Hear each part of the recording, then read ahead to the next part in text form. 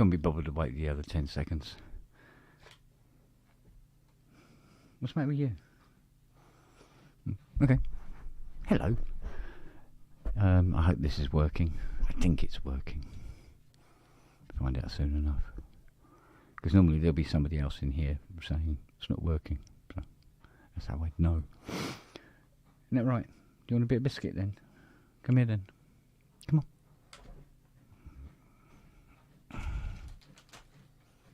There. Where's your sister?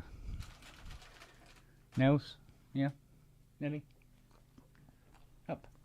Come on again. There you go. Lily's having a shower. Nobody's asked her to, she's just in the shower. Scrabbling about, doing something stupid, as usual. Because, well, that's Lily. She's not doing that, she's cloning credit cards or something. So how are we all? I hope we are all good. Good. And we've all had a pretty non-eventful day in terms of shit happening, at least. I've had a quiet day today. I'm done with all the, top end tech work. Yeah, so I'm having a quiet one. So I've been in the studio, expanded on my template. It's coming along, I suppose. And trying out new and different sounds, which isn't like me at all, trust me.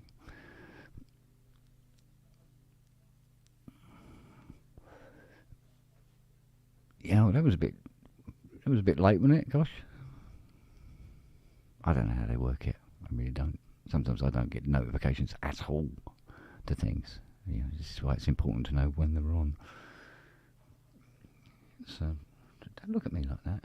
You can have another bit of biscuit in a minute. So, yeah. So, here we are. Saturday. I have weird sounds. And 2 dogs with more cupboard love than you can throw a stick at. Isn't that right? You're alright as long as the biscuits last out. So anyway. So I thought somebody might have come in by now. So you can listen to me blathering and playing the odd key like that. It's quite a nice sound. I don't know what the hell it is, but anyway.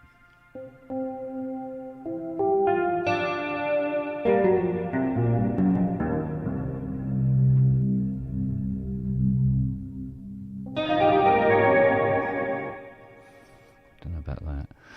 So yeah, Rolly's working. The osmosis not fired up again for the 3rd time in a row. He's telling me there's a faulty sensor. Same sensor every time. I might open it up and have a look. Well, actually, I don't know if I need to bother opening it up and have a look, to be honest. We'll just reboot it. Eventually it'll get fed up and actually fire up properly. And if it does it work? Oh, it's working. Just got a display on it saying no. So you can't access any patches with it because the screen's locked into the you have a sensor issue. I've had a sensor issue since I bought it, to be honest.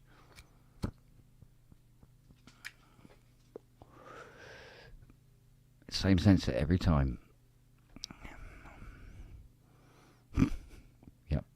Sensor 41, I think it's the choppy, this one. But it works.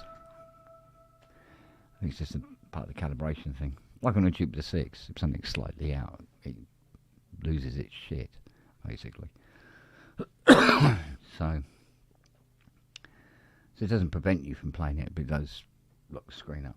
So, well, actually, hang on a minute. You might be able to. Oh no. No, you can unlock the screen by pushing the knob down.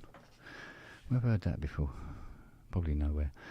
So anyway, so yeah, so here I am, smoking a roll up on my own. Well, sorry, and Siri, obviously.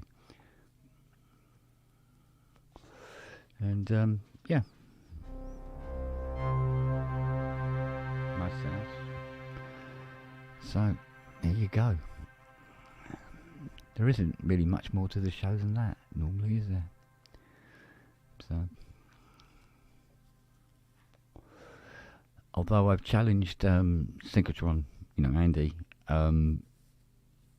to come on later with his guitar and play with him with the 80. Maybe add a few other things in as well. So I don't think I've ever played with somebody playing guitar before. Well, in this kind of environment. I mean, obviously I was in that, can't call it a band, it was a group. Can't really call it a group, actually. I don't know what you'd call it. It was basically a Buddy Holly tribute band. Yeah, I don't know. So I played Buddy Holly songs at various pubs and clubs, and then go home and listening to, Gary Newman and Tangerine Dream. Weird. Thing is, I didn't know anybody else with a synthesizer. They were a bit thin on the ground, let's face it, at that time. When I say that time, we're talking, 79, I suppose. Wasn't many mortals that had owned a synthesizer around at that time.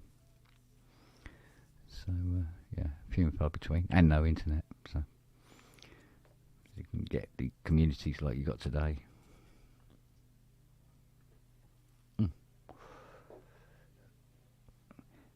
The other weird thing is, I remember coming up with a coffee, and I don't see it anymore. And Lily has discovered the taste of coffee, and she really, really likes it. So, yeah, but what does it explain? That's the problem.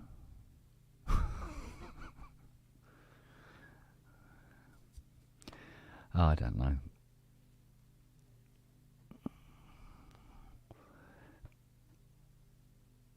KX88 didn't have aftertouch.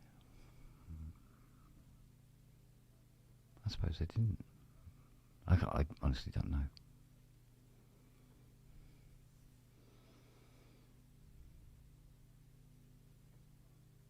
More level? Really? Hang on. Let's see what we can attempt in that department. How about that? Is that better? There you go. Hang on.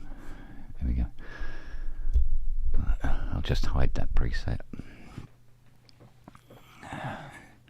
I might have dialed things down a bit because of various noise build-up that was occurring from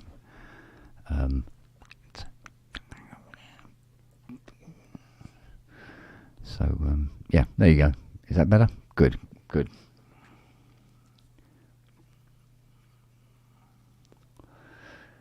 I don't know if Robbie is a citizen of the UK yet, or he's probably French at the moment, probably leaving his Italian heritage behind. So he should be on the road, I would assume. So, are you in the chat, Rob? Whereabouts are you? Lyon or something like that. I don't know. Bucharest, took a wrong turn. Is the Behringer thing noisy? Holy shit, is it? Yeah. Very.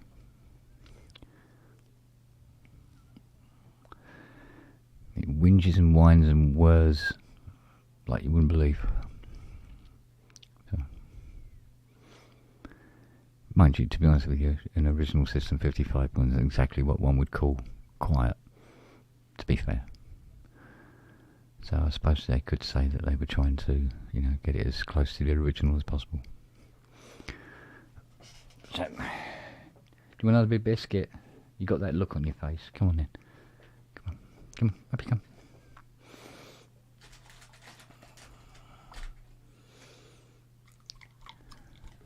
There you go. Good girl. Oh, hello. We have a guest. Bonsoir. Good evening. Oh. It's Ian. It's your mate. Hello. Oh, okay. Oh, yeah, that's the normal response I get from. You haven't got biscuits. Bye. Yeah, exactly. Yeah. Yeah. How are you doing, kiddo? I've had a nice quiet day. Yeah. Yeah, I've been a lazy bastard, as they say. I've been finishing off the Audiophile radio show for release tomorrow. All right. It's the hard one in the sense because it's the Edinburgh Fringe one, so there's not a lot of me. There's only me top and tailing it, but I have to obviously listen to. I've tried to pick bits of music that's related, not all the way through, but then I'm cutting down the reviews that we did to include, a feeling for what went on over the whole 2 weeks. Yeah. So it took me 2 days. It normally doesn't take that long. It takes 4 hours normally. I just choose the music and then talk in between, Yeah. But this one, it took me all morning to finish that off. And then I went into town with Jane she's buying some new glasses. So she wanted me to go in with her and help her pick them, which we did. Yeah. And went for a mocha. And then it rained. I cycled back. Oh, okay. So it's all right for a Saturday because obviously there was no Ramsey show today. Yes. Yeah, no, he sent us a message the other day saying that he was still away. So I think normal service should be resumed. Oh my God. So, are you French at the moment? Bonsoir. You are in La France. We arrived at our overnight about an hour ago. Yeah, something like that. Yeah, we got stuck we left at 10 o'clock this morning. Left our place in Italy, and then we got stuck at the Mont Blanc tunnel for about 2 hours because there was a huge queue. Oh, okay. But once we got through that, it was pretty much plain sailing all the way through. Massive thunderstorms here at the moment. I believe they're heading our way. Mm. What is it at the moment? It's about 26, but it is muggy as fuck. So, yeah. It's been decidedly cold in Frome today. I mean, I've got a jumper on. That's how cold it is. Oh. We are looking forward to coming back to the British weather. Yeah. No, you're not really. No, you're not. 33 it was in Locarno yesterday. But it was really, I mean, it was bearable, wasn't it? It was hot, but it wasn't like this. We stopped at McDonald's to get some dinner, healthy holiday meal. Yeah. And we came out of the car, and it was just like walking into a swimming pool, an indoor swimming pool. It was just Wow. And then, coming out, then it started pissing with rain and all sorts of that. Never mind. End of the holiday. So you don't like the hot weather then? Come on in. I don't mind hot weather as long as it's not really muggy. Muggy, I know what you mean. Yeah. High humidity. Yeah. I prefer a nice dry. Give me a kiss. Not that I really like heat at all. Like I say, I it's never too hot for me. I'd never moan about the heat. No. Whereas Jane, she really prefers it to be. I've said to her, "Why don't we go and live somewhere?" Well, we are living somewhere warmer than it was in the north. I mean, it's meant to be. What is it? 4 degrees warmer down here than it is up there, something like that. On average, yeah. On average, although I wouldn't say so at the moment since we've been here. But I said to Jen, we should live. What about living somewhere really warm? Like, how do you fancy going to America? No. Australia? Absolutely not. Although we will go to Australia for a visit. We'll go and see the in-laws at some point. And probably I've got an open-ended invitation to go to Australia, but it's just a thought. Two things. long flight. Yeah. Everything there wants to kill you. Yeah. There is Huntsman in that, the yeah. toilet. Yeah. No. Yeah. Just Exactly. Yeah. Yeah, I mean- I'm going to go shit in the garden. But back in a minute. I'll mean, shit in my pants rather than get Yeah, I know. I mean, that's the problem with Matt marrying an Australian. I mean, actually, I think. Now you tell me. Yeah, Belinda's best friend's getting married, I think, this year. So Matt and Belle are going to go after. Matt doesn't like flying at the best of times, so they're going to be going back over to Oz soon. So back into this year or early next year. Hmm. I mean, it looks lovely, and everyone says it's amazing, but I don't do things with more legs than me well. Yeah. Well, yeah, actually, because they're in Cairns. I keep getting it wrong. I think it's Cairns, how it's pronounced, which is did very actually. tropical. So the humidity is very high. Apparently. Peter Vogel's wife keeps every time they get a huntsman in their toilet or their bathroom or somewhere in the house, she takes a picture and sends it to me and says, "Look, Rob, friend." Oh. That's yeah. And then she turns around and says, "You must come over." No. Yeah. Yeah, you need to go before you die, I think. I'll go Like when I die. No, Sorry? I think Where- the expression is go over there to die. To die. All right, okay. Now, Jackie's been looking at places in Italy. I think, Got to buy. yeah, because they're quite cheap. Yeah. You don't mind putting a bit of work in. Oh, yeah. France is a bit like that, isn't it, as well? Yeah.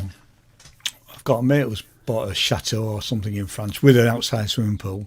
Looks great. I mean, they've spent a lot of money. They've spent a lot of money doing it up because I think they're going to. I think they're Airbnb-ing it as well, Oh, right. or bits of it. You know. I think that's what you'd like to do, isn't it? Do an Airbnb. Yeah. Yeah. So who knows?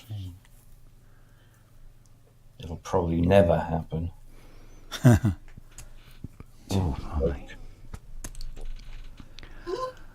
On the other hand, I bought some more grappa today at stupid money. Yeah. They had I shit you not, they had a 2-litre bottle of grappa I don't think I've ever drunk. I've never had it. for €70. I paid 41 for 70 centilitres in the UK. Yeah. And this was 2 litres, but it was that big. It was just like obscene. It was just, yeah. I was very British about it. I said no, that's too much. So you did buy it, or you didn't? No, I didn't. I bought a smaller. Nicer. But it's been aged in wild cherry barrels or something. I mean, excuse my ignorance, but what is grappa? Grappa is Jackie says, "Who's gross?" It's a pomade, which is basically a brandy. Yeah. So they take the dead skins or the squashed skins of the grapes after they've pressed them for the wine, and then they lay them out flat and then put like a Hessian cloth over and then do it again and again, and then just let them ferment. And what you get off of that is the grappa. Oh, right. So Okay. it's, Okay. it generally comes out clear. Then if you age it, it starts to go yellowy, and then depending on if you age it in barrels of a certain nature, like the one I really like, they age it in Amarone barrels, so it comes out like a nice. So is it a bit like because Ireland's got poachine, hasn't it? Is it like that type of thing? Is it very, very strong? Yeah. Oh, sorry. Is it to be? Right. It'll be their Yeah. equivalent to because I remember drinking poachine.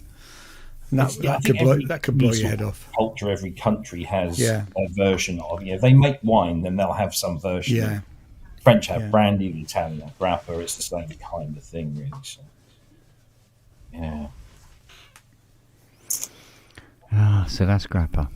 Yeah, that's the grappa. See, there's So nothing. This show is educational as well. Yeah, because I always thought it was something that makes plaster stick to walls. It probably would stick to walls, actually. If you... Yeah. Yeah, it makes something stick to something. It explains my decorating skills. So, She's laid down. She's all Lola quiet. with blues and some bits of and stuff. What's that? You want a biscuit? Come on.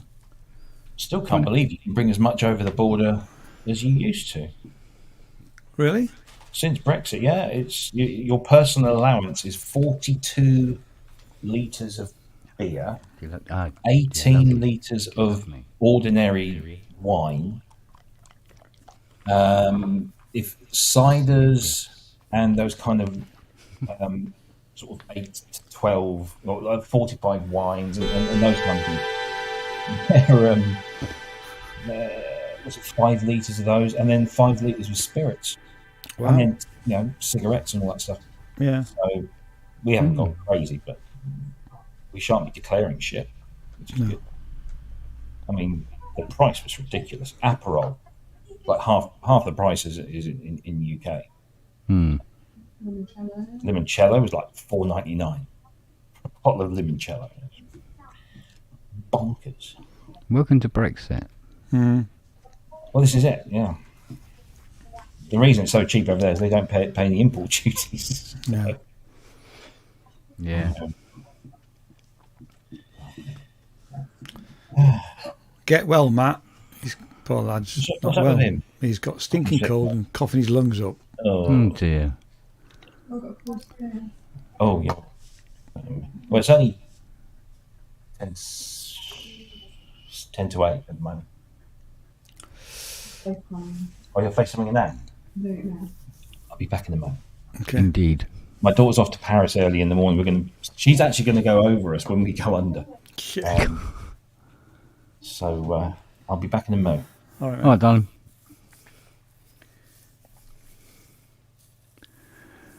A lot of biscuit interest here.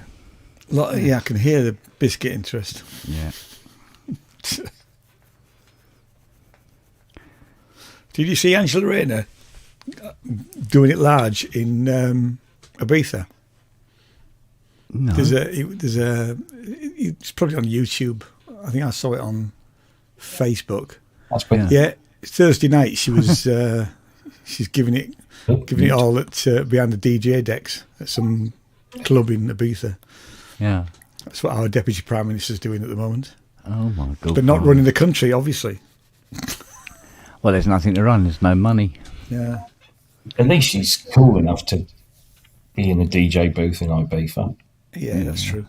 Can you imagine the last Deputy PM doing that? Well, can you imagine Starmer doing it? Oh dear.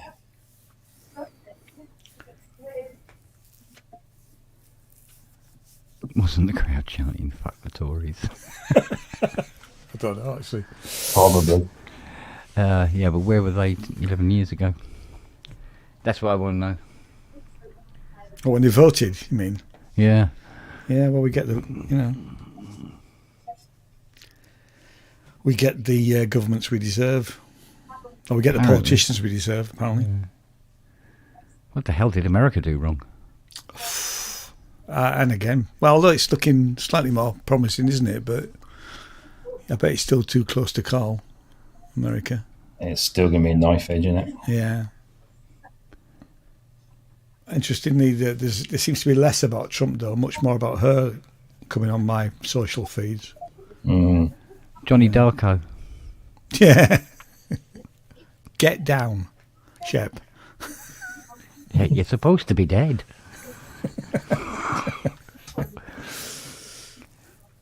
I take it you want another bit of that digestive, do you? More biscuit. Okay. More biscuit. It's funny.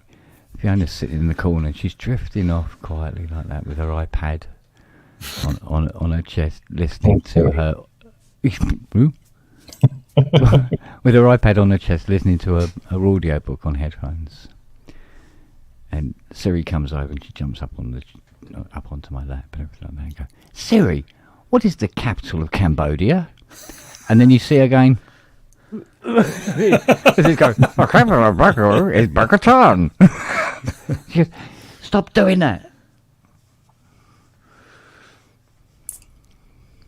How you're still alive is beyond me. Oh, she's so lazy, it would mean getting up and walking across the room. So I'm safe. Oh, dear. Lily has discovered the drain in the shower. She's fascinated. What, she wants to try and get down it? Yeah. Yeah, she's absolutely fascinated with it, scratching away at it. There you go. Matt's HomePod just answered him.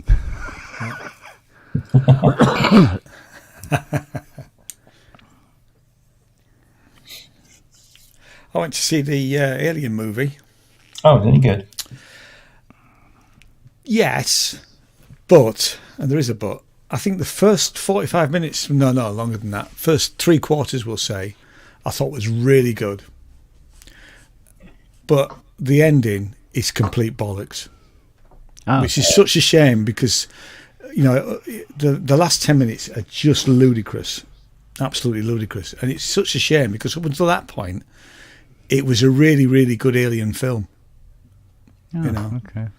Is it? It's like set before. Yeah, it's set before the second one, so it's after the first one. After the first, before the second. Yeah, but they don't tell you that. I mean, I only know that because I read it somewhere. Right.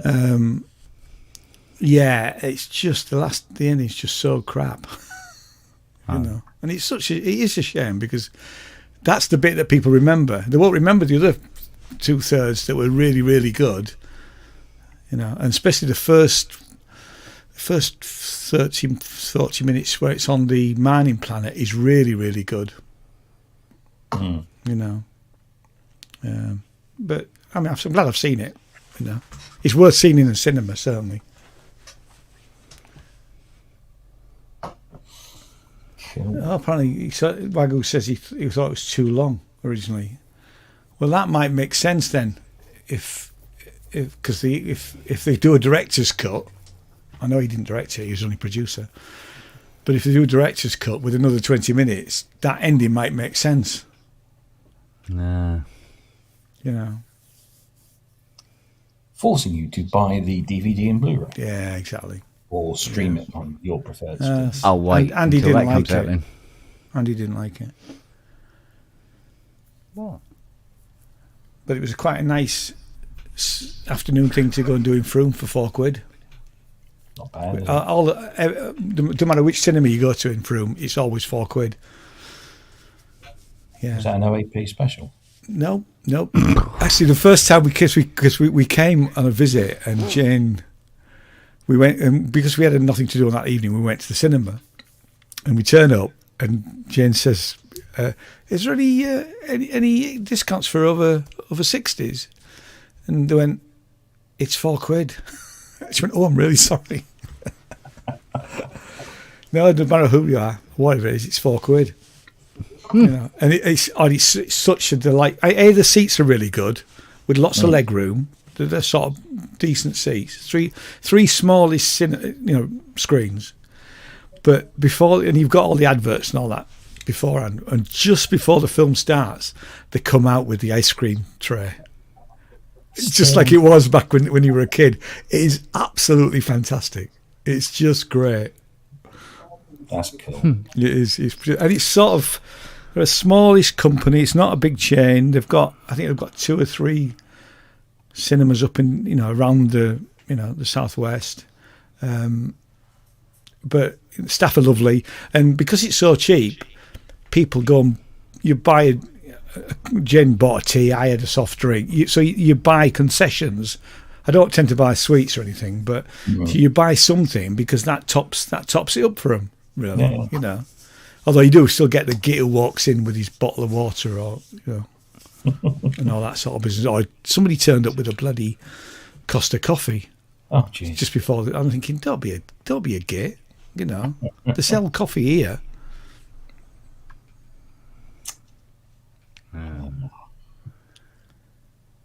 That's it. Andy's right. The aliens grew too quickly. Oh, did they? Yeah, they did. Now, if Ridley Scott's got them to cut it down, that's maybe why they've grown too quickly. I'm in bed.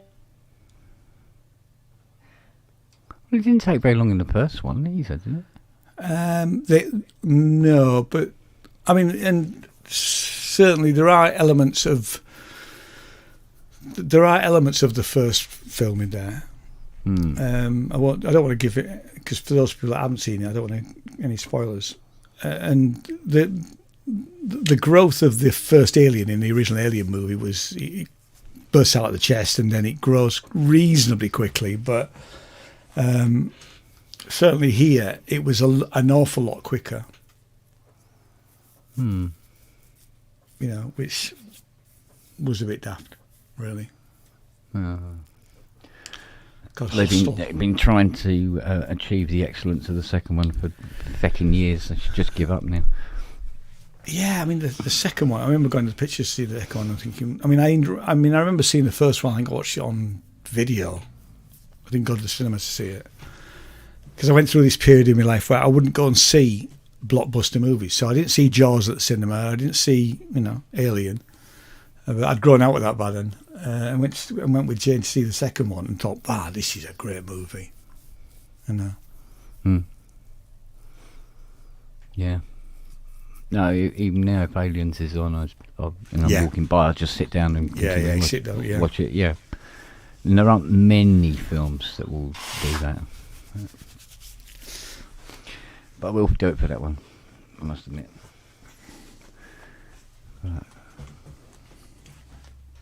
So, here we are, Saturday night. Yeah, isn't it? I'm going to have to take my jumper off. It's getting warm in it. This thing's so hot, runs so hot around the power supply. Actually, touching it's not hot, but it does generate heat. Yeah. And it's always this. I mean, I know I've got a computer on and lights and stuff, but I'm just taking my jumper off. Okay.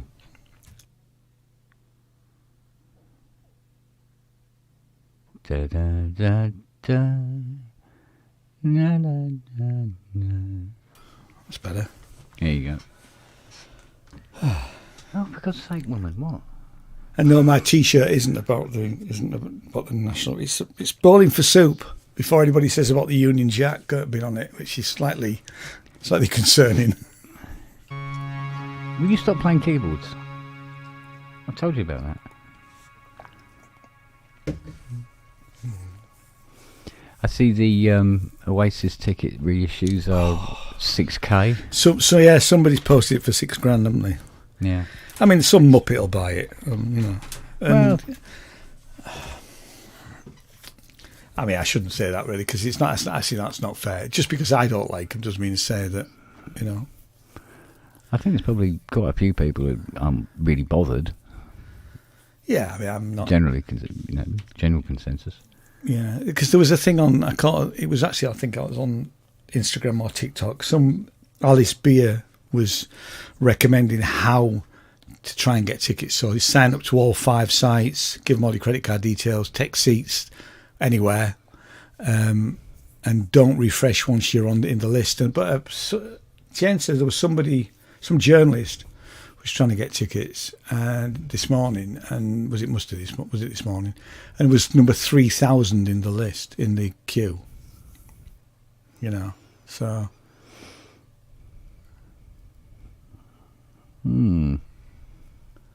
Yeah, I knew that standing in Manchester it was all standing in Manchester. It started at 150 quid, I think, but standing was 200 quid more after about an hour. I mean, these companies, they just take the piss. I hate bloody ticket companies. Having to buy through them, and there's always the surcharge. What's the surcharge for? You're not actually printing a ticket. You're just sending me an email. Yeah.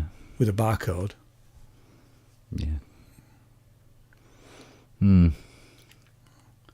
What? I mean, I do understand it to some extent. I mean, the only band I'm an absolute complete fan of is Talk Talk, and that's never going to get. Mark Hollis is dead, so it's not going to happen, is it? No. And I went to there was a concert at the Festival Hall a few years ago, and I was able to go to that. And although the rest of the band weren't involved, apart from the backing musicians who played, and the original keyboard player played with his band, which were like an early version of Talk Talk, and they had lots of various singers. So that night was probably the closest I was ever going to get. The tickets for that weren't expensive. I ended up buying 4 because I said to the boys, no, 5. I said to the boys, did anybody want to come? And I think Matt said, oh yeah, I'll come with you. So I bought 2 tickets. Josh and Nadine weren't bothered. And then about a week before, Josh said, can you get me some tickets for that? So I'm on a waiting list, I managed to get them. We were set all over the place, apart from me and Matt. And then some people never turned up. So, Josh and Nadine were able to come down out of the gods to sit with us in the second half. Oh, okay. But that's probably as close as I would get. But I mean, I don't think I would pay 75 quid to see anybody. I'm sorry. So I'm a cheapskate. Most I ever paid was, I paid 40 quid to see Prince. And I think I paid probably something like maybe no more than 50 quid to see Bruce Springsteen. So that was a few years ago now, but even so. Yeah. Wasn't that, I mean, it's when they opened the O2 in Leeds, was the Bruce Springsteen, and the Prince one was when he did the O2 in London, when he did so many nights. And he capped the price of the ticket. It's like 40 quid. And he got a free copy of his latest album. You said you're going to speak to the vet. Let's speak to the vet. See what they say. Featherweight might be an answer. Sorry. Don't worry. What? I just realised I hadn't. Your mic was on. Our cat is being a... Yeah. He protest poos. Oh. Yeah. Just spoken to our boss in protest. New headphones. Neither. No. Well, I did have a haircut. I didn't. Jane cut my hair. Jane cuts my hair, but so no, I've had my hair cut in the last couple of weeks, but no new headphones. These are actually starting to fall apart a bit. The bit in the middle is completely gone.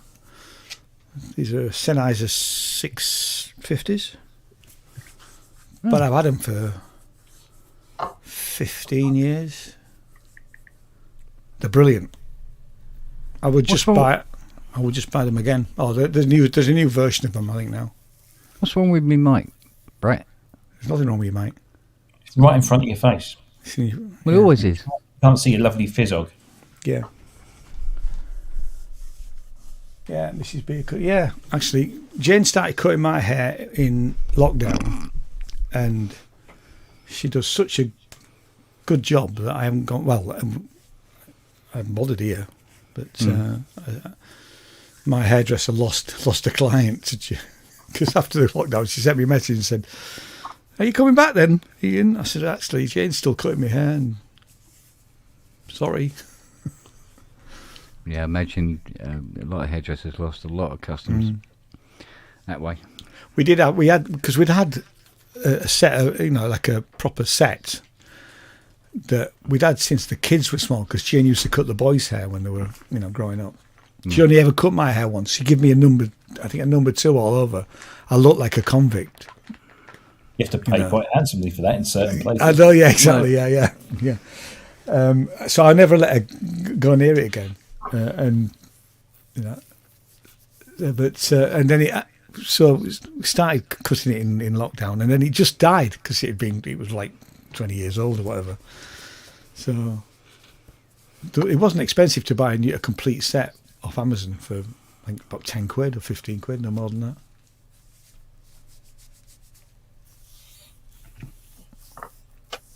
The mic is slightly panned to the right. It's going in mono, so how the hell's it doing that? It doesn't sound in mono in my headphones. And it goes into the one output on the mixer. And the mixer's showing it as being absolutely level. Yeah. I don't know what's going on. No, it sounds fine to me. Yeah? Costicast is very slightly, I mean, I do have tinnitus in one ear, so maybe I wouldn't notice completely. But I know I've had a lot of crap going on in here. With hardware and stuff like that, so it is quite possible that it is.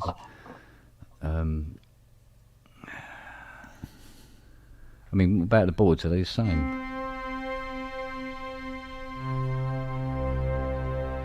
That sounds right. Do they sound slightly to the whatever? Not to me. Weird. Unless it's after that. Of course, that's always possible. Let's check the Settings in let's have a look at the StreamYard. loop back at least, anyway. Here he is. Hey, up! Andy! Hey. Well, we're about cutting hair, you see. Oh, I've just let me mute. Let me mute YouTube. Getting everything twice. One, two, yeah. Hair cutting. Yeah. I cut my wife's hair, and my wife cuts my hair. Yeah. I, to be fair, I wouldn't trust myself cutting Jane's hair because I would completely screw it up. Oh, it's just cut across the back. It's long hair, so half an inch. I mean, when we lived in Pocklington, I mean, it was a small market town, and I think it had something like 70 hairdressers. Yeah. A massive amount of hairdressers. And I think Jane actually quite liked going to the hairdressers. That ritual of every so often, and she's found a good one here in Frome. So, Yeah. Oh no, it's gone over. I can hear it's gone over there now. Oh, it's gone over here. I've heard it. Yeah, I can hear it. Are these on the right way around? 1, 2. Yeah. Is that centre? Does that sound centre now? 1, 2, Say 3, again. 4, 5, 6, 7, 11T, Sort of. X1. What? Is it all right? Does it sound okay? Yeah, Yeah. I think so. Yeah. I better put big lights on it. Where's your plasma globe? What's going on? Oh, everything's off. I put my guitar in, Oh, good man. just in case. But I don't know how to run it through StreamYard, so I take a line in from my door. I've got Reaper open, Yeah. so I think I can set it up. So if we just try it now, let me just Yeah, have a go. settings, audio. So obviously my mic will go off.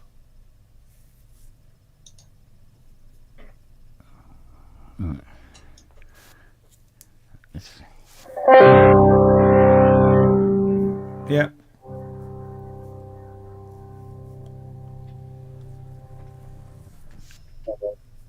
You got the what was it the cancellation thingy on? No, can you hear me now? Hear me, Carl? Yeah. Yeah. I don't know. Let's see. When I do the live streams, to get audio into OBS, I've tried all these flipping banana cable meter, whatever they call them, voice meter things, virtual cables, and they don't work. So what I do is I take a spare stereo pair out of the back of one of my audio cards. So I've got two Octocapture linked, and then I run that into my onboard audio card. It's ample for YouTube.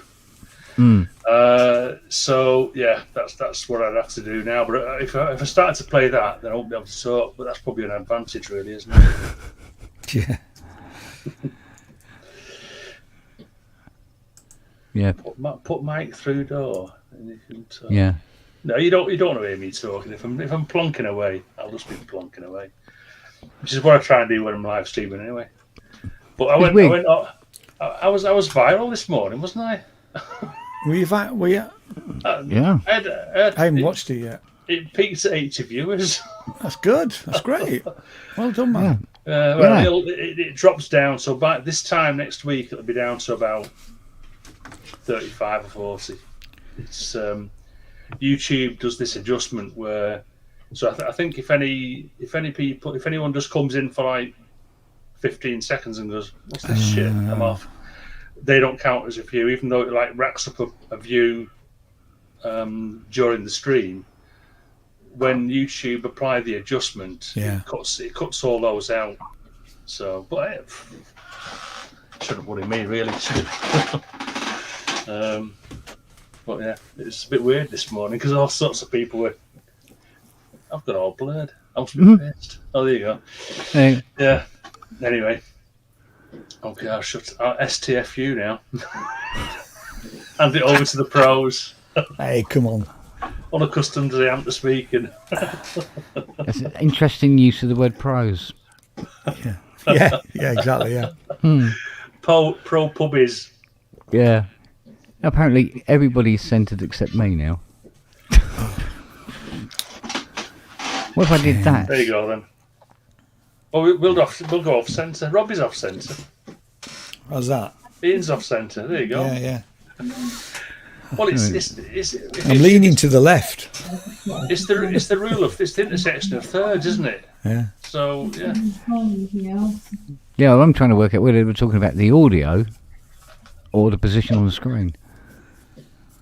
Because if it's the position on the screen, I'll just feck around with my audio for no reason. Yeah. Bugger arse. Oh. I'm talking about the audio pan, says Kosh.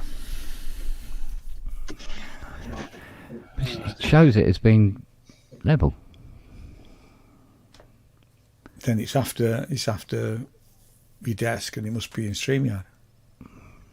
I don't know, because you can't do any of that sort of stuff in StreamYard, can you? Really don't know. Hang on a minute. Let's have a Oh look. yeah. Oh, just volume. Cough, No splatter, balance. splatter, cough. Hey up. Hey up, Mark. Unclean. Fuck's sake, hang on. Yeah, let's have a look. Yeah, it I does may show. not be in long. I finished that book. Yeah. Brilliant. It's a a good great book. book, actually. Really good book. Steve Malins is Steve Malins. Now I'm sure he is Take that one maritally there. related to Vince Clarke. Doesn't go. See? Think Once. so. I I think mean- I think he was married to Vince Clarke's sister-in-law. Interesting. And I've listened to every album up until Ultra.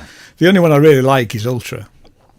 Really? Yeah. All the rest didn't stay on my Apple Music profile after I listened to them. I listened to them 2 or 3 times on average. Yeah. So not just one listen. But no, Yeah. I didn't. But Ultra, I actually really do like, and it'll stay there. Yeah. I don't like any of them as people. I think I would, and I'm not surprised Alan Wilder buggered off, because No. doing all that work and not taking any, nobody giving him credit for it. Yeah. I would. It would do you in, actually. Oh yeah, without a doubt, without a doubt. But yeah, no, like I say, this is the thing. They've got such a diverse palette of music that, my 2 favourite albums are Violator and Songs of Faith and Devotion. But I liked Violator better You're than I wrong. thought was gonna. Violator for more for the way the songs were constructed. Songs of Faith was more about the lyrics for me. But yeah, What's this? Take that. What? What's this? Black Take that. celebration. Take that, yeah. Take that and party. I don't know these songs. Sorry. Well, neither did I. So Matt lent me a book on Depeche Mode, because I know it's nothing very about them. I bought the first album when it came out in whatever it was, 18 there, and quite liked it. 81, yeah, it was very early. But I hadn't really listened to anything about from the odd single since then. So Yeah, I didn't really follow them, to be honest. no, me neither. No. But I know that they were a band that sort of like started off sort of like in the pop domain, Oh yeah. and then very Synth very pop, yeah. quickly just diverted away from all that pop stuff and went down a better road. Yeah. But, no, there's no wrong with pop music, but You can't knock them for doing what they did. You know, it became huge. and let's face it, anybody in a band would like to become that big. Yeah. Well, the fact that they can go out and do, I think, was it 11-month world tour off the back of the last album, 4 million people, I think they played to. So, you know, it's not bad fucking. Oh, yeah. No. And, you know, I know Ty complained about the sound at Twickenham, which to begin with wasn't great. But fuck me, they can put on a show. Does he get? I mean, I always, whenever I go to a live concert, the first 2 songs are usually when the sound engineer is trying to get the balance right. Really. What? The dumb tish. Balance right. Oh yeah, all right. That wasn't intentional. And then it should settle down after that, really. Yeah, it did. The first couple were a bit. I mean, the support act, I can't even remember what the support act were. All we heard was mush. It was just shit. And I don't like that because unless It was Young Fathers. well, surely Young Fathers had their own sound engineer. Young Fathers aren't a stadium act. Right. I'm not listening to them very much. Yeah, And I know you rate them, Rob, and I should listen to them at some point. I probably will. Farters. Fatters, yeah. That's Wagyu, by the way, But not me. how often have we heard that the support act? I've been in bands where the support acts had a crap PA because you know they don't want to show up the headliners, you know. But it happens a lot.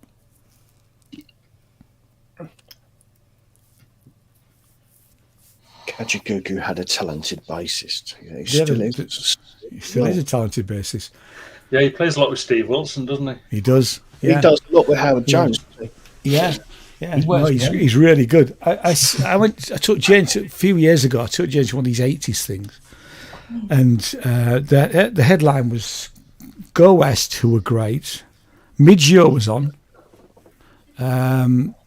Belinda Carlisle, so all of them were fine, and then bloody Lamal came out with his glass of wine, literally handing out signed pictures of himself to the front row of the audience, and I thought, what a tosser. What an absolute tosser.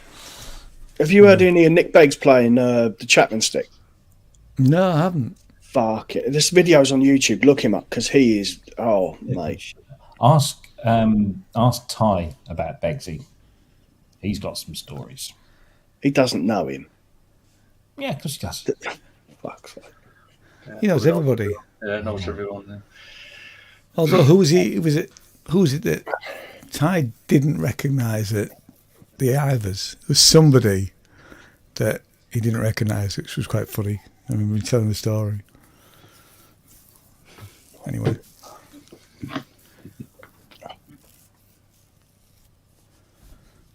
How's the elbow, Kent?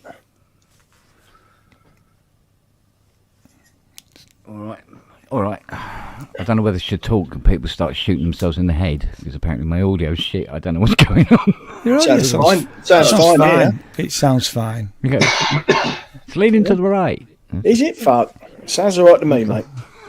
And it's all right to me. But Did you get both Jake Matt and I are Smith deaf on? as posts. Sorry, gone. You what? Eh? I said Who? both you and I are deaf as posts. Oh, he fell for it as well. Yeah. Pardon? Eh? What? Hey? 8:25. How many? Green. What? Can you hear me, 11 brother? 11/16, wasn't it? Invented the steam engine, I believe. German Rocket. Shepherd. German Shepherd milking a cow. Yeah. Yeah.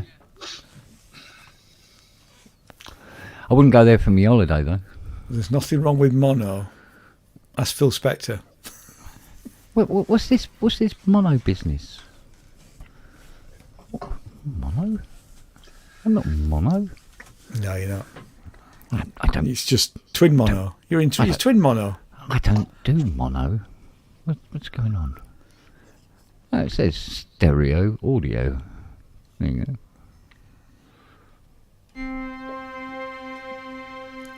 That's stereo. Yeah. Marty Vicker. Get that ship out of the way. And make me laugh, you fucker. Oh, yeah. Bastard. Sorry, Matt. Stop. Oh well. Things. I tried yours and it didn't like that. What? Be like that. Jackie's discovered the touch-sensitive light switches by the bed. She's most amused. Fucking hell, it's going to be disco tonight then, mate. I don't know whether we should pursue that line of inquiry. I don't think we should actually. Oh, dear me. Well, as long as she's using her hands to do it. Yeah, it's when you do it hands free, that's the worry. Hands free. He isn't. He charges a fucking fortune. Bum tish. Does it? Put a cream on it. Yeah. I can do this all night. Yeah. So we've heard. You're resurrecting your comedian career. Then. Oh God, no. So, can I interest you in doing a fringe show next year? Oh, yeah. You can review that one, mate. I will. Yeah. It was only slightly marred by the sound of breaking glass as people started throwing their bottles at him. Yeah. I'm planning to meet the I told you about the best show we'd seen was the girl with the aneurysm, Yeah. brain aneurysm. She's coming to Frome tomorrow, so we're going to go for a coffee. Oh, brilliant. So Nice. we're just going to, because we never actually got to. I mean, at the show, I gave her a hug at the end of it because I was in tears and she was in tears, and then I never got a chance to see her after that, and we kept missing each other. So Is she doing more with the show? I'm going to find out. I hope so. I really do hope so. Because surely it's something Channel 4 would pick up. I mean, it should be in the West End, really. If they could get the funding, I suppose. Anyway, I'll try and find out tomorrow. Yeah. You might have found yourself a new vocation, Ian. I might do. PR for. Yeah. Oh, God. Yeah. It snapped off, that's why. Just gone.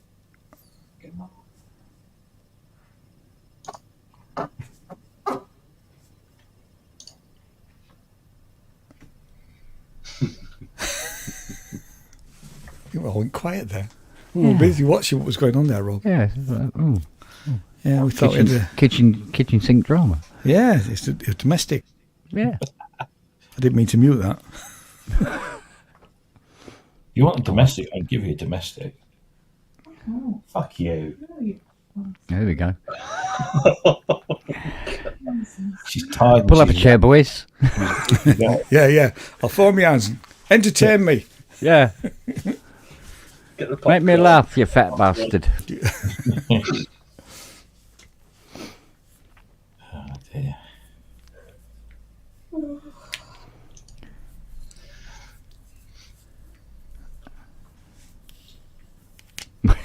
Wait, I'll get some snacks.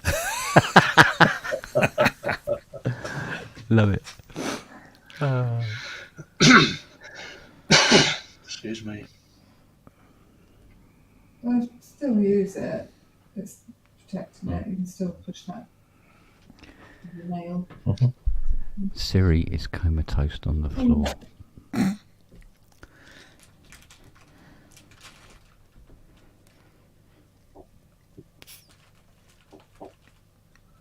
God, she heard it.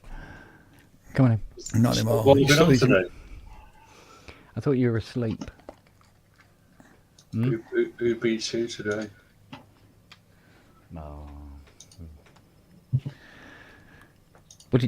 Tell them what you had. She had egg fried rice with mushrooms and chicken balls with soy sauce. Only a little bit like that. Didn't you? So you can sleep at the bottom of the bed tonight. Yeah. Oh, I don't have any of that, thank you. Do you know Dire Straits? Seen it in the chat there. Dire Straits DX1 didn't sell. Did it not? Surprise, surprise. Quelle surprise. Do you want lots of You're money in from France. 28. Yeah, well, there you go. And we're going, yeah, but it's the money for nothing DX1. Yeah, okay. So Yeah. And Has he signed it? Has Mark signed it? no, do you know what? I don't think he has. Because that might help. is it So we Mark's? Value it. Is it Mark's or is it Guy's? Technically, it's Guy's, isn't it? Right. But If he signed it, it would be right. yeah, but I think Mark kind of owns everything. Yeah, behind closed doors. Well, I'm not From surprised. what I can gather from that. So yeah.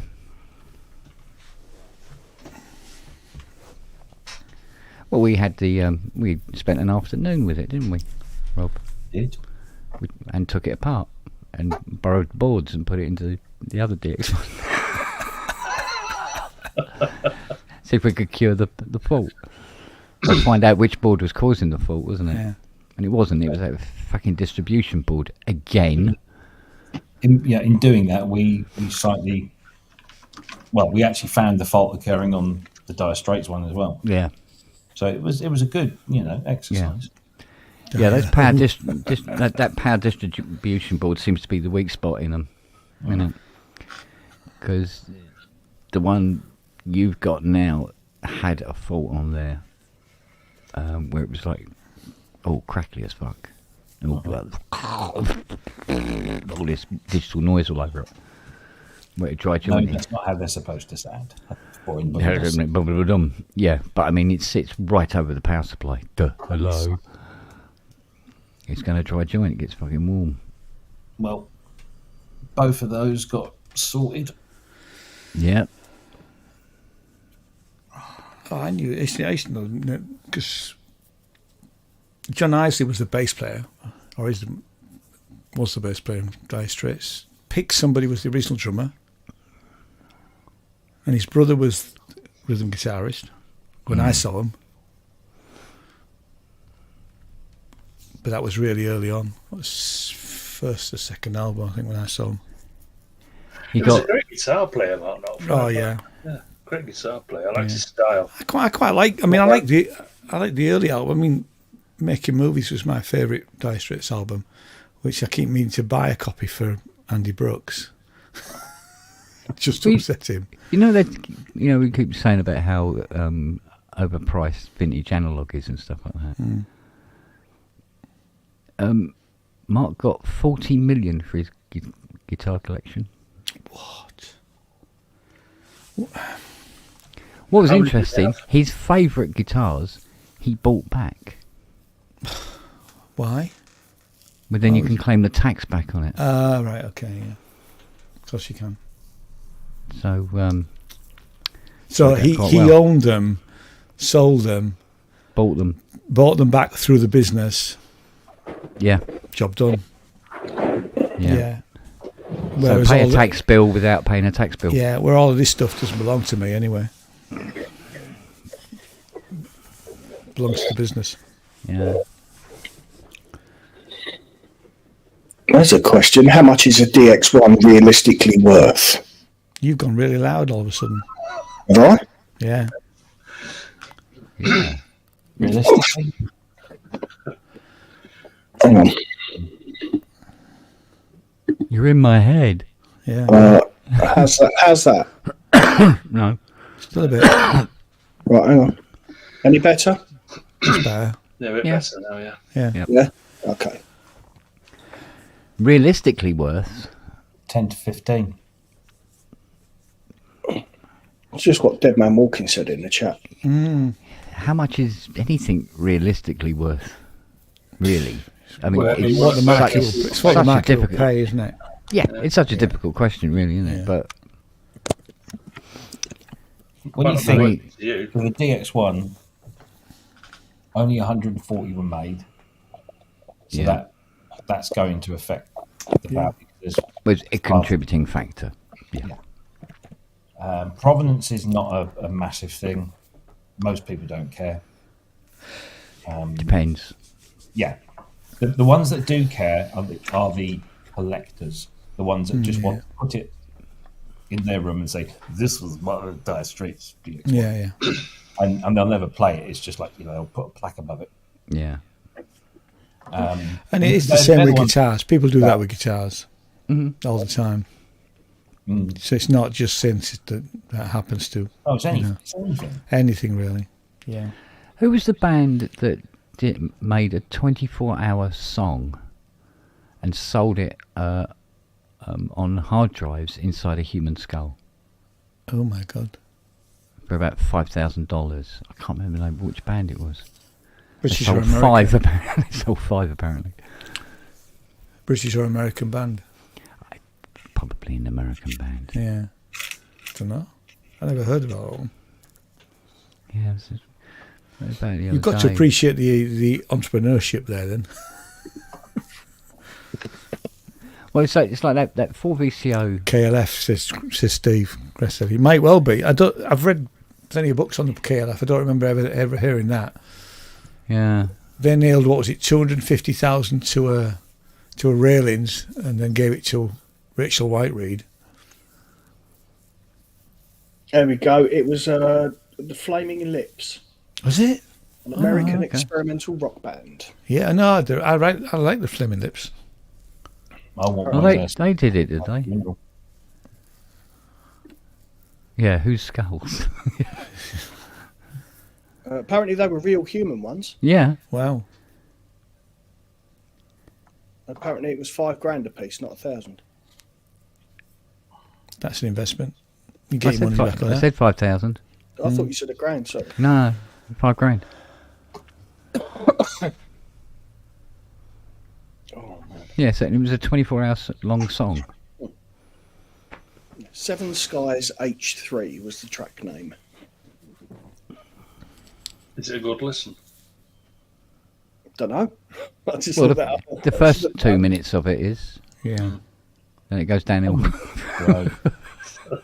I have to say, I love the KLF. Yeah. Yeah. After 24 hours, it's bored you to death, and they've got a new skull to sell it in. Well, I was slightly disappointed that they didn't put all their stuff back on. They deleted it all from. They deleted everything, didn't they? And then suddenly you find they're back on Apple Music and Spotify, which is slightly. I liked the fact that you couldn't get the albums that I've got anymore, but you can.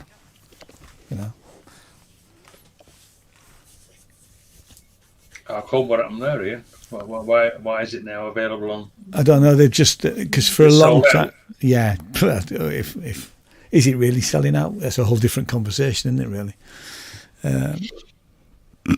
I did heard meet because there's a fake KLF band called the LFK, I think they're called, and they I met one of the members because he lives over in Whitby. And he was telling me some stories about the police car that the KLF had, and all the videos on the 3am Eternal. Well, they trashed it. Yeah. Some guy bought it, lovingly restored it. They then bought it back off him for I don't know how much money, and then he trashed it again. He was absolutely heartbroken.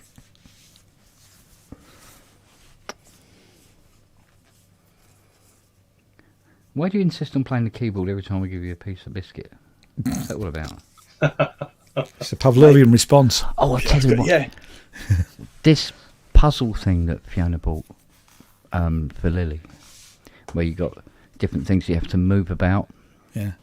and if you move them over a hole, a treat drops down the hole, and then there's a little tray, but you have to lift the flap to get to the treat. She cleans it out in under 5 minutes. She's had it 2-3 days. You are in so much trouble with that dog. I know. Get rid of her quick while you can. So she's already too smart now for this. And I said, the next thing we got to get her, she said, is the buttons. So if you want a drink of water or you want a biscuit or a treat, you push the buttons and they speak. And I mean, oh, really? I said, I have a little YouTube video for you to see. You sure about this? And she went, show me then. And it's got this guy, and he's laying on his bed upstairs, right, with this little husky, right?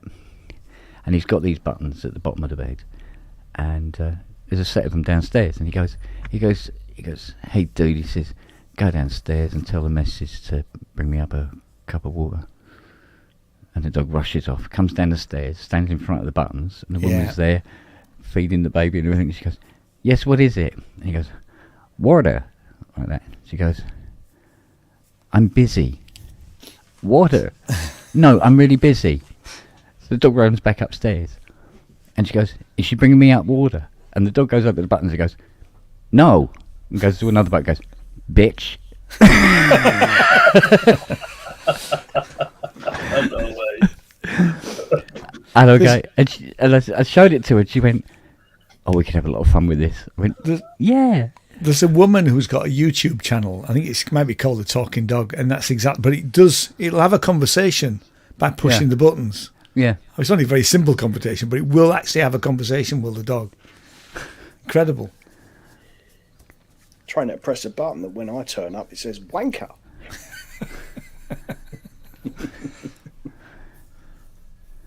You could do one where somebody comes into the house and they go, is this Lily? And he pushes the button and goes, no, I am your father.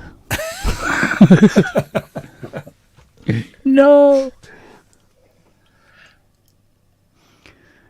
Now, what you need is one of the keyboards from the film Big, where she can jump up and down and play it. Oh yeah, Mate,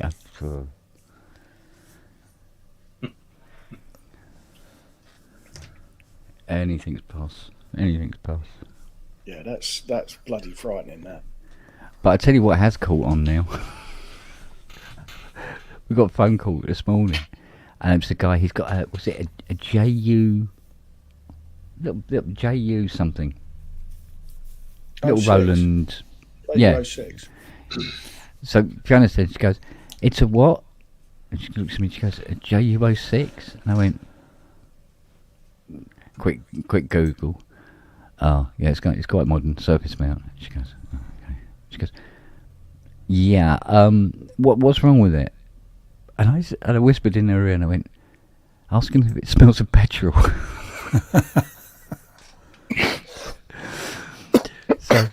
So that's really, that's starting, I'm going to use that all the time now. Poor old Brooksy. I don't know. Have we heard how his car is? Has anybody heard from him? well, he's at He's doing his festival. show tonight. He's Grace, isn't he? Yeah. yeah. And Jim Glue and Boo as well, apparently. Yeah. Yeah. Boo played about 6:30. I think they're on about the second before the headline, I think. So they're on about 10:30. Cool. It's a shame they're not streaming it. It is a shame, yeah. Because I liked their album they did, that last one. Not the one that I put out then. Which one did you put out? Which one did you put out? I put out, I can't what it's called now. After One Lord of After the the Kill. Hardware Jams ones, isn't it? No, the last one was one of the hard jams, because all the 3 hardware jams are on their site. I put out, oh God, call myself a record label owner. It wasn't Reunited, was it? Yeah, it is. That's it. I've got that one. Yeah, Reunited, yeah, I've got that one as well, yeah. Oh, well, have they done another album since? Not with me. There's 2 They did, hardware yeah, jam there's a collections. hardware jam collections. There's There's 3 3. actually. 3. Is there 3? Yeah. Oh, The last right. one was the 3rd one. I don't Oh no, know this how many- was a an album. You've got the one that they did with me. It It's on your is. subscription. Yeah, that'll be it then. That's when I go looking for it. I can never find it because I keep thinking it's tucked away Have on you the got- iPad somewhere. Have you got the Bandcamp app? No. No. So download the Bandcamp app and just log in, and all of your stuff will be there. Okay. I use it all the time. Yeah, it's great actually. I've got it on my phone. I've got it on here. Yeah. I still download them just in case, but I just archive those. I don't. I only download them. I'm going to put those tits up. Yeah, there is that. I mean, I would do that if I thought it was going to. I mean, I only download them when I put them on the radio show. That's the only time I download them. But then I do keep them. Okay, that would make life easier then. I thought I had more of your stuff as well, Andy. It looks like I've only got 2. Which is very peculiar. Hang on. Let me just have a look. I can't give them away. I'm sure Yeah, I bought you them. can. I bought them. I thought I had Because a you gave couple me of the them. last one. I've just got 2 single tracks. I thought I'd bought a shit ton. I had bought a shit ton of it. I thought I had a couple of them as well. I think I paid about 20 quid for a load of stuff. Yeah, that'll be all of them. That's what I did. Yeah. Bought the whole thing. So Yeah.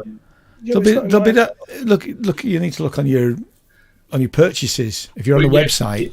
If you do it on the website, you can just search for Synchrotron and Yeah. all my albums. It's unfortunate that you can't search on the app. No, you can't. So yeah, it's a good app, but there's Yeah. some things that you I can't. don't think you can buy through the app either, or I've not been able to work that out. I've always you can. I've always had to go to the website to buy. Yeah, What is that? Is that Bandcamp? Mm-hmm.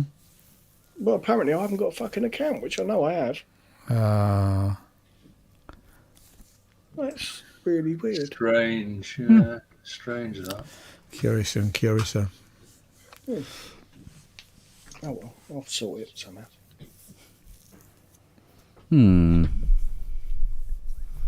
Yeah, okay.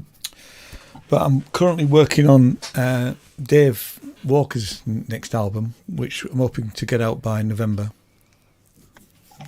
So that's his second album. That's really, I mean, the tracks are really good on that. Really liking that a lot. Just started mastering it. Yeah, that's an interesting question. Who does make money on Bandcamp? What if anybody actually makes proper? Not No. proper money, no. Not proper money. No. I've bought a few modules. Oh, that's something, isn't it? Yeah. I'm amazed at how much I've made on there, really, considering. But I mean, I have to say that because I paid everybody out I didn't pay them the last quarter, but the quarter before, because there was enough for everybody to get. I mean, Andy and Grace got their money because their album came out through me, and they got I was quite pleased with how much they were able to get, But through streaming, it is a joke. I have never, so far, take all of the artists that how long have we been streaming? So, Sinners Music has been streaming for 18 months? There is not enough money to take out the account yet. We're still at less than 15 quid. And that's everybody, that's not just one artist. And we apparently, because it's linked to the Orchard, we get better rates, but I don't think they're better rates than when I used to do Emu Band. Oh. Anyway, but you can make a little bit of money through Bandcamp. They still take their cut, but because they take their cut and PayPal take their cut as well. yeah, PayPal take a bit. Bandcamp Friday's starting again on the 6th of September. Yeah, that's why So they waive the fees. that's why I'm putting the Emom album out on the 6th of September.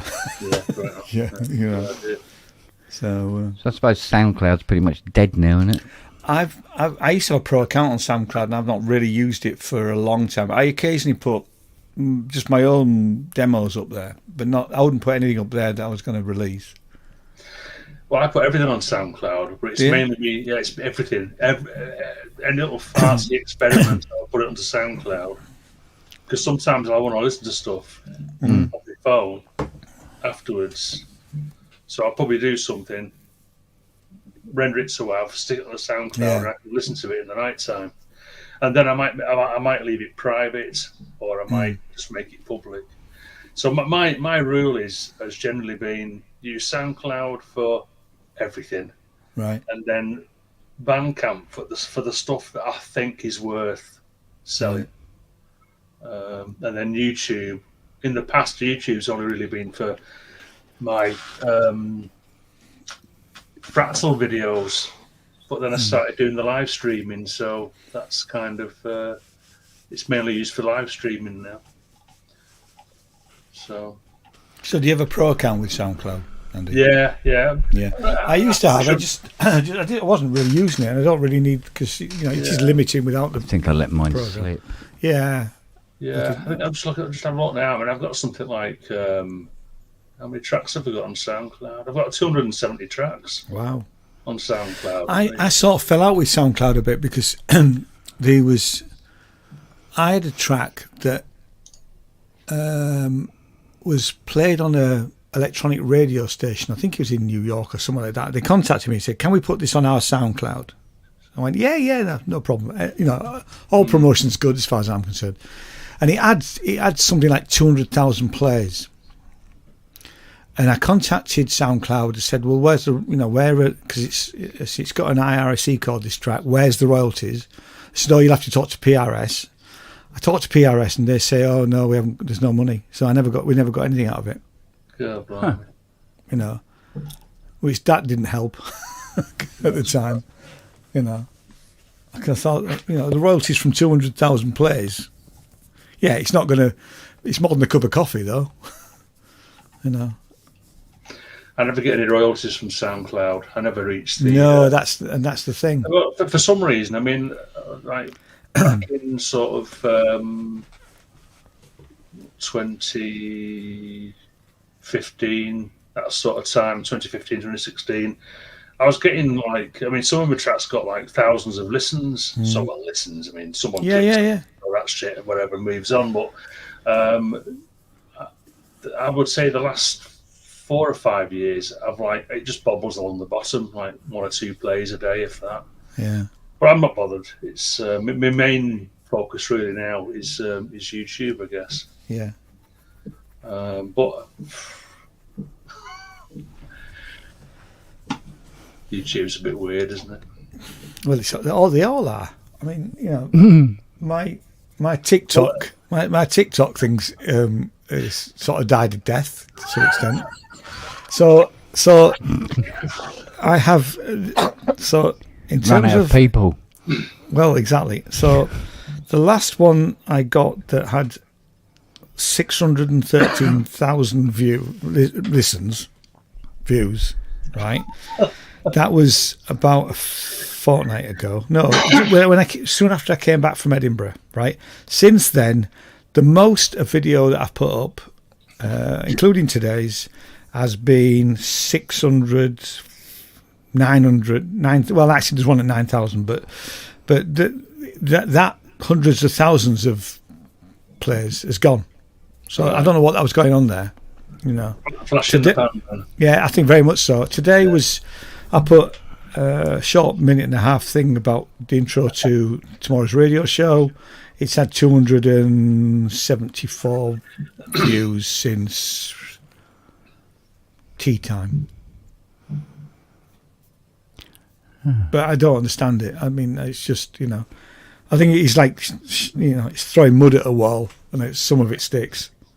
Well, I've just looked at my SoundCloud and I've had 2 plays in the last 8 months. My Ferrari is now ordered. They were both mine. I need to look at mine. In fairness, every track on there actually isn't finished. But that's all right. I mean, that most of my stuff on SoundCloud isn't finished. They're just sketches, really. Yeah. Maybe some of them aren't even started, really. Oh, I'm still logged in then. That's all right. I don't have to try and remember the password. Profile. I've got 145 followers. That's interesting. Most of my tracks are private, actually. We say followers. There's more stalkers, isn't it? Really? Yeah, stalkers. Yeah. Actually, most of my tracks are private. My last SoundCloud track is called Boing, and it's me twanging a ruler on my. Yeah, well, that's great. So, tell you what, if you we can always download that, Andy. So I've got some of my work in progress. I've got a folder which is work in progress. One's called Melodic 2, got no idea. Delayed Roads, 2 chords. It's had 7 plays. Melody Noise, and Bevin Boy. I think the Bevin Boy was when I did the Bevin Boy album, but Well, that's not too bad. I've got a track called 4 Chords. So there's another 8 tracks. There you go. Hidden Mechanics. That's a good title. And then my Wonderland, the Wonderland song, which is a demo, has had 100 plays. I don't know how long. I've got them all downloading now, Andy. 4 years ago. All right, then. 100 plays in 4 years. How's that? Have you found them now, Matt? Yeah. But like I said before, the track that's on my SoundCloud with the most views, I think it's about 3,500 plays or whatever it is that one night as the timing's out, there's loads of mistakes in it, lots of noise, hum, and all the rest of it. It's just, and you go, Yeah, it doesn't make any sense. I give up. Yeah. And then the very refined, polished orchestral film score one above it, 300. But, yeah, okay. Yeah. Let's have a laugh. The bottom line is there is that many of us doing this stuff now, right? Yeah. You just can't really pay attention to those sorts of things, stats and what have you, because No. and to No, make God, it, no. to make it, it's more sort of like I guess it's more who you know than what you know. So-called being discovered or whatever. So it's Well, it's interesting because I was talking to on the folk. This is a folk duo. I won't name them, but not their last album. The one before that, they spent £100,000 trying to get promotion when the album on the lead up to the album coming out. Jesus. Right. They got using a PR company. They got Radio 2 and Radio 6 Music. And they got, I think, 3 or 4 decent paper blog, but like The Guardian. The Guardian gave it people like that. But that's what it cost. It cost them £100,000, and they said we didn't make the money back on the sales of the album. And that's sad, really, isn't it? That's sad. Yeah. Yeah. I mean, has anyone noticed on the YouTube thing? There's on your videos. There's now it might have been there for a while, but there's a promote button. Yeah. You can pay to promote it. I clicked on that one day and then went, oh, sod that. Yeah. Would you like some tinsel on this dog shit? How much? I mean, it was the cost was ridiculous. Oh my God, yeah. And there's absolutely no guarantee because it's like the Facebook.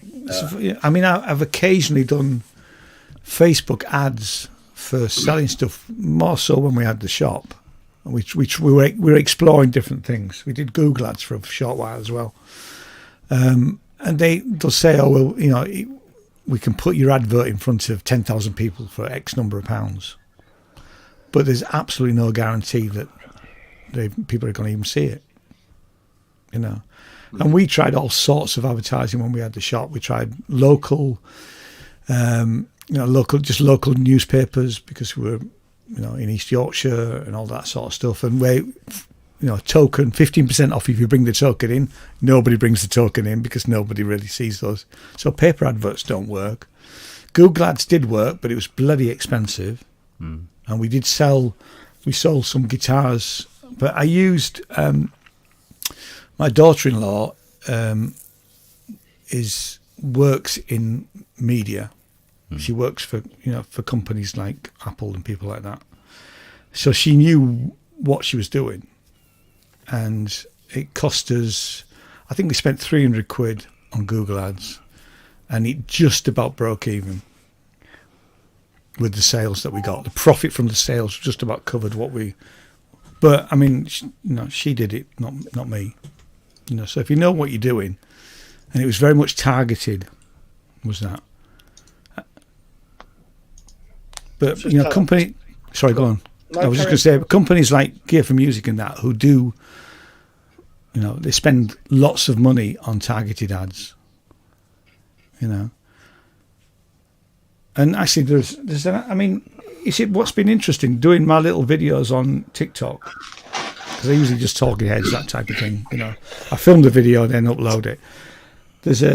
Every time I start to upload it and I start to put the title in and stuff like that, there's a song that comes up, and clearly they have paid for that song to be there, and I have to unclick it to not select it. You know, it's something called Nasty is the song.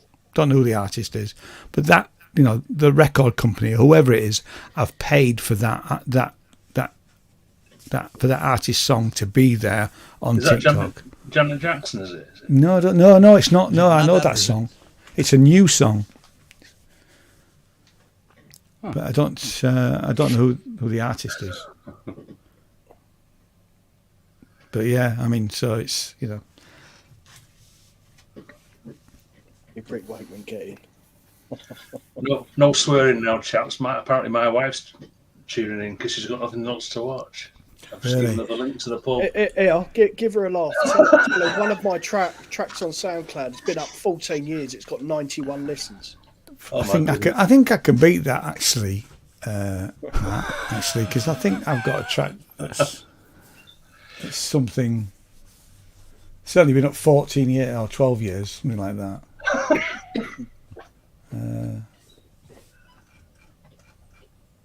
So what was your SoundCloud name then, Matt? Decoder Music. Oh, they're going to say it was "Don't click here." I might change it actually. Yeah. Save yourself the bother. Well, my delayed roads. You've heard it then, haven't Yeah. you, Manny? My delayed roads thing which is literally just, I don't know what it is. It's just probably 4 notes, 9 plays in 4 years. That's all right, isn't it? Well, I've- SoundCloud though. That's on SoundCloud, yeah. Yeah. But again, back in the 2017 time, there was a little bit more of a community SoundCloud. There was. In fact, that's when I had a pro account. Yeah, back then. Yeah, you know, there was you could go see your feed and people would be uploading something. You'd go and leave a comment and People were leaving comments. Yeah. people would come Yeah. to you and blah blah blah, and it was a good feeling back then. I quite enjoyed that time, but then, like everything, you sort of like it just wears you down after a while. And so you stop doing it. And I think also I think other people must have felt the same, because eventually it just started to taper off. And I remember somebody saying SoundCloud is a really great name for this business. It's a really, from a marketing point of view, it's a great name, and it should be really up there. You know, that something's gone wrong somewhere. I'd miss it if it went. I mean, it's been threatening to disappear up in a puff of smoke for a while, hasn't it? But it's still going, and I'd miss it if it went.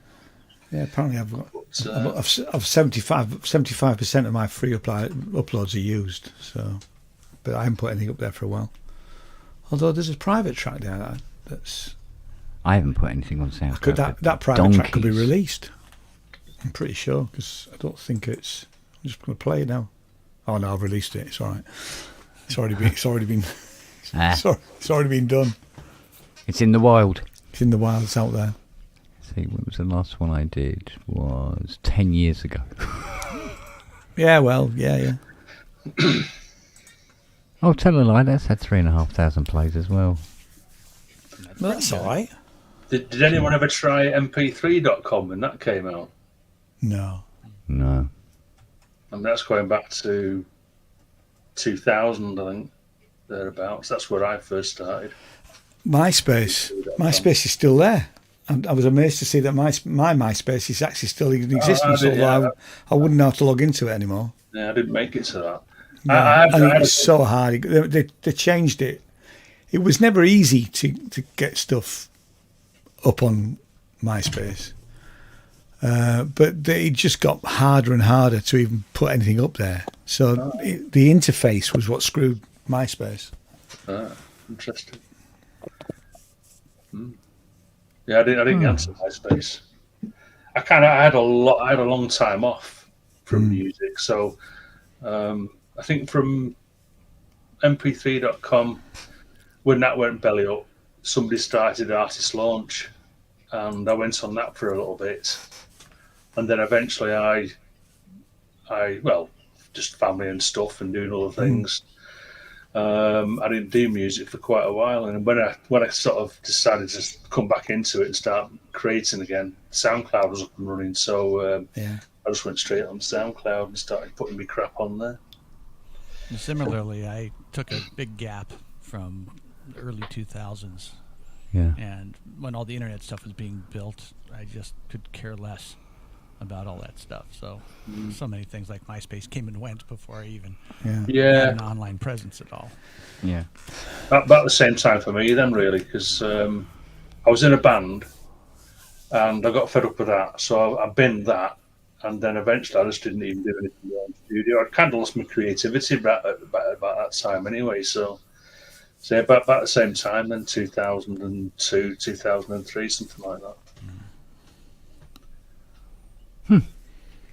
Not use SoundClick. What's SoundClick? Well, it was another one that was around about the time that. I'm trying to think now. When would that have been then, Wux? Was that about 2010, something like that? I don't remember SoundClick. But yeah, SoundClick. Yeah, I think I did. I've certainly listened to people on SoundClick, but yeah. No. Another one was who else was this? Is that Live Nation? I've got a Live Nation page, but I've never been there. I've not been there for years. So I opened an account at the time. I think I might put one track up, and there's almost too many, isn't it, to some extent? So yeah, I can't keep up with it. Oh, it's like I can't even be bothered with like this stroking and all that sort of crap. Well, the trouble with DistroKid is that you have to pay every year for DistroKid, don't you? So if you either do something. I used to use Emu Band for distribution because it was fixed fee. It's not cheap. It was like, I think it was 50 quid to put an album up. So, but then that was it. So my albums are still up there, and unless I tell them to take them down, they'll stay there forever, or until they disappear.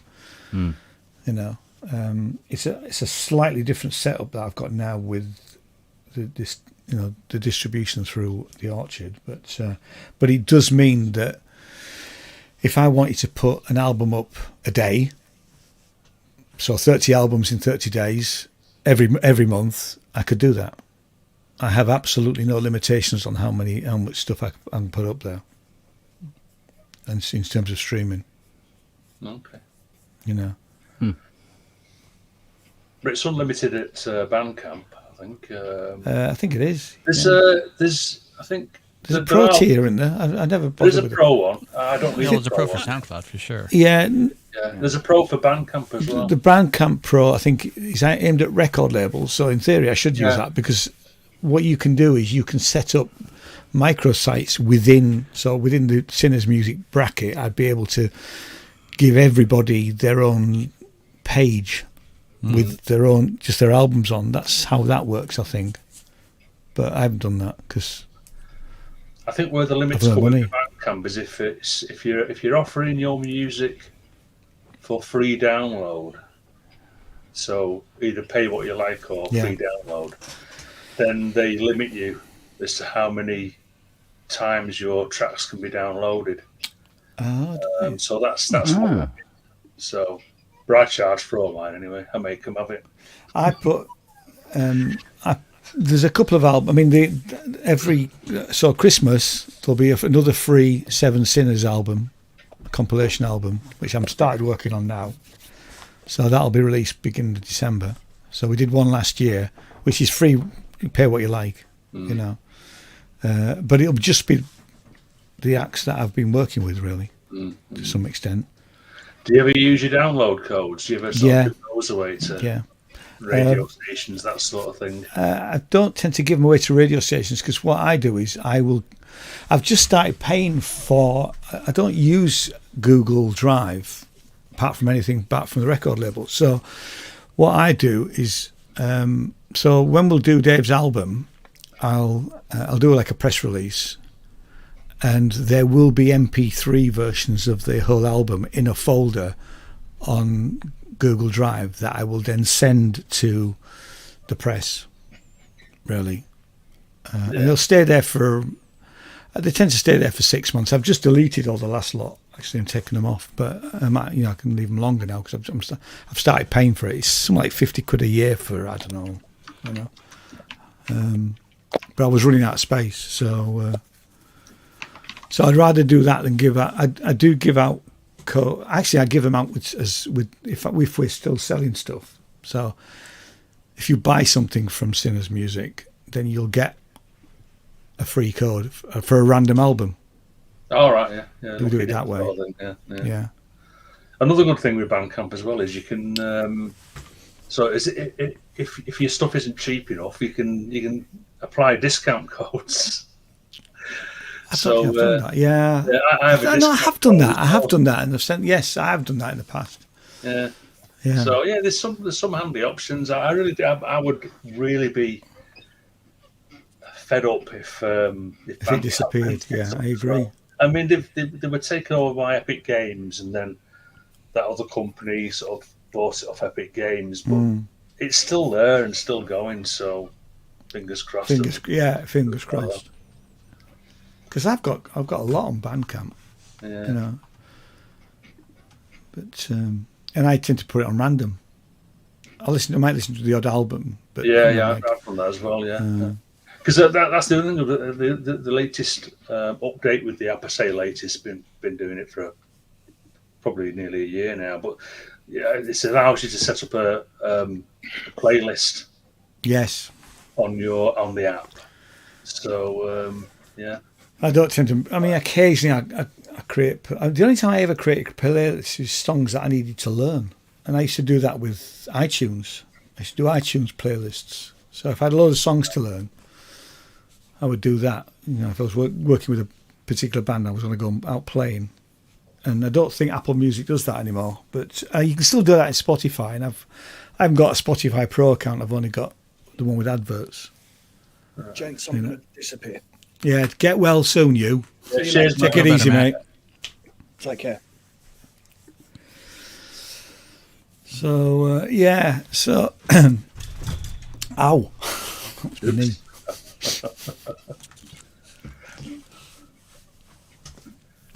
But yeah, no, I like Bandcamp a lot. Hey, now we've got the over 60 crowd. Cool. Thanks for that. Yeah, the average age just rocketed up. Yeah. I'm only 35, but I've had a hard life. What do you mean? There you go. Tough digs. Yeah. Is the audio level better for the people out there? Because I heard it was low earlier. It sounds fine to me. No, it's good, yeah. Okay. I don't think we've met before. I'm Ian, by the way. Oh, that's too funny. Oh, wow. This is my best impression of Justin's setup. Yeah. It's not bad, actually. He's looking pretty close. Well, I was confused at first, Manny, because when I watch your Hardware Jam videos, I think it's from a slightly different angle, isn't it? Totally different room. It's always good. Right, that's it then. Yeah, that's because the summers get pretty warm here in SoCal, and my studio is on the smaller and least ventilated side. So when a lot of the new gear came, I just went into the living room where it's much cooler and I have much more space. Love the piano, the grand piano behind. Yeah, grand piano in the background. That's cool. It's funny. Years ago, I used to live in a little small terrace house. And I used to walk to work, and in this small terrace house, every morning I'd walk to work, and in the front room, literally taking up the whole of the front room, was this grand piano, and I just wanted to live in that house. I wanted to own that grand piano, and I wanted to live in that house because it literally small, 2 up, 2 down terraced house, and the guy, don't know how the hell he got it in there, but he'd got a grand piano in the front room. You know, it's brilliant. I remember reading some sad statistics. What's that word? Statistics? Many years ago that said a large majority of grand pianos are bought for decoration and not for playing. Yeah. I have to could say, explain some of the aesthetics of some of them because some of those guys are. We used to have an upright in our last house, and it did end up becoming a desk. So, and at that point, I actually gave it to a school because I wasn't playing it. I was playing a digital piano upstairs in the studio, and the boys weren't interested in playing it. So, and we could have done with the space. Yeah, they definitely take up a lot of space, the grands, don't they? I loved playing it. Actually, I loved playing it upright. It was great, you know. I find there's a very useful, practical, secondary use of the space they take is to put all your synthesizer boxes underneath them. Of course. Yeah. Because I ran out of space in the garage. And you can put stuff on top as well if you don't lift the lid up. Yeah. Yeah, we try to keep that to a minimum until we do the holiday decorations, and then all the fabric and fake snow come out in the village. Comes out on top, and then it becomes a challenge to make sure the cats don't basically Godzilla the scene every night. Oh. You come down, you go, laying in the middle of that, how much of the stuff did you... Oh, it's classic. But one of the things that's cool about it, nothing beats the physical experience of playing a real acoustic instrument nice and That is true. That is true. I've never played a piano, ever. I have, but when I was probably about 13 or 14, and I think that was an upright, and yeah, obviously I can't play it. I couldn't play it. I was like plonking the keys and going, "Oh, that sounds nice." I used to when I went to the university, the music department had obviously practice rooms, and you could literally in my lunch hour I'd go and book a practice room for an hour, and just go and play a Bosendorf or whichever one was available, really, you know. And if the grands weren't available, I'd just go and pick one of the smaller rooms with an upright in it, you know.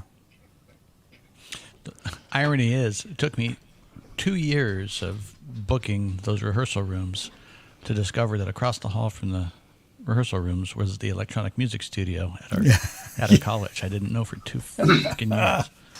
And then one day somebody actually was in it and the lights were on and I go, holy shit, there's a whole effing Buchla thing in there. Yeah. So you know what all my elective courses were for the next 2 years. Nice one. Oh, what's cool is the school was UC Berkeley adjacent.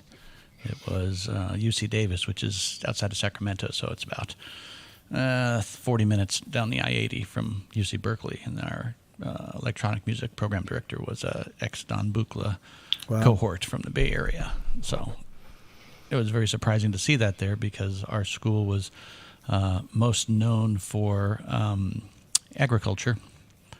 Animal husbandry, enology, and all that fun stuff.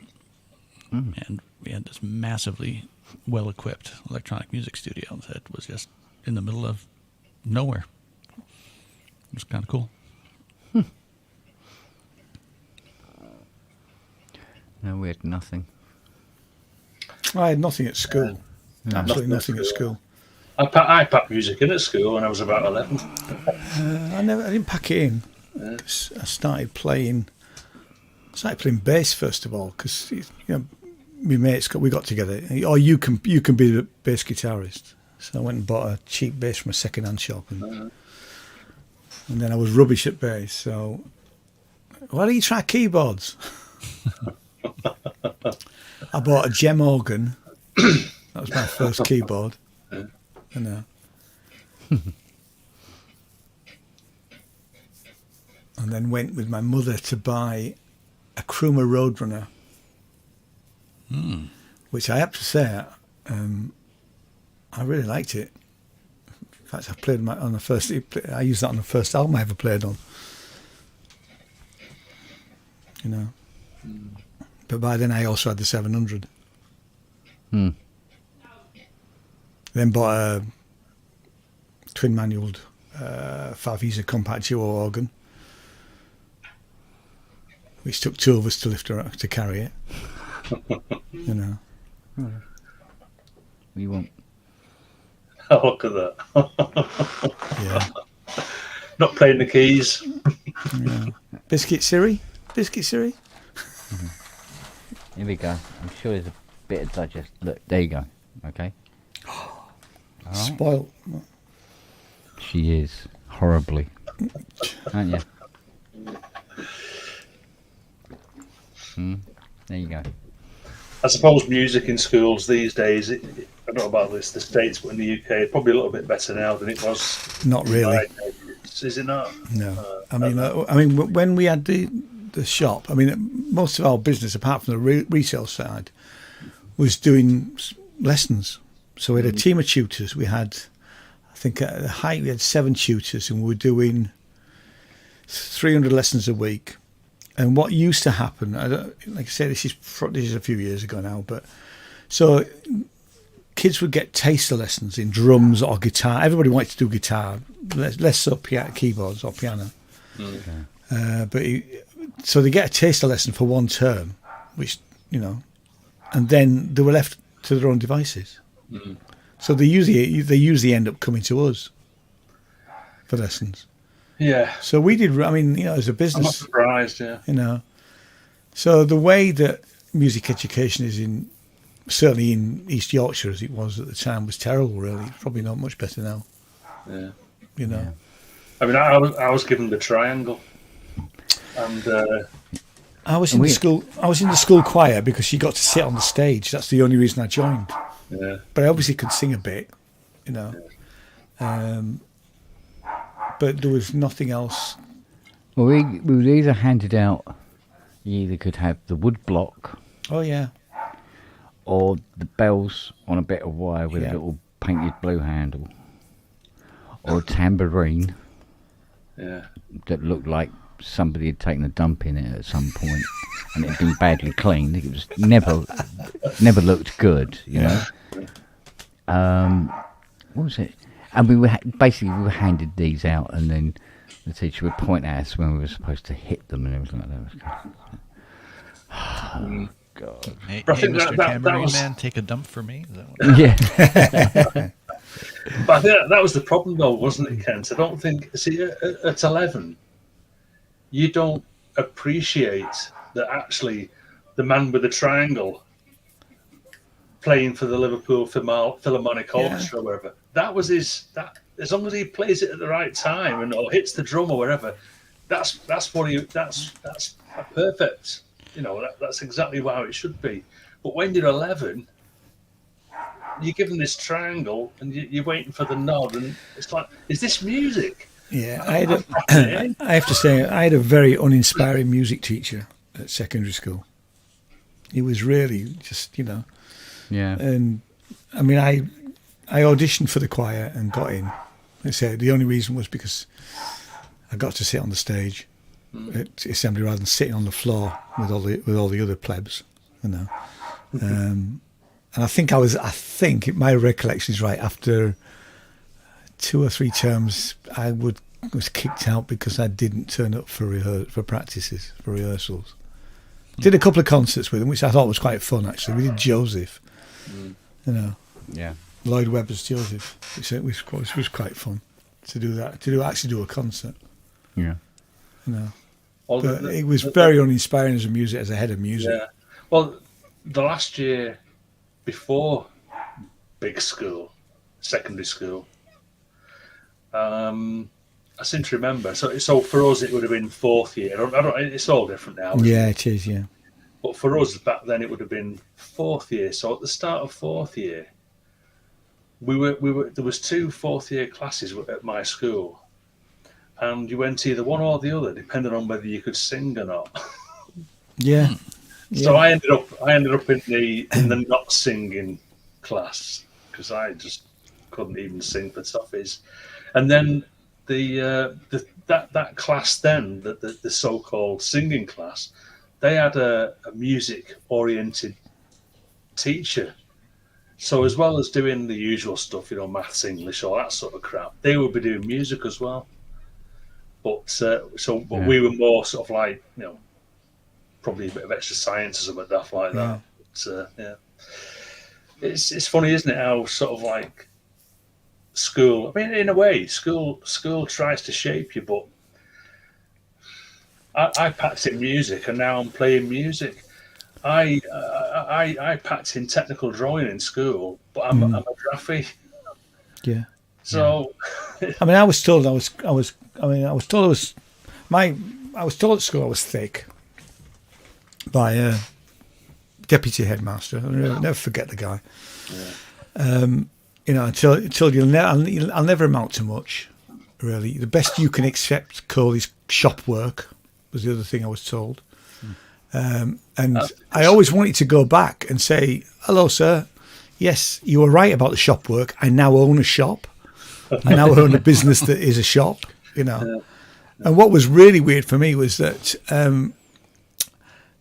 when we bought Pocklington Music, I ended up going back to my old school, and we were doing their music repairs, which was like so freaky to actually go through the front door, talk to the head of music, who was a really cool guy actually, and we'd have a chat about what they needed fixing, and there was always loads of stuff because they had lots of instruments, but they were always broken. I mean, literally, we would every couple of months there'd be several basses and guitars that were they didn't seem to have anything but basses and guitars, if I'm honest. But yeah, so we'd go and pick all these instruments up, check them. The kids would trash them again, and then they'd pay us. But it was really weird going back to my old school. That and it had moved on as a school in terms of they obviously had a better music department than when I was there. And certainly I wasn't. I was inspired to play to be a musician, but I would have wanted to go to music college, but didn't have the qualifications. Was dyslexic, but didn't know it. And got out of school as soon as I could. Really, and it was never good going to school in the 70s. It wasn't. No. And the thing was that the schools that we were in were still based on the late 40s and 50s idea of what schools should be like. But the world outside was just entering into the 1980s, and there was computers and all sorts of shit going on, and we weren't ready for any of it. No. I mean, I always wanted to get into music because I'd done the choir thing, but it wasn't until my mates, literally my mates that I hung around with on the street corners, said, "Let's get a band together. You can do this. My uncle's got a drum kit. Well, and my father was a club steward, so I said, well, we've got somewhere to practice. We can use the committee room on a Monday night, and that's literally what we did, I think I paid 15 quid for my bass. It was crap. It was, I couldn't play it. But it was a bow and arrow. Yeah. I'd have been better firing arrows with it. It was just, I didn't know the neck was bent, That's why it was 15 quid, Yeah. No, it wasn't great. No. But we're here. Yeah, we are. Yeah. I can. A weird thing is, I can still remember my first ever gig. Well, it was one of the lads in the band managed to get this gig at this school dance, and we learnt all these cover songs, and we must have been terrible.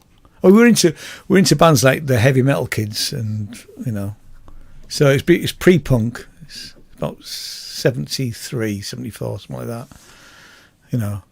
Doing sort of covers, and we went and played this gig.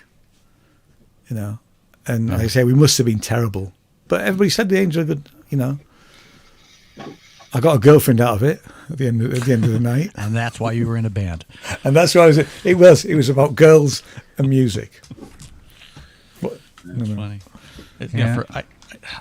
I took piano lessons from the age of 5 through junior high, and you couldn't get me to do one of the annual recitals if you dragged me in the cat carrier.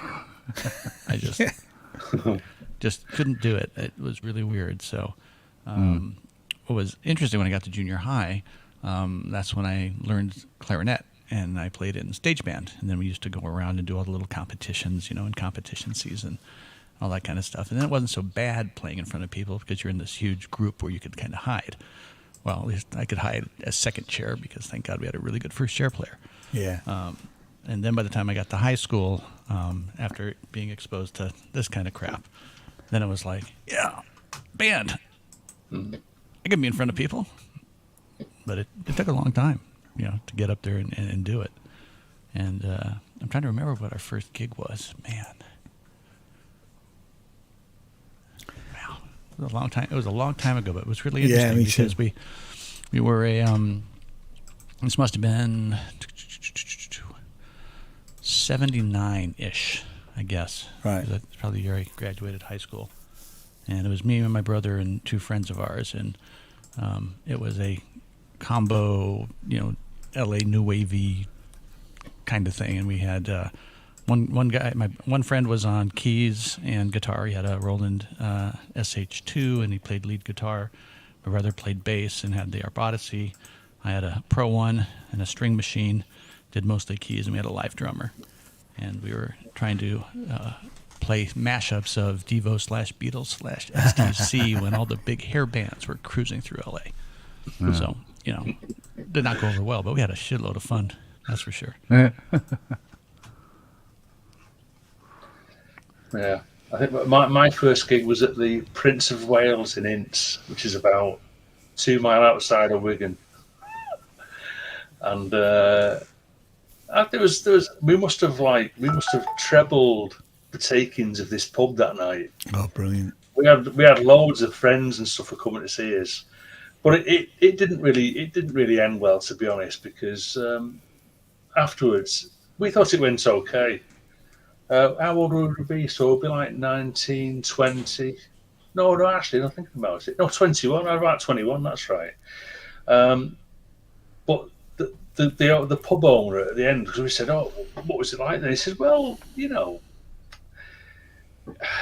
you come in and you've got your bass player a Rickenbacker bass. You've got your Rickenbacker bass, and you've got your Strat, and you've got your Premier drum kit. And I had my Juno 6, and so you all look like, and you're not teenagers, like you're in your 20s, and you got all the gear, and really you sounded crap." So I think it lasted probably about 3 more gigs after that. I mean, one gig we turned up at, it was this like little community sort of room. It wasn't even a hall; it was just a room, and nobody turned up. I've done that. No kids, nothing. No. The only people that were there were us, the band. And what made it worse was we were in this band called Talon, right? And we were going to be doing sort of like heavy rock sort of stuff. And the singer, who was from Wigan, he got this particular gig, but he had us billed as Glass Talon, and we're going, "What? We're not Glass Talon. We're Talon." What? And he said, "Yeah, I know, but I think we should start doing more sort of like poppy stuff, more covers." And we're going, "No." So we went home. He lived in Wigan. We went back to Warrington, and we had a meeting, like you do. Yeah. we don't want to. We're talent. We're doing like heavy rock and stuff. And then what made it worse for this guy? He was the singer. He was an all right singer, really, I guess. But somebody said, "Oh, you know that song, the original song that you did." He said, "That's a rip-off of Mark Bolan's blah blah blah song." Well, Mark Bolan was another one of those artists that had an excellent pop track record, but also did a lot of other stuff as well. Yeah. But we only knew the pop stuff. So when somebody said, "Yeah, that sounds like such and such a thing by Mark Bolan," we're going, what's that? And the singer was he was a devout Mark Bolan fan. So he'd gone and ripped off. Yeah. And we're going, we're not playing Mark Bolan music. We're talent. So we took a vote on me and the bassist had to go up there and sack the singer, and it just went from that point. Because the thing is that by there was drummer, me on keys, bass player, guitar player, and the singer, and we had a band going. Yeah. You take one out of the equation, and all of a sudden you're looking for the singer again. So now you've got to start finding singers. And in the meantime, the bass player goes, "Oh, such and such a body's asked me to go and play for them." So then we were guitarist, and drummer, and it just very, very rapidly went. That's it. I had a similar sort of situation because I joined the Applejacks. No, the Applejacks were a one-hit wonder, and so we rehearsed quite away from us. So the band's all living in York, or close to York. The Mr. Applejack lives over at far side of Leeds, and we rehearse at Yeadon near the airport. And so we have to go over to rehearsals every week, and we're rehearsing. And the band are great.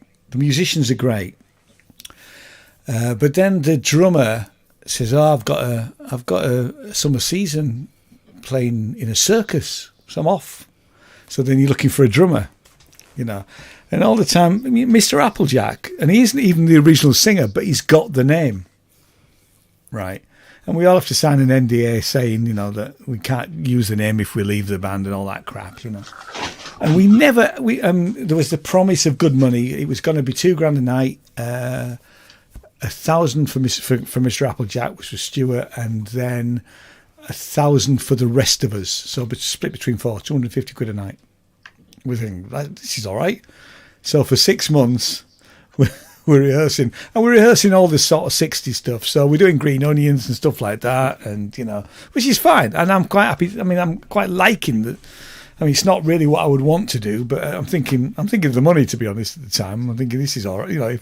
If we actually get a gig, then it'll be fine. And it was just the same. Then the guitarist left, so they got another guitarist in.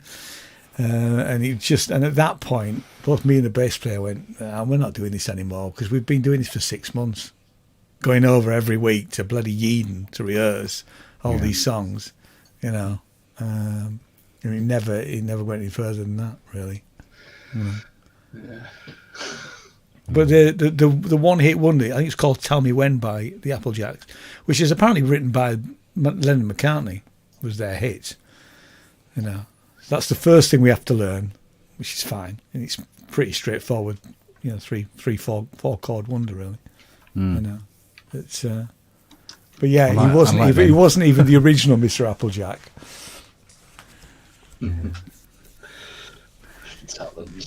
I was with a band for a while called Exhibit A. I stayed up all night thinking that one up, didn't I? That's all right. And I've been in worse bands, I can tell you, with worse names. And the tour de force in this band when I joined it, because I was pulled in by a friend from work.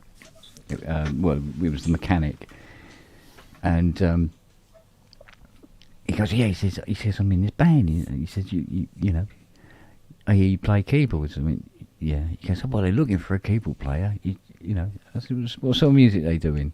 He goes, "Oh, you'll really like it." I went, "Okay, all right." But what's it like then? He goes, oh, it's not really like anything you've probably heard. I went, okay. So anyway, and it was out in, it was the other side of Guildford. It was fucking miles away. And they rehearsed in this garage, you know.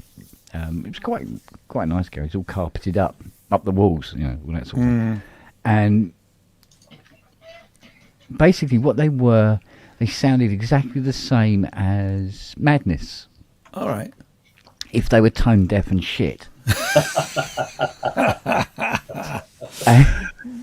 and so I bought all this gear, right? So I had a Prodigy, the Korg Poly 6.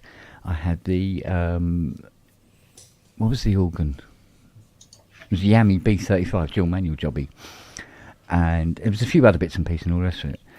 And all they wanted from me was the organ sound. Does it do a kind of a Hammondy sound? Yeah. And just go like that, you know, for fucking 4 hours. And I think it was the third gig. We're on the stage, and we're playing away and everything like that. Everything's going quite fine. But the guitarist over on that side, right? Because it had to be done in such a way where drummer, me keyboards, bass player, lead rhythm guitarist, singer, and the singer. The singer would do lead guitar. Yeah, of course he would, and that was more rhythm. But he also did lead as well. And we're sort of like a quarter of the way through this song, and you know, the crowd seemed to be getting on with it. And in that corner of my eye, what's that light? I'm playing away and I look over. And the rhythm guitarist's amplifier's on fire. Right, smoke pouring out of it. And he's gone quiet. But did he look round? No, he fucking did not. He just is still there like this, and there's like more and more smoke. And it continued to burn. I went, well, at any moment now, somebody's going to come on, unplug it, and all the rest of it. Yeah. No, we carry on through the song. Nobody's turned up. This thing is now the cab is starting to burn, right? And the drummer's there going, "Oi, oi, oi!" The bloke can't hear him. He's like, "Why?" Oh, they can probably hear it, and he's still just blinking away like this. In the meantime, we've now have this raging inferno going on. The drummer's screaming at he's going, "Your fucking app's on fire!" Ding, ding, ding, like this, giving it all this.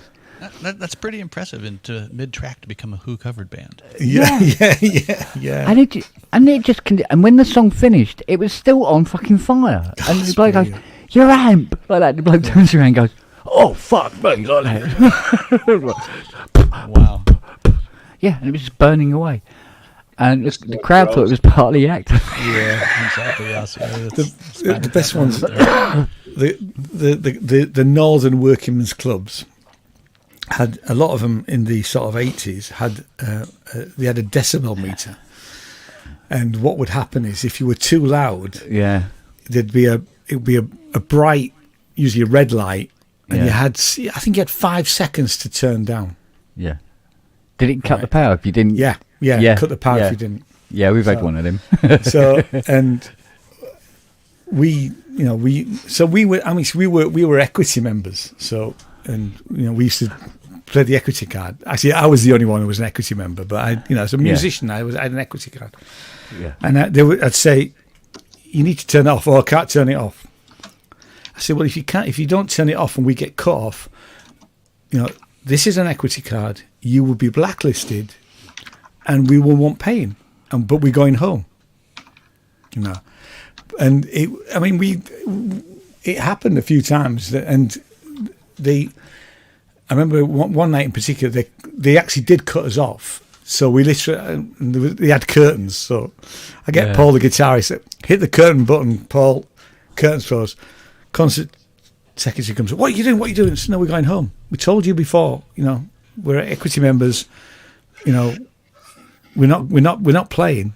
Oh, no, you got to play. No, you got to play. I said, look, you need to turn it off. I can't turn it off. Yeah, you can. We know you can turn it off because we've seen it at other clubs, And they did turn it off. Yeah. And it's not like we were massively, we weren't like The Who. We weren't that loud. But Was it a classic Jobsworth thing? Did it? yeah. All these guys, little guys in working men's clubs, On that note, gentlemen, I'm going to have to go because it's time for an Ian. It's Ian time. It's Ian time. It's movie night tonight, so I don't know what we're watching yet. So, but What's on the I don't know tonight? actually.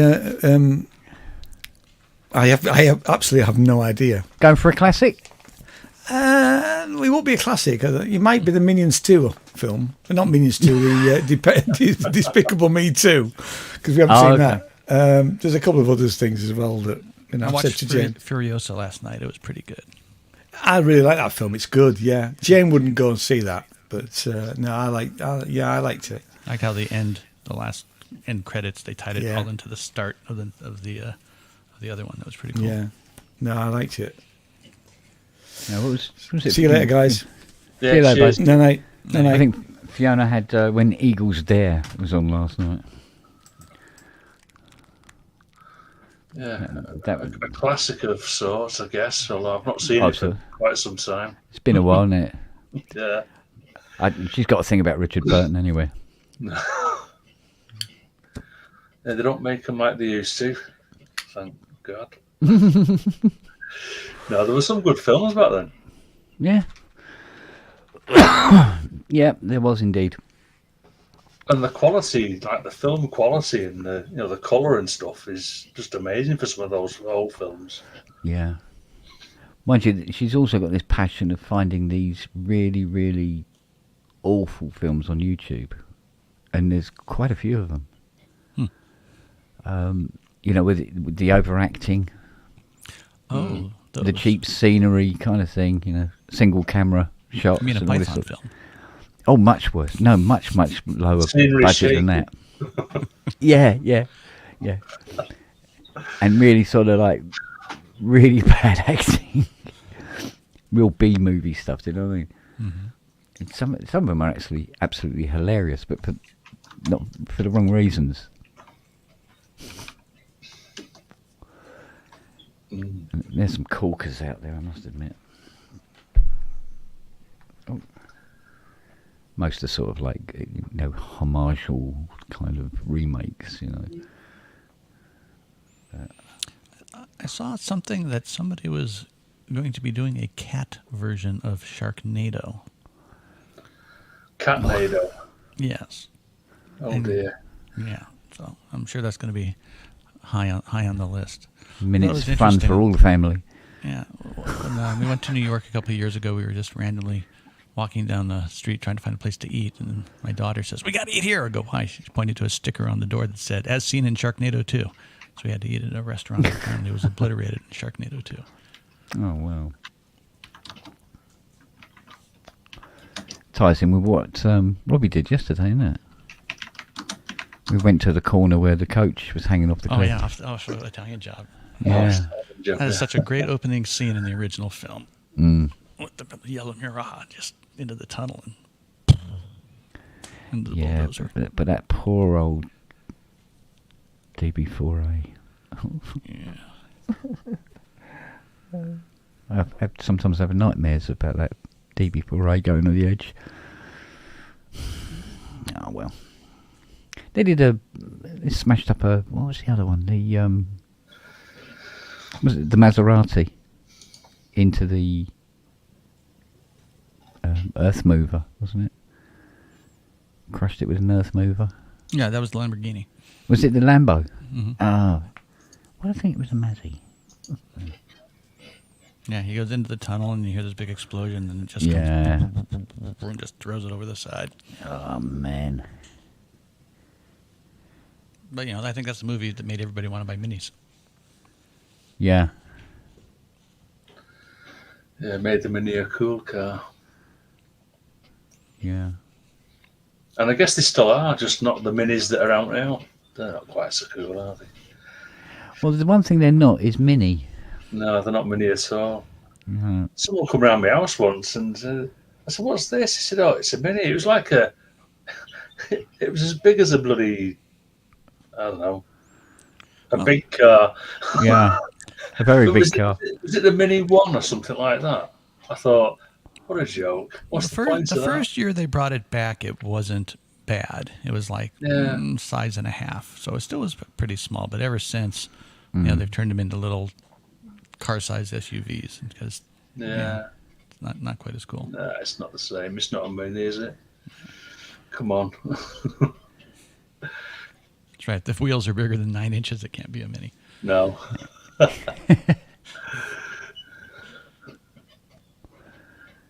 Yeah, I used to bore them out to, was it 1450 twin carb Webers? Mm-hmm. You could, God, they could go like stink. You could actually crack the subframes from the acceleration. You really push them. I'm not surprised. Yeah. Lovely old motors.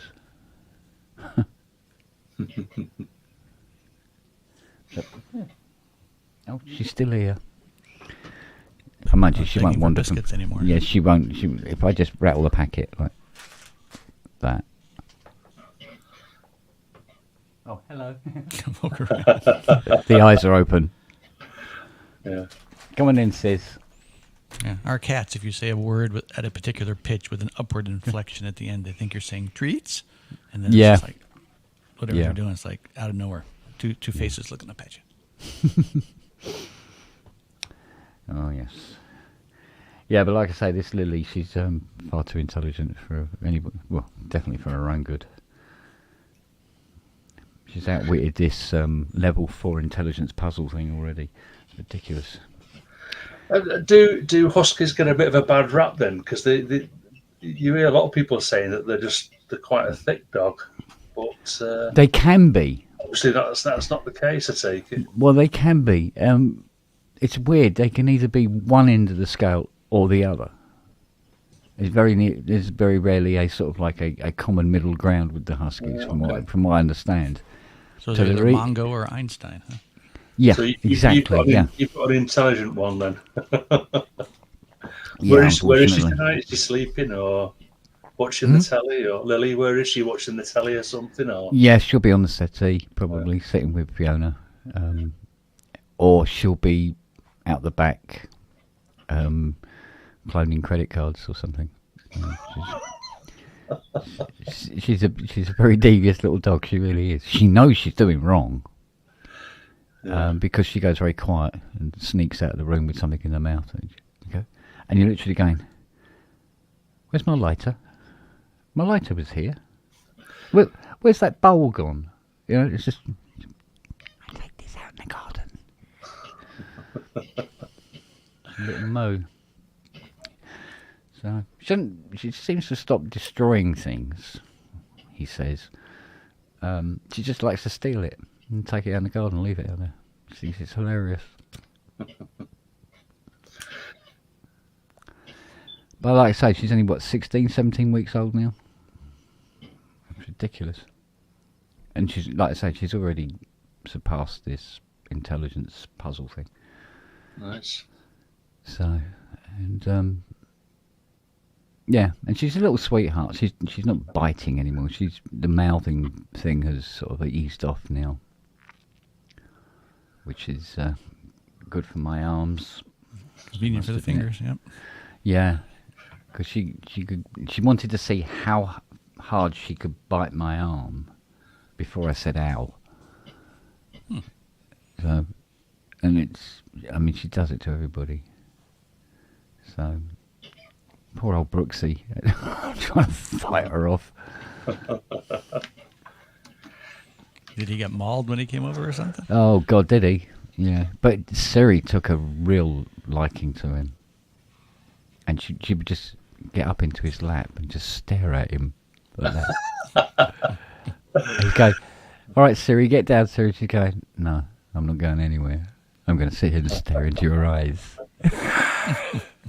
She really took to him.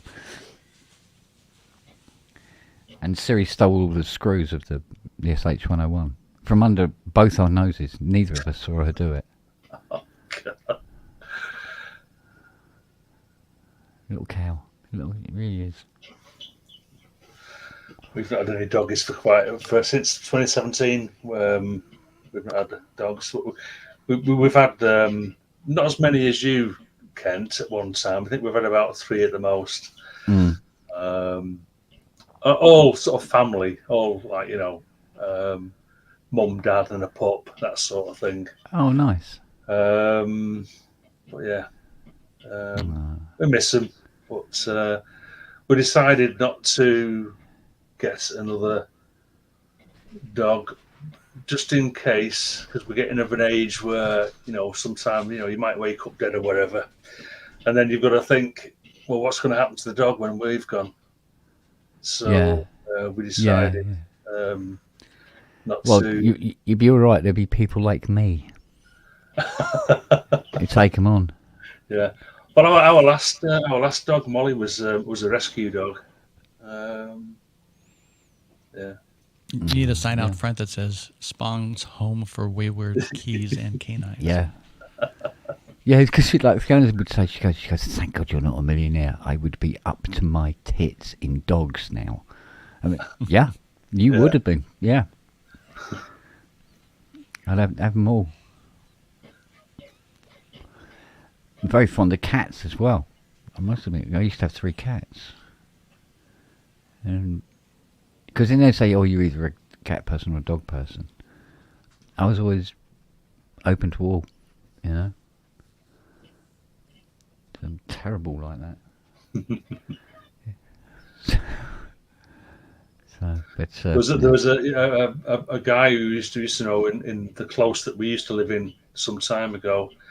Him and his partner had a menagerie. They had like 2 chinchillas, two or 3 lizards, a dog, all sorts of animals. But yeah, I think that can get a bit too much, really. Yeah, they can do. Yeah. And you can't take a chinchilla out for a walk, can you? I mean, well, you could, but people are thinking weird. Want a bit of wool. Come on then, come on. So, Manny. Yes. I see a distinct lack of M8X. Has it gone back or? I have not had an M8X since I finished working on it. So I have not had one for a while. They didn't let you keep one? I had to pass it on to someone else who was waiting for it because we had a very small allocation of the units when they came here. We only had, I think we had 2 of each, 2 8s, 2 6s, and 2 7s that had to make the rotation through the consultants. So when I wrapped my stuff up, it had to go off to Peter Schwartz. Okay. Who doesn't live too far from here, and then of course when they're all done, they go back to Yamaha so they can be sent back to Japan or crushed like all the prototypes. And I have not replaced it because I have to have the Poly AT, and I do not have permanent space for an 88 note controller. Yeah. In the studio, because when I had it here, I literally had to walk under the stand to get into my workspace. Yeah, they are a lump, aren't they? Yeah, so that's a little bit of a quandary. So, yeah, I have. So I had not had one for a year, give or take. And but then again, I've been involved with other stuff, so I haven't missed it per se. Well, you seem to have enough Poly AT around you to keep you going for a while. Yeah, it's interesting. The when Scott Kinsey was over the other day, we sort of went through all the various versions of it because I got the Brute 12, I got the Deluxe, the Behringer's over there, the UB, and then over there I've got the original Hydrosynth 49, and we all both of us universally prefer the 49's PAT to all of the ones that we have here. Really? It's a initial impact touch feel, and then the travel and the way the key moves. Right. It's just the Right. most pleasing. I mean, personally, we both prefer the Osmos, but for regular keyboard stuff, because the Deluxe compared to the 49, it's firmer when you hit it, and the motion on the sensor is not as deep. And if you take a close look at the mechanism, you'll notice that the in the Deluxe, it's like a pivot right at the hinge. Yeah. Okay, and the 49 is like inside a little bit, because when you push down on it, you can actually see the back of the key raise a little bit. Raise, and so yeah. it seems a little softer, and the sensor definitely has more depth of play on it. And then Yeah. let me turn it down.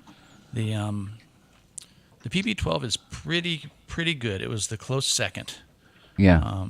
And I prefer that over the this guy, because it's just a little hard. I mean, it's playable, but it's just that initial impact when you get on it's just a little stiff. Yeah. So the 49 is the one that's like the smoothest, that kind of pads you in for your landing. Interesting. As it goes. I mean, the M8X was really, really good in terms of the touch. My Yeah. quibbles with it only has to do with the implementation of, you get 3 curve choices and that's it. And I really like the delay, threshold, slope, release time parameters that ASM put in. Yeah. So it anyway, but that's my take on the PATs. But it is so Yeah. funny how you just really notice how different keyboards are. I mean, so many of my keys are, late 80s, early 90s, and they all have basically the same Yamaha-based actions. Yeah. And they're all very nice, very consistent. And then you get something like this, which is completely different. And when I first got my first Arturia, when I got the Mini Brute, it was like, I know Kasha's in the chat. I was like, I'm playing a plank of wood. I don't know what about the action. It's just like clack, clack, clack, clack, clack. It's just very stiff, shallow throw, and it was really hard to get used to it. But then now these days, everything is so different. And the first time I got the box open of the C15 and set it up, I'm just going, oh my God, this is so good. Because the key action on the C15 is the tits. And the aftertouch sensor on it is the tits. I mean, Yeah. No, I've heard Ty say about the action on the 15. yeah, it is. It's phenomenal. I mean, for a non-weighted, keyboard, it's most equivalent to a really nice Yamaha weighted action. And again, it's got the the aftertouch cushions in. It's got a good depth of travel. It's just really, really, really nice. Yeah. So many of the things I have the Fatar 6s and 7s, and they're okay. They're pretty consistent amongst themselves. I find a big kick in how different people will implement the velocity mappings on the same key beds. Because like the Muse and the Third Wave both use the same keyboard, and the velocity mappings of the your playing style to the output values are really different. And I always thought you had a standard kit when you had a Fatar keyboard. It's like, hey, here's our... Apparently, you build them yourself. They give you one. Nobody uses it. They kind of customize it, and everybody picks different things. So it's interesting when you connect guys over MIDI. Some of the keyboards play nice without a lot of tweaks, and other ones just... Like in the old days of the DX7, you have to retweak everything because they just made a different assumption on what the natural playing curve was going to be. Yeah. What's your take on the grid controllers, Manny? The likes of your pushes and Novation I controllers? don't have any, and could not tell you if I've ever even touched one. Yeah. Wagyu, they do just have a Fatar on the C15, but it is the multiple, every option possible, top of the line. And it's got the micro textured keys, the whole bit. It's completely different than what I have on all the other ones. Yeah. I mean, I've watched people on YouTube playing the grid controllers, and you can see the wobbling of the fingers, and you can see how that wobbling of the finger affects the sound. Mm-hmm. So I sometimes envy that sort of level of control, but I don't feel very comfortable with it. Yeah, the closest thing I have for that is on the Hydrosynth desktop, because the pads have aftertouch on them, but they don't have any side by side. Right. Yeah, Ozio, I saw that about Keith McMillan. It sucks. Oh no, not Keith as well. Yeah. Oh, for crying out loud! Yeah, that popped up yesterday, mate. But oh, yep, only 67. God. I didn't know.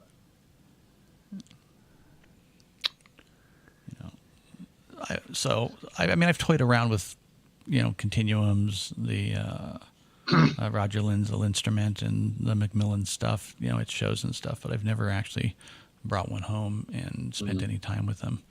And I don't do any groove epoxy things. So you'd prefer to stick with your ivory, so-called, the keys, actual keys.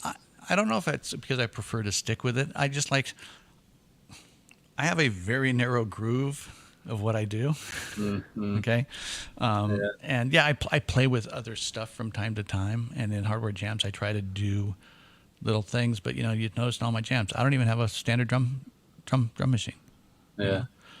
So it's like when they have some of the challenges, like the one that was from scratch in 5 minutes, it's like that does not compute in my paradigm because I have none of the gear that does that. Yeah. Well, I mean, it's not true. I have a looping sequencer in the third wave. I could build a 4-layer ambient thing in it, but that's just not what I do. Yeah. So, but at some point, I will have to get a Roland R8S or something like that, because that seems to be a nice ubiquitous choice that a lot of the jammers use. Yeah. For me, it would be sort of like I'd have a problem with muscle memory. I mean, I can barely play the keyboard, so then pick up something else, I think, will just do my head in. So I'm going to just stick with the keys. Exactly. So, took enough effort to get mediocre on those, right? Yeah, exactly. Yeah. It took me 40 years to get crap. Yeah. But that's why they invented sequencers, right? Yeah. Well. Exactly. Yeah. But yeah.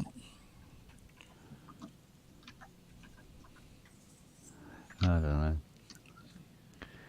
I still have this persistent problem with the Rollies, though. What's that? Well, when you connect it up to Cubase, the glide ranges reduce dramatically. So if you glide up to the very top note across 5 octaves, you barely get one actually happen. And I tried messing with it and changing some parameters and things like that, and you go to a preset and it works perfectly. You go, oh cool, sorted, right? Go to the next preset. Oh no, it doesn't. It's very, very weird. I'm not quite sure what's going on. I keep checking the dashboard. The dashboard's going, yep, no, it's fine, it's working. We go, bloody ain't. And that's with its Equator parented software. And it still does it. So I don't know what's causing it.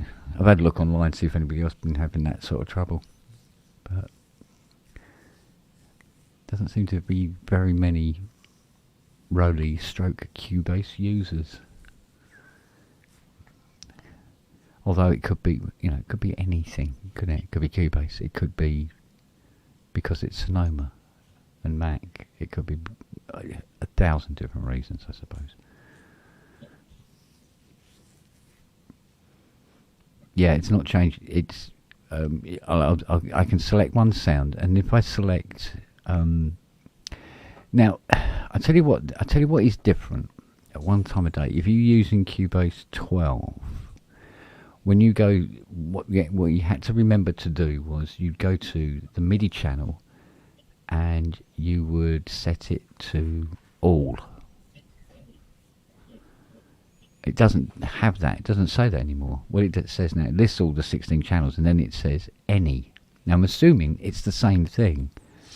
But then I thought, well, why change the wording? Because all and any isn't exactly the same thing. In English, anyway. You know, you can have all the cakes. You can have any cake. You know? But it appears to be that when it's on any, well, at least all 15 channels are available. But the poly aftertouch is there. But the glide doesn't. And the glide between notes doesn't necessarily have anything to do with multiple MIDI channels. Or at least the resolution of the range doesn't have anything to do with it. So it's confusing. I'm not quite sure what's going on. So I'll have to see. I'll mess about and see what I can find out. Was going to do it tomorrow morning, but apparently I've been informed that I have 2 drop-offs and a pickup tomorrow. So I've got to get that all sorted out. So I have to make a hole for 2 keyboards coming in. I think it's a Jupiter 4 and a... What was the other thing? Oh, it was a Macbeth Micro something. So some Macbeth modular thingy. And I got a Jupiter 6 going out. So I'll be fecking around with that for most of tomorrow morning before we get near any of this. So there's always something in the way, isn't there? You want to get on with something, you go, oh no, you've got all this to do. So, of course, half the time these customers can't come during the week, so they've got to either come Saturday or Sunday. So, just ties up the whole week, doesn't it?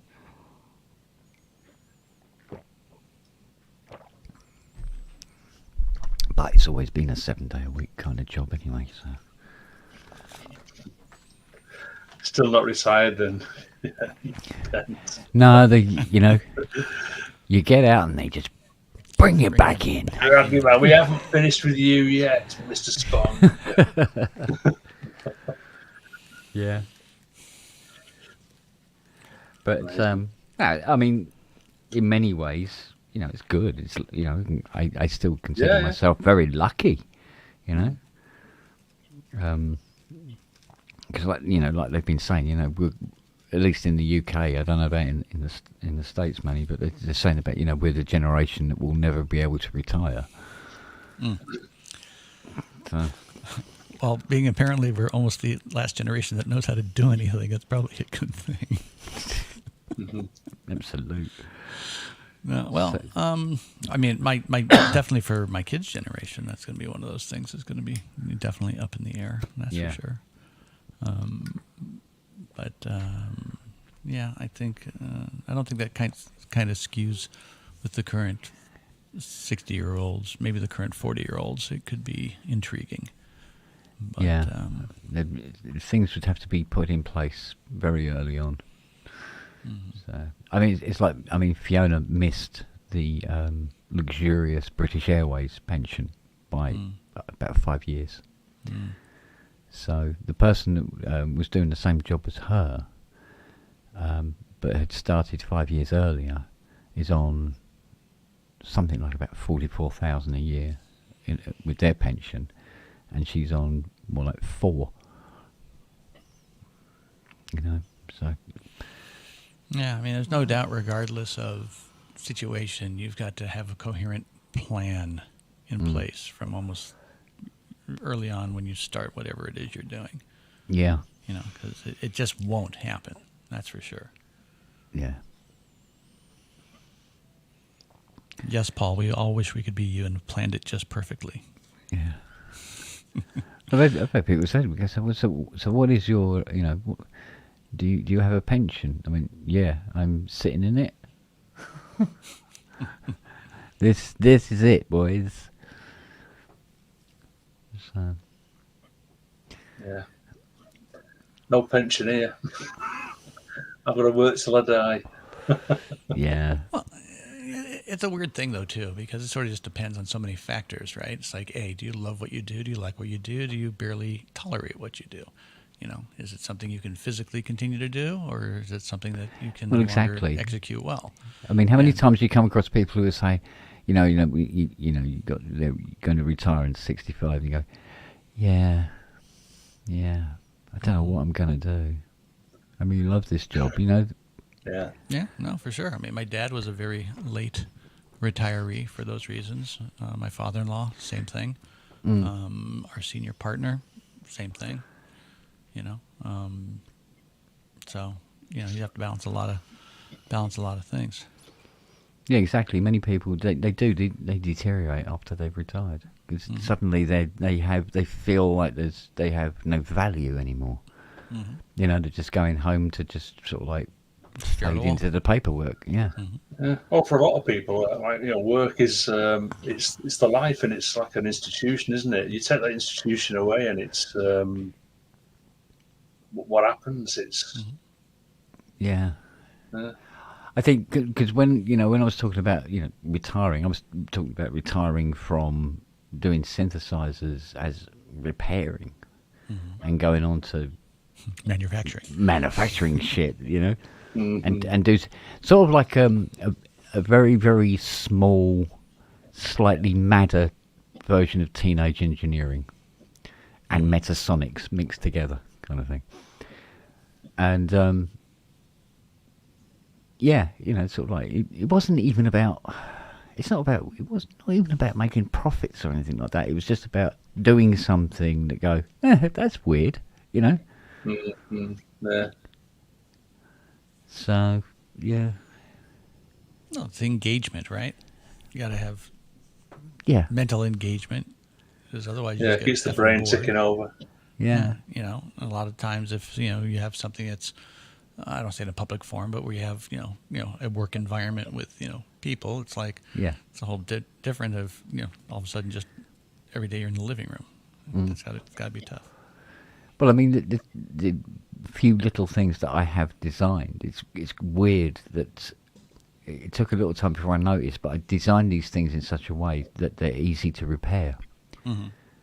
Because after you've been on the other side. That side of the fence, it stays very, very prominent, because some of the designs that have been done in the past, you want to find the guy who designed it and just strangle them where they stand, It's funny you should say that, because for probably a lot of people out there, they don't realize this when they're sitting in the chair. There are very specific things that you are trained to do to the engineering aspects of dentistry. And part of why that's there is that so when anybody else has to go in afterwards, you have a reasonable expectation of what you're disassembling. Because the vast majority of what you do is replacing old, worn-out work. And where you just want to hit your head against the wall and you apologize to the patient for hitting their head against the wall is when somebody has shortcut or not done the standard thing. And you get in there and it's like, now what the F am I going to do?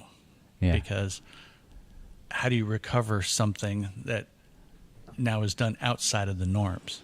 And it's like, sometimes you open stuff up and it's always great when you see, hey, exactly how I would have done it. This thing's going to be a piece of cake. Then you open it up and you go, I'm sorry, Mrs. Johnson, we're going to run about 30 minutes late. Because you just got to assess it on the fly. It's really tough.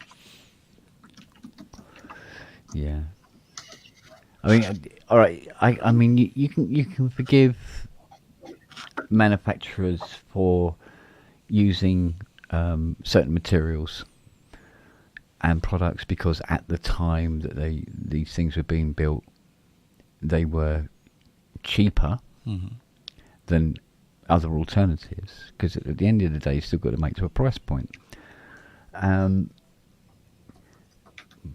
So, I mean, if Roland knew that sticking the weights with the red glue onto their JD800 keyboard was going to do that, they wouldn't do it. In much the same way, Arturia wouldn't cover their knobs in that spray stuff. Right.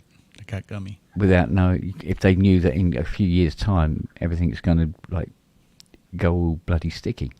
Mm-hmm. So, but sometimes you come across things where you just want to go, no, I just want to find this person and pummel them with an iron bar. I mean, what made Korg think it was a brilliant idea on their Trident Mark 1, not the Mark 2, but the Mark 1. Oh, hang on, it's Keith. Let's let Keith in. Hello, sir. Hello. Hello, sir. Yeah. So what made Korg, with their Trident Mark 1, put their backup battery behind the circuit board of the pot board? So if you want to replace the battery, you have to take the knobs off, unbolt all the pots, unscrew all the board to get the board out to replace the battery, as opposed to just mount it the other side of the board or to the side. But then a lot of manufacturers didn't think that it would be fine to put the backup battery onto the CPU board right next to the processor. What could possibly go wrong? These batteries will last forever. Not. So there's a lot of dead Poly 6s because they thought that would be fine. It'll be fine, because once battery acid gets onto a board, it's goodbye board. Yeah. You can repair it and it still doesn't work properly. It was so funny. One of the weirdest things at the time, when the K2000 came out, was that it had a hatch on the bottom for 3 AA batteries for the battery backup. And you're thinking, that seems like a really cheap and stupid way to do things. Then you realize, guess what? You don't have any of those problems. Yeah. Yeah. Well, and if they explode in there, they're in a little plastic thing. All the shit stays in the compartment. Yeah. Not so good on the TB303. Well, so there's always a downside somewhere, isn't there? Yeah. I mean, thankfully, their compartment literally was not in the machine. It was separate. The only thing was the contacts, and it didn't leak into the chassis if stuff went awry. But it was like, well, another one is ARP. Sorry, Dina, but ARP. What are those fucking things? What are people thinking? Every single IC of every single ARP, right up until no, they never changed the philosophy. Right up until ARP finished. When they put an IC in, they bent the pins. they bend pin 1 and pin 7, or whatever it is, the adjacent pin, flat, down onto the board really, really hard. Now, when you come to using your desolderer to take an IC out, you can't get... And if you don't get it right, when you pull the IC out, it tears the track... or it tears the pad off the board. And it's like... And they were doing that on the double-sided boards that they put in chromas, which are almost impossible to remove with a desolderer. You actually have to ideally do it with a heat gun and hope you don't melt the board. And it's like... So, when ARPs need work done on them, it's like, oh, God. This is going to hurt. But... Now, why would they do that? Were they just holding it in place to be able to actually... Yeah, I think so. I think what it was that the way the boards were manufactured, that if you put the IC in, when you turn the board over to solder the IC, it would fall out. So they thought, right, we'll just bend the pins over flat.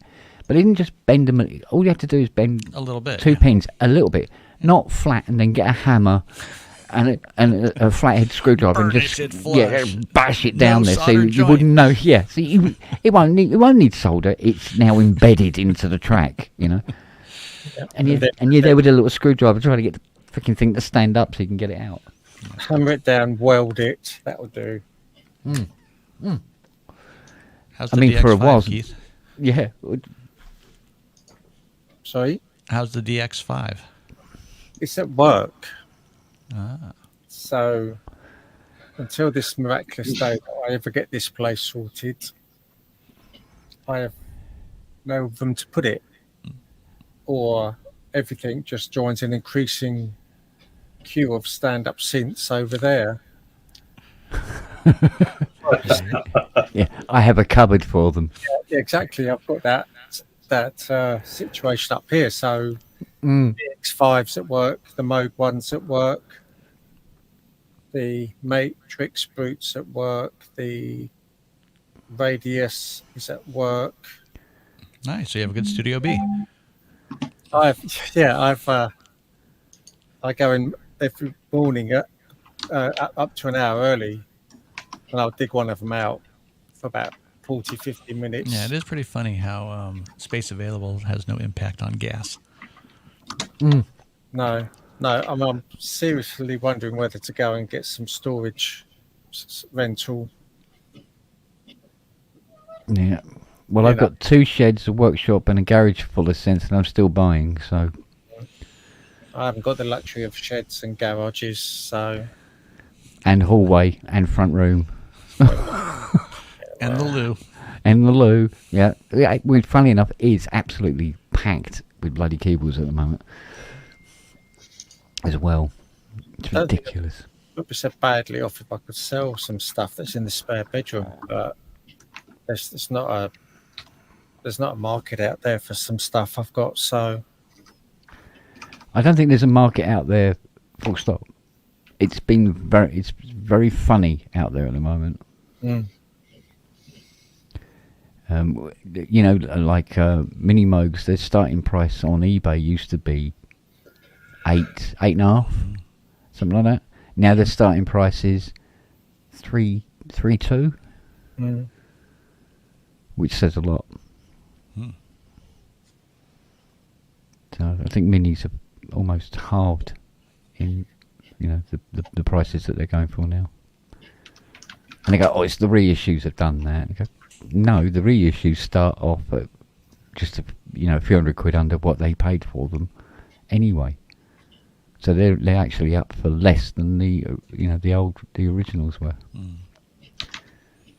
So The only thing I've noticed in particular is Polybrute 6s are plummeting fast. There's a ton of them for sale stateside that are 1,700 and below. Which is great. But Which is great for buyers, but for us that but I don't know if we want to keep it after we got the 12. Apparently a lot of other people are thinking the same thing. It would be nice if we could get the 12s. yeah, but it's not just cents anyway. Classic cars are exactly the same. Mine went up from about 20 to 34, regardless of what I was doing, and it's gone back down to 19 now. In the book, so regardless, so everything is suffering. I mean, it will pick up again, but just not now.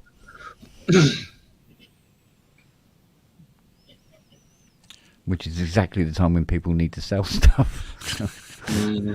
Yeah. Funny how that works. Although, truth be told, this whole selling concept is foreign. Yes. Well, it sounds like a big arseache, to be honest. No, I suppose so. It could be. Yeah, I mean, I suppose it depends. Sometimes you can have a nice, straightforward, sweet little sale, but I hate selling stuff. I hate people coming around here and saying, "Oh, I can afford to give you this much." yeah, Whatever. yeah. Hate it. Yeah. Got 3 motorbikes in the shed. They've got to go, really. Can't be bothered. Yeah. Got to help our kids if we pop our clogs together, the kids have got a hell of a job cleaning house. Just set light to it and walk away. Yeah, that's what I say to Fiona.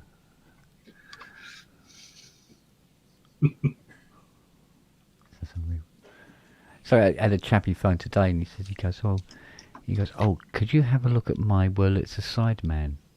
And I'm like, "Where the hell can I put a Wurlitzer Sideman?" On the side, man. Yeah, but on the side of what? The thing, I go, because Fiona's going.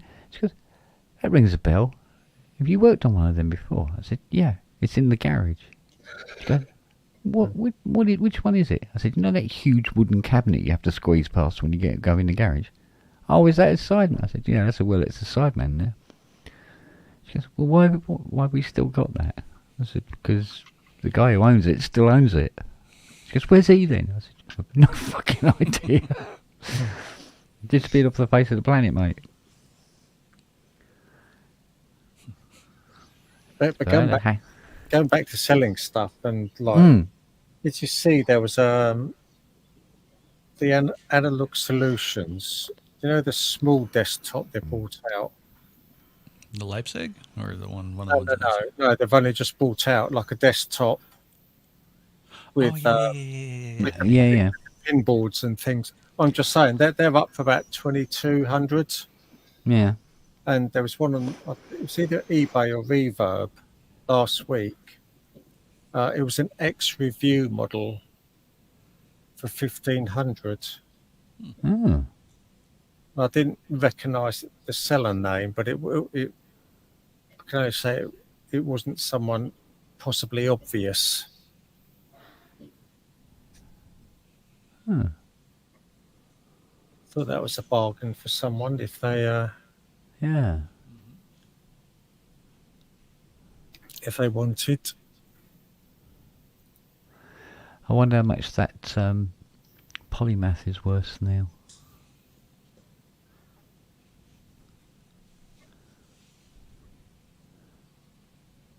Actually, I think about it. I think I lent Ben the polymath, the Leipzig, and the third one. What was the third one? What, a big one or a small one? It was little. It was little and black. So you had the Leipzig, which is the stand up, which is sit up and beg Sam thing. There's one over there. And the polymath is the big bastard with the sequencer. Another one there. Oh no, that's the Leipzig. This is the Leipzig V3. Okay, right. So it was a Leipzig. S is up there, which is the one without. Right. Okay. So I'm seeing different scents in my head for the name of the scent. Yeah. So the Leipzig is the black one I've got. Then the polymath, which is the huge thing that looks like a 2600. Was it the Vostok or something that's also... Vostok, yeah. It's one of those for sale at the moment for 2,600, but it is a big lump, isn't it? Yeah. Well, I lent those three to Ben because I literally had nowhere else to put them. I had two Moog System 55s in at the time, and I just couldn't move. And I remember that, I mean, the polymath was about nearly 4K. Oh, and the other one, Fusebox X, is sitting on the floor as well. Uh-huh. The orange one, mainly orange, but there's some black ones out there now, I think. You never see the, what was it called? Oh, God, we built 50 of them. What are they fucking called?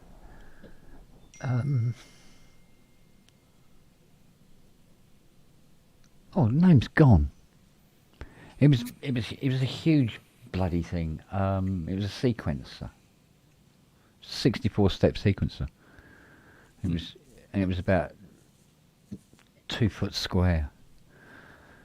No, it's gone. Can't remember what it's called. But I never hear about them. I don't think I've ever seen one online anywhere. I wish I could remember what it was called. I could go and Google it. What, under Analog Solutions? Or? Yeah. Yeah, we built 50 of them for him. Mega City. Yes, the thank rack you. Thing that was the Oberkorn. Oh, yeah, that's an early thing. No, it was the Mega City. It's the Mega City. It was the 64-step computer control sequencer. Yeah. I think I see them talked about, but like you said, I don't think I've seen one for sale. I've never seen one used in anger or anything like that, you know? Never heard of them. Yeah, exactly. Whereas, you know, the old, the Maximus is very well known. Yeah, Tom told me he sold something like, was it 75 of them? Now, I'm really surprised that he sold that many.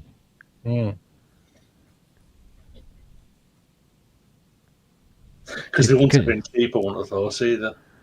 Because they were what? They were 30 odd, weren't they? 28, 30 grand? Well. Easy 30, sort of 30k neck of the woods, so it's like... They're 25 upwards, yeah, or 25 plus for yeah. So. Yeah.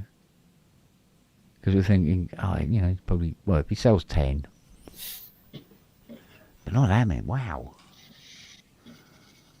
That's pretty bloody impressive.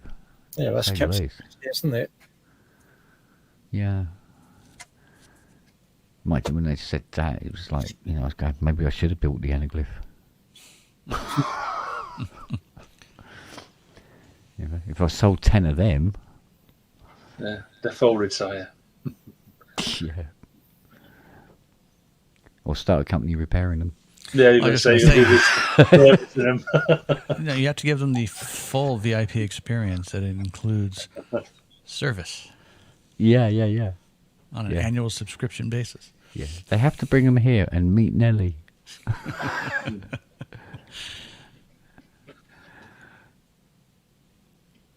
Well, both Hans and Ty said, yeah, if you build it, we'll have one. I go, right, that's 2. But now, I mean, Mum getting dementia and stuff like that, it just knocked everything on the head. It's just too much. But when I think the thousands and thousands of pounds that I had already invested in starting the manufacturing, does make you wonder. I often find, you know, I'll be rooting around in the in cupboards or in stacker boxes out in the garage or something like that, and I come across this board and I go, oh, what's this? And I pull out this board and I go, oh, it's 32 Steiner Parker filters for the anaglyph. Look at that, all wired up, ready to go. Yeah, put it back in the stacker box, put the lid back on it, walk away. Step away from the problem. Yeah, step away from the enormous problem. There's a bank of these digital VCOs out there as well, because it was going to be hybrid. It would have digital VCOs and analog VCOs. And so it could argue within itself? It could, yeah. It'd be this forum inside the case with people just beating the shit out of each other, you know. Whip, we sound warmer and bigger, man. Yeah, but we can do more, man, and we stay in tune. Fuck you, kind of thing going on inside the scenes, which would produce this unique sound. Mm-hmm. Yeah, so there was. Basically, it's the white noise switch, right? Yeah, exactly. That was the other thing. I mean, the noise generator designed for her was, it did white, pink, brown, and red. Mm-hmm. Or was it red and brown? Thinking it was red, brown. Red, brown. Red, brown. No, it wasn't. It was brown, red. So, and that literally, I mean, brown noise is essentially what one would call a randomizer. Mm-hmm. Well, so you pass that on to an LFO or to a filter sweep or something like that, and just have random open and closing going on, and then you just put a slew rater on it and make it sweep up and down. But it fitted on a board, but the board was this fucking big. You've never seen a noise generator is normally like an op amp and a transistor. That'll do it. Yeah. Right. This thing was like a board like this with about 14 ICs on it. It's like mental. But doing I think where I really went wrong is I wanted to build it old school. So instead of adopting the modern techniques, it was string wire wound cabling, and and things like that, and just doing it the old, so it looked like it had been built in the 70s when you open it up. Rather than be sort of like just a big fucking empty box with a matchbox sized circuit board with a CPU on it type of thing. And I think that's where it went wrong, because that's a very, very expensive way of building them, and aluminium knobs, not plastic, and all this kind of thing, and 22 millimeter mahogany case, not plywood or plastic or whatever. That's where the price really started to go mad. But today that'd be a little bit constrained, because you don't have even some of those choices really anymore, do you? Just because of availability of parts. Yeah, availability of parts was playing a big problem. I mean, there were certain things that I was looking towards having to manufacture here to use in it, because they just wasn't readily available. And then there was problems with, I mean, I wanted to use like say the 22mm mahogany for the main case, and there's problems with shipping certain mahoganies. I could have, what was it? I think it's called American Black. Is it American Black mahogany? It was the same. It was a good hard wood, so it would stain and polish beautifully. Because some woods do not stain and polish nicely at all. You have to keep wire wooling them and restaining and repolishing, and then wire wooling again, and it's just a nightmare to try and get it to look good. And yeah, there's certain woods that you couldn't import. There were restrictions and stuff like that, and it was like, here we go. One of the things that was interesting, I don't know if you follow his stuff or not, but over the last years, Suit and Tie Guy was posting a lot of the challenges he had bringing the what he calls his vanilla system online. Yeah. Because he had to retrain himself to deal with SMD and higher density components and the board layouts, because it was completely different than all the stuff he'd done before. Because they only make parts of these types now, and it took him a lot longer to get the things up and running, because of bringing him up to speed on that. But then again, getting those to perform and sound how he wanted them to sound, like old style components. Yeah. And well, this is it. I mean, just before I had to pack it all in, I'd had to update my my PCB design software, because my PCB design software was through-hole only. It touched on SMT, but only vaguely. And I just upgraded that so I could take on SMT stuff. It also meant that the software and the CNC machine that I had, which was primarily designed to do through-hole circuit boards, is now useless. And I now have to get another machine. Well, it wasn't useless. It would be useless in terms of doing the PCBs, but when it comes to cutting out, solid aluminium knobs and stuff like that, it can do it. It can do that all day. Right. But so I had to look at different kinds of 3D printers. I had to look at different kinds of like in the end, I went for the Carvera. There was another machine I was going to get, which painted the tracks onto fiberglass and it baked and everything like that. And funnily enough, I'm glad I didn't, because I think since that company's gone down the toilet, and they were manufacturing the special inks that you would make the tracks with. For the traces, yeah. Yeah, exactly. So, whereas the Carvera is it's the high-end CNC, and it can make circuit boards no problem. So, I mean, that Carvera, I mean, I can make Eurorack front panels, modules, front panels, no problem, all day long. But it can also, because it can do the PCBs, and so it still lends in. I mean, you know, people say, oh, you could now make the anaglyph. I don't know if I want to take on something that big now. You know, it seems, you know, it was 6 years wasted, I suppose, prepping it up to like 6 years just learning. Well, this is it. I mean, I learned how to use the SMD software. I've learned how to use these high-end CNC machines, because it's always just learning new stuff. And I think that's probably why, because it does get very sort of exhaustive. That, you know, I get a new piece of equipment, I go, oh, you got to do menu diving. I'm going, do you know what, I don't feel like doing any learning at the moment, thank you. I've done enough for a while. Thank you very much.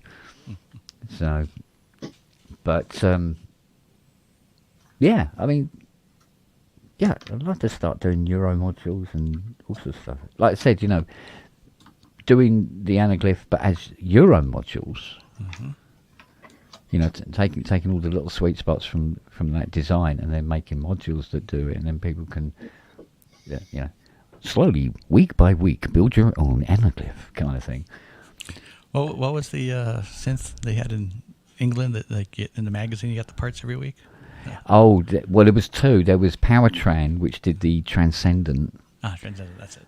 And then there was the Maplin. Which did the 3600, the 4600, and the 5800. And they just got bigger. And it was, I mean, the 5800 was just this enormous I think it was 4 VCO synth.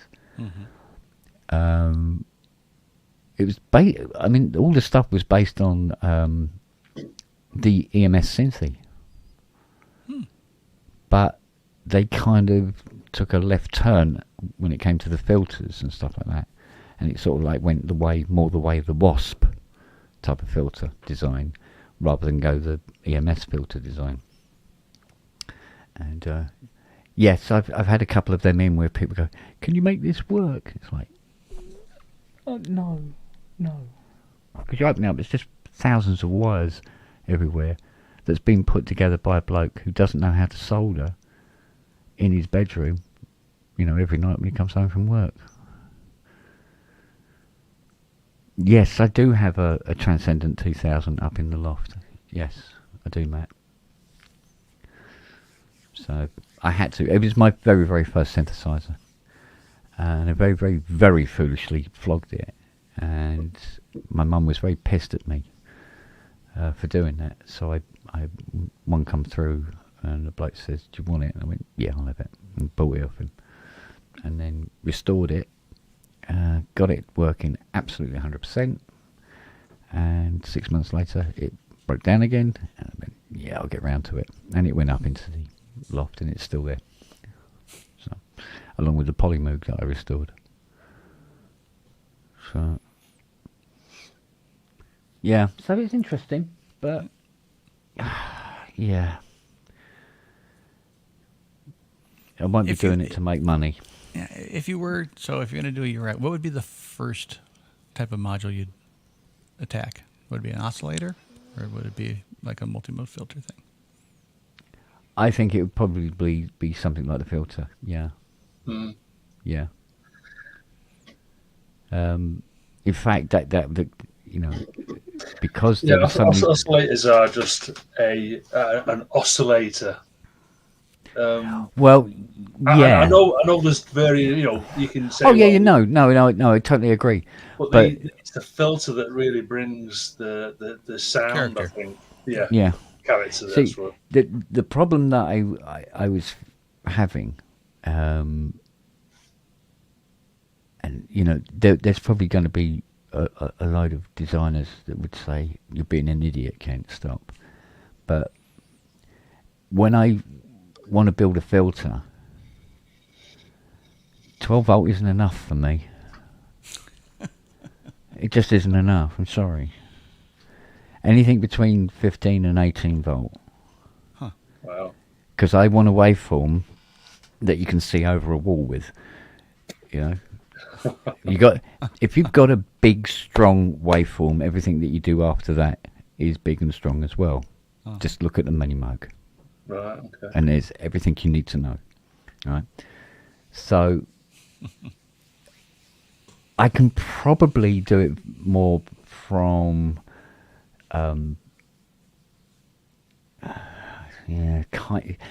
kind of amping the signal rather than having a supply voltage that would correspond to the size waveform I want. So preamping the input? Preempting the signal itself to make it bigger. As long as it doesn't bring in too much distortion. Although, as you know, as we found out before, So kind of like this overload slider, but without the overload. Yeah, but at the same time, it's nice to have, you know, mistakes in the waveform as well. I mean, the 80 has mistakes, and what a unique sound you got, you know. So if it sounds good, so you sort of like either get it dead right or mess with it and see what sounds nice. And so once you've got a big waveform, you know, the idea would be that if you design this VCO, you put it into a Euro rack, and you have all these other different types of VCOs in there. But when you get to my one, and you plug it into the filter, you go, fuck, and have to go and turn down the volume. Because it just comes like that, smacks you right in the face. Ideally. That kind of thing. Oh dear. You know, and filters that when you close them down, you can hear the double glazing vibrating. That kind of thing. So, the power's there if you need it, and you just dial it back to whatever you consider to be the sweet spot. So, building power supplies to go as a module and then a VCO. Yeah, I mean, it'd be nice to, you know, actually conform to the Eurorack standard that's already in place. But, you know, it's still, there's a possibility that there'd be like a lot of draw on said power supply. So, I don't know. You'll have a nice 12-view module that you only can put one in a rack. Yeah. Well, it's like that thing. Always made me laugh was the Moog System 10 has 11 modules, and the Moog System 15 has 14 modules. Now, why? I've always gone. Why is that? Same power supply?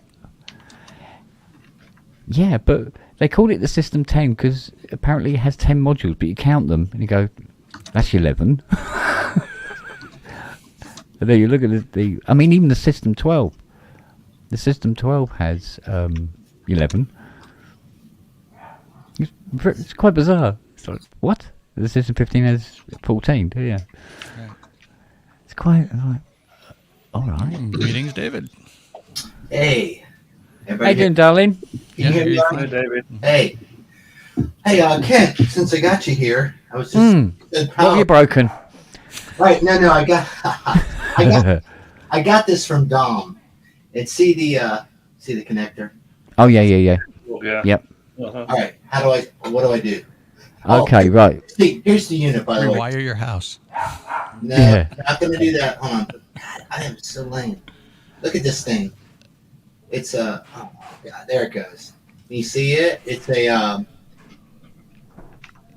so it's a delay, and it's analog, I believe, and it's English, right? JHS. JSH. Pass. So so anyways, 220, 240 volt, 50 hertz. For like $50-$60, you can get a transformer converter, and that's probably the best way to do it.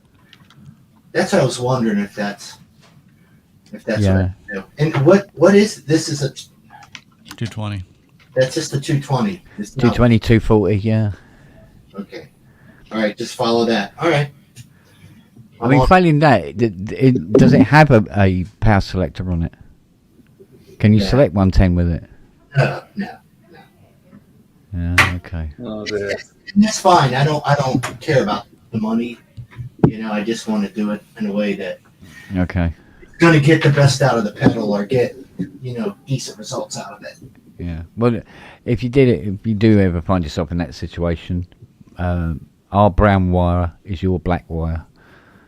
Our blue wire is your white wire. Gotcha. And to call the ambulance, it's still 911. Yeah. Yeah.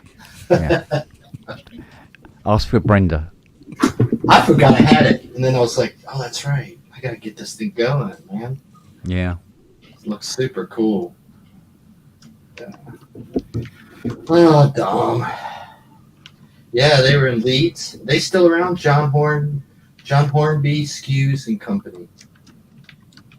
Probably not. Oh, they got a telephone number. I'll just call them up. Hello. I suppose it's a bit more complicated for you there, though, isn't it? Because here we take a high voltage and we just have to put it through a coil and wind it down. Where you've got to take 110, you've got to wind it up. Yeah. It's even more complicated. So the boxes aren't like the little wall wart converters. They're actually pretty hefty because, like you say, it's got some transformers in it that has to gang the voltage up. So the one I have is about 9 inches deep, about 4 inches square. It's a pretty hefty unit. Yeah. But they're not that expensive. It's weird because we do, we have, we sell the, here even, we do transformers that are capable of doing 110, 240, just the transformer. And it'll have the 4 tags, use 2 tags, it's 110, use the 2 outside tags and bridge it, it's 240, And it's surprising. I still get surprised at how many things, the musical bits and pieces that they make here that are incapable of going down to 110 just with a switch on the back. Seems ridiculous. Because the US stuff that was coming over here, a lot of them had, the switch, even the Minimos, towards the end of the production line had 110, 240 switches on the rack. That makes sense.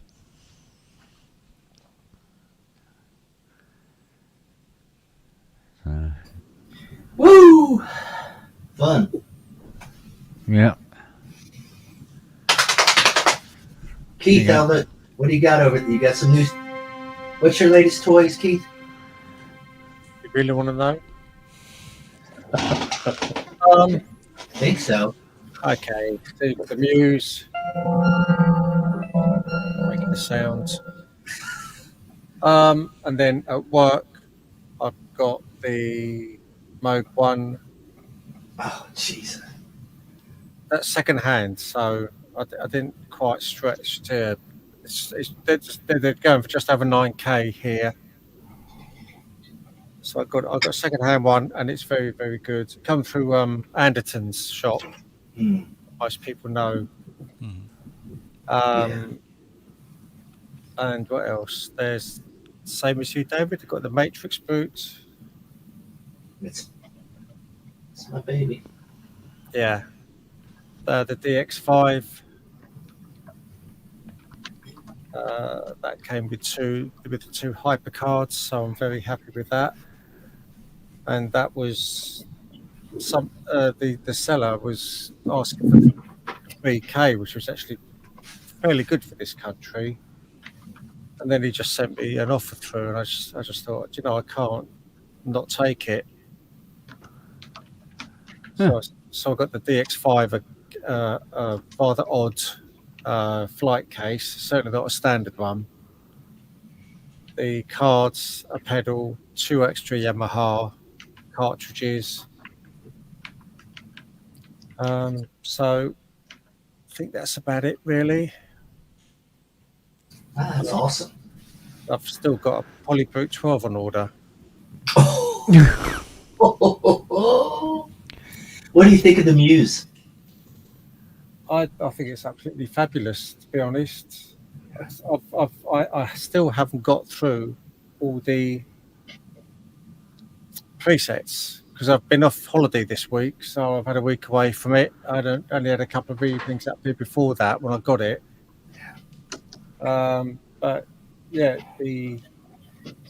there's enough scope on it to go places, to go many places, which, you listen to some of these sounds on it and you just think, right. And so you just need to sit down with it and do your own thing. I love the way that when you glance at them, you just sort of like glance at a Muse like that, it looks like an 80. Yeah, I see what you mean.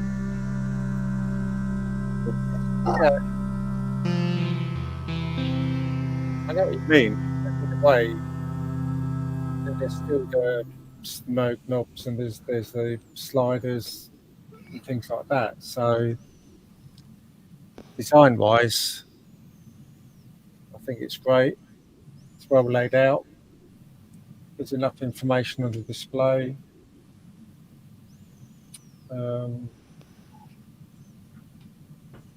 But yeah, I'm very pleased with it. Yeah, Moogs are usually pretty intuitive. Usually. Yeah. Except maybe they're sequencers or something. They can screw you over, but. Have I got pretty sound, have I?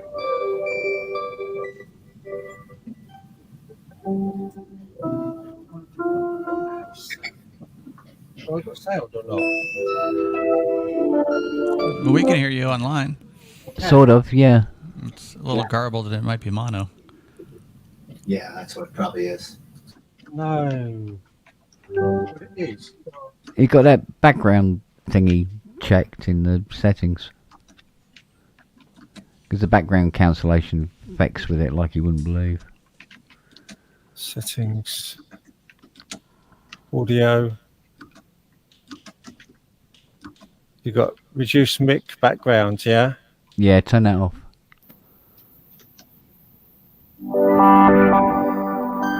Name that patch. Partial heaven. There we go. You could hear that. I still can't hear it. Huh. I know. But if I do that. Now it's gone. Yeah, but I'm just saying I can see it on the. Yeah. That's right. That signal's coming through. That's all. We'll have to live in the land of whatever. I wonder if it's that.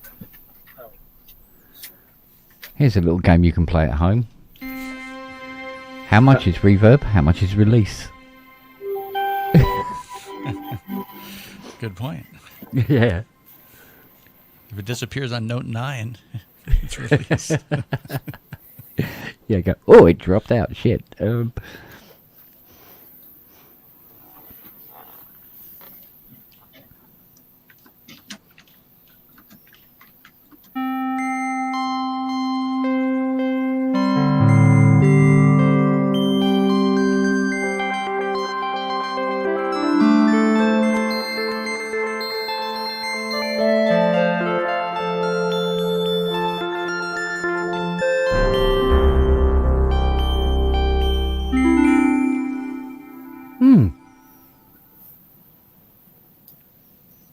I have no idea on the levels on that.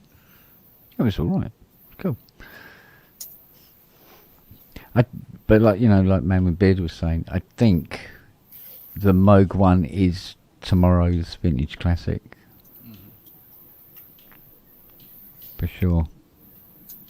Price-wise, it's kind of just looking at it now, thinking about it. That's a pretty good price. Yeah, they got 16 voices down in the 8,000s and below now. it's still a lot of money if you don't have it, but that's not really what I'm, it's reasonable, I guess, by today's standards. Well, bearing in mind that for about the same money, you can have a memory moog with 6 whole voices that move around more than gypsies. But not tramps and thieves. Yeah, but I'm in the habit of just dumping stuff and set fire to tyres and then move on.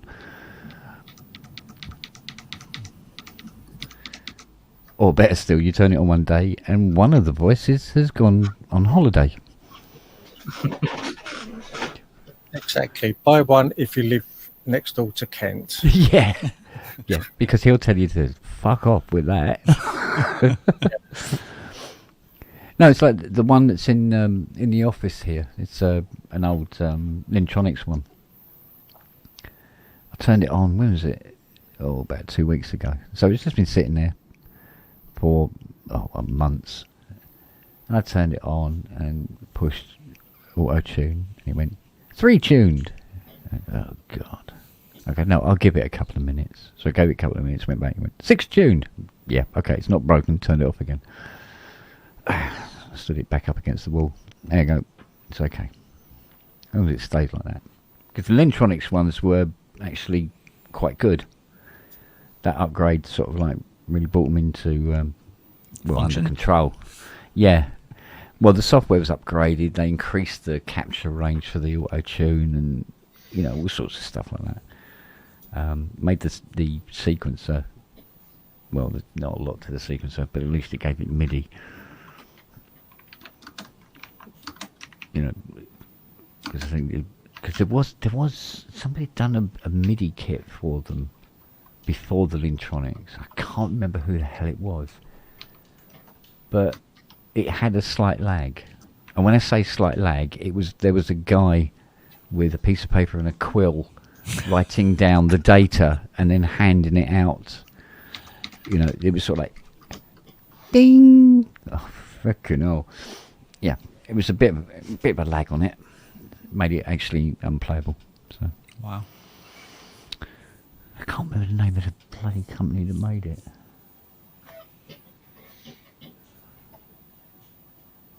But I only made it for the memory moog. So I've only ever seen 2 memory moogs with it fitted. And they're going, can you put a Kenton in this for me, please? Yeah, if you want. It's a shame we're going to have to start drilling holes in your keyboard frame, but yeah, I'll fit one for you.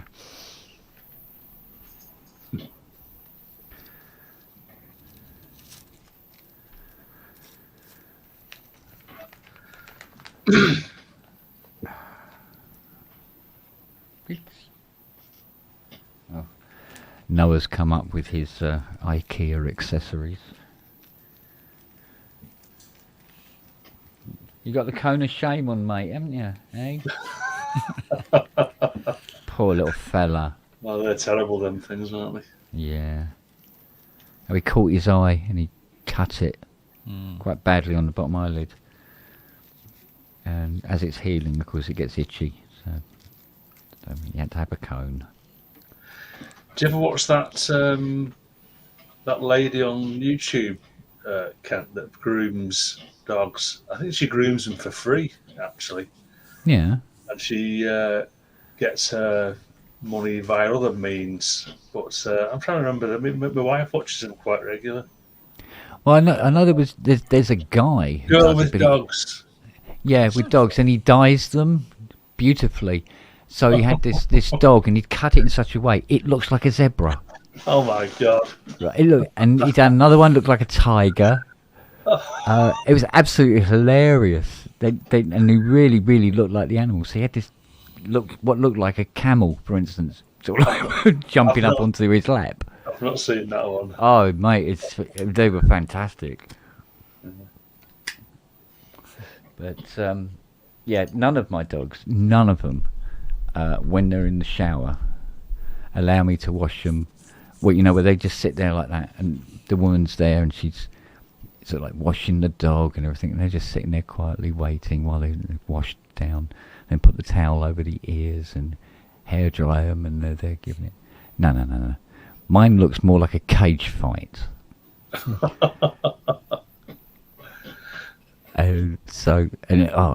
But Lily's funny. She's quite happy to just sit there. Mm. And she's like, this one though, yes. Tell them what you do in the shower. Sits in the corner, shakes, and pees, don't you? Yes, you do, young lady. But I wouldn't melt. Oh, God's sake! All right, here you go.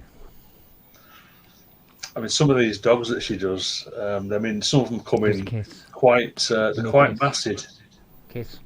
Good girl. Good girl. They've got quite large clumps of matted fur. That. Oh yeah. It's. I mean, some dogs are just. They have to be groomed. Yeah, So- my Wester used to do it. Used to get clumps behind the ears here. Yeah. And things like that, and you'd comb them, but once the clump was there, and it, like literally overnight, suddenly there's this clump, and you're trying to tease it out, and the dog is not loving you for it. No, they don't understand. No. So you end up having to cut them out. Mm. So you don't suffer from that, do you? Eh?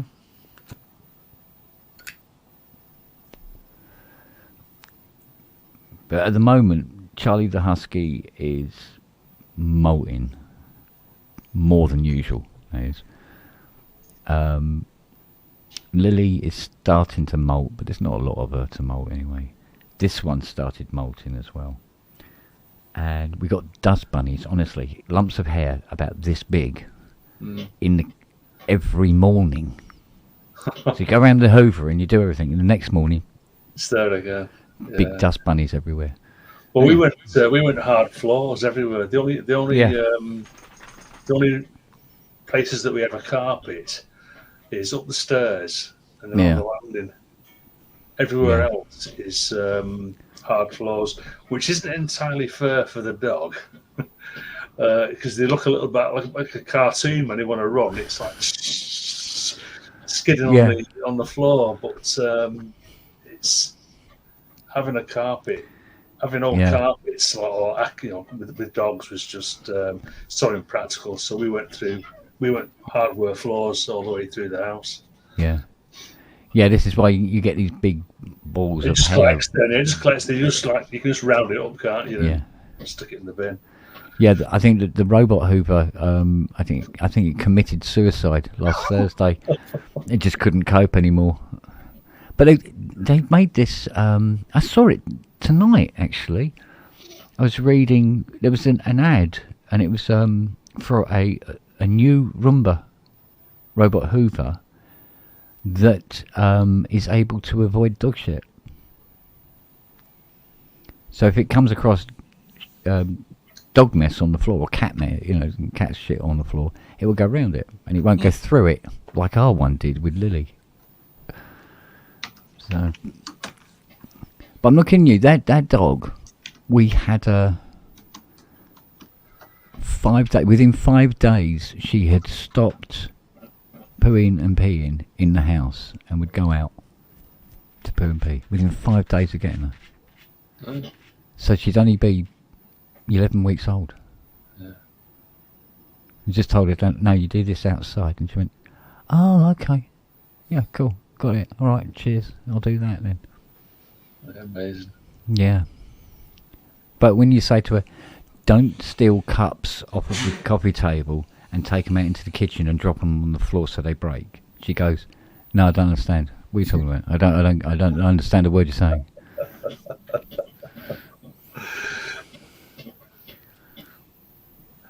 So she's a little moo, but she's also a sweetheart.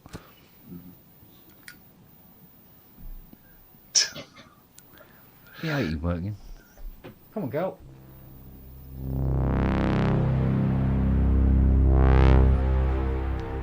That's better. I can go another couple of hours now. You've been recharged. Yeah, I'm sort of like, blah.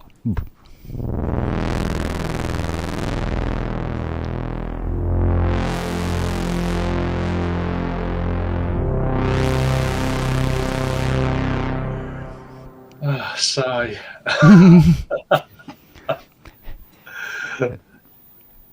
I want that sound.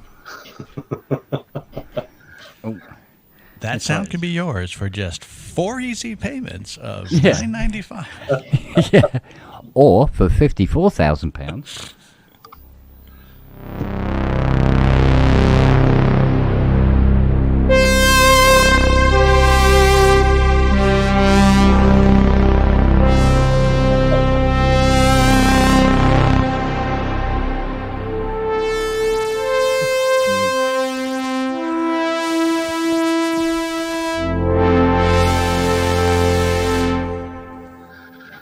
I suddenly feel all sort of inadequate. I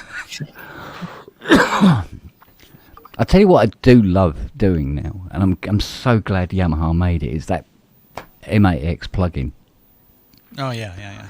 It's weird. Even though it's like, just here, there's something about playing it on the Hydra with other instruments, making up an instrument from it all together. Mm-hmm. And it's like, yeah, without all that fussing around with MIDI cables and stuff. It's like, I'm so glad I did a plug-in with it. It's brilliant. Yeah, I mean, it took us by surprise, to be honest with you, because they've stayed out of that arena for so long. Yeah. And it's such a weird thing to do with a brand new product as well, really, isn't it? You go, really? You've made a plug-in of it as well? Yeah. And of your top-of-the-line signature hardware. Yeah. But it's Very great. bizarre. I mean, it's great. The reasoning to be able to have your stuff portable at 100% sound, compatibility. I mean, I can see for people in studio environments, it doesn't matter where you go. Yeah. You don't have to take the gear, or better yet, you can take the gear and then you don't even have to worry about loading up your presets. Right? It's all there in the frickin' session. Yeah, I mean, it works. Which one? I can't remember which one it's on now. I think it's that. Is it that one? I think it's with that one. Which is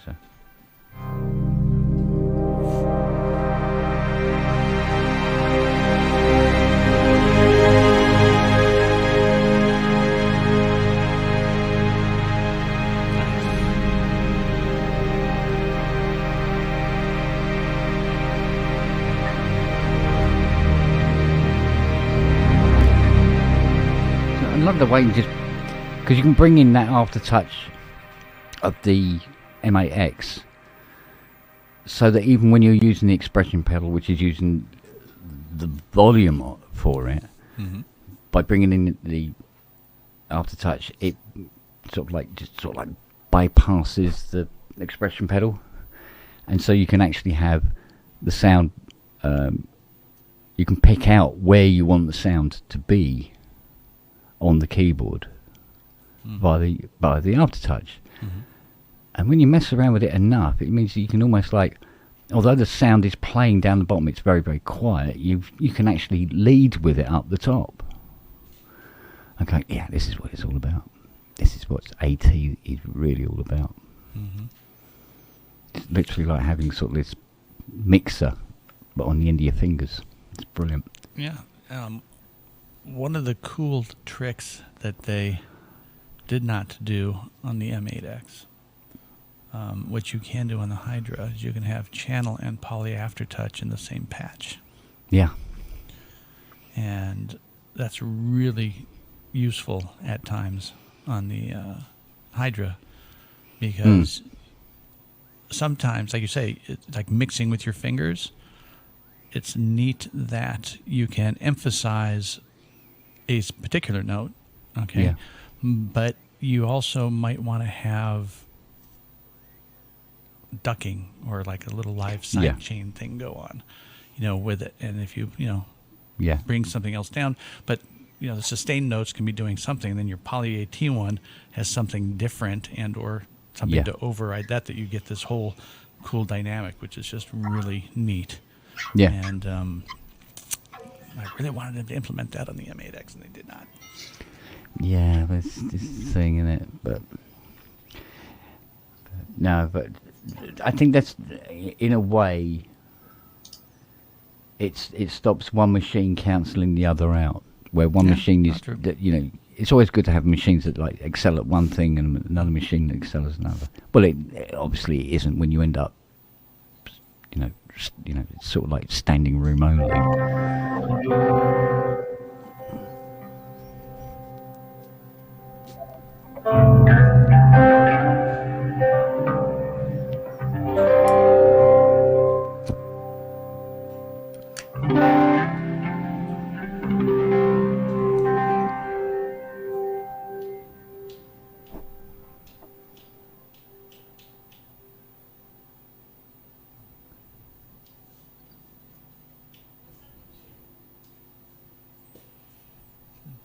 Can you get? Yeah. Oh, sorry, Gabe. Go on. I was just going to say that's not Andy's usual sound quality at all. No.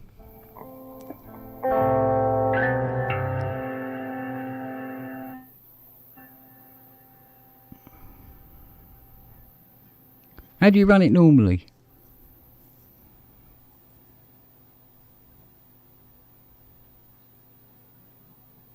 When you're doing your stream?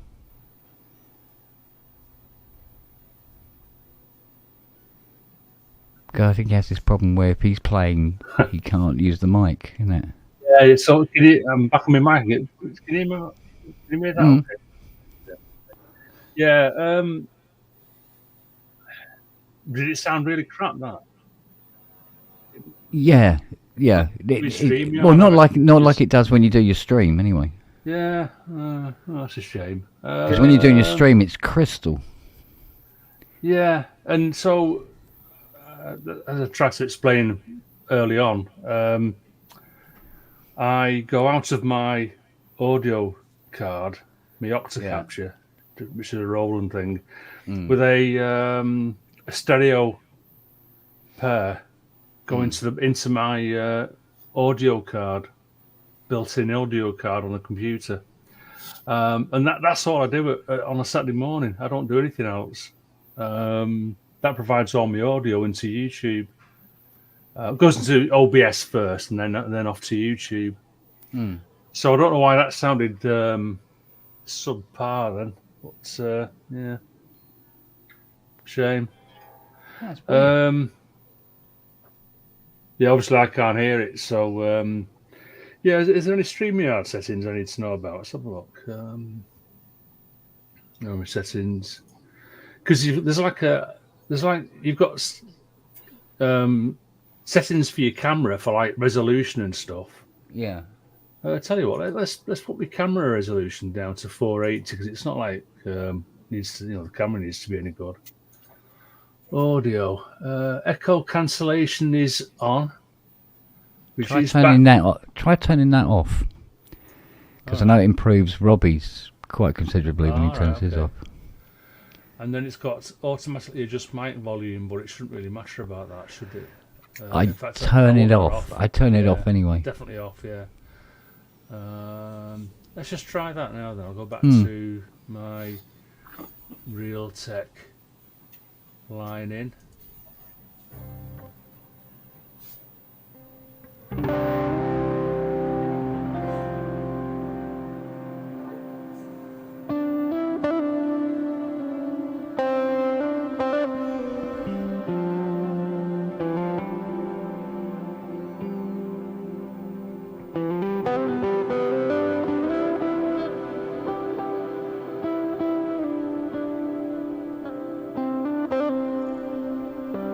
It seems better. Just could be louder.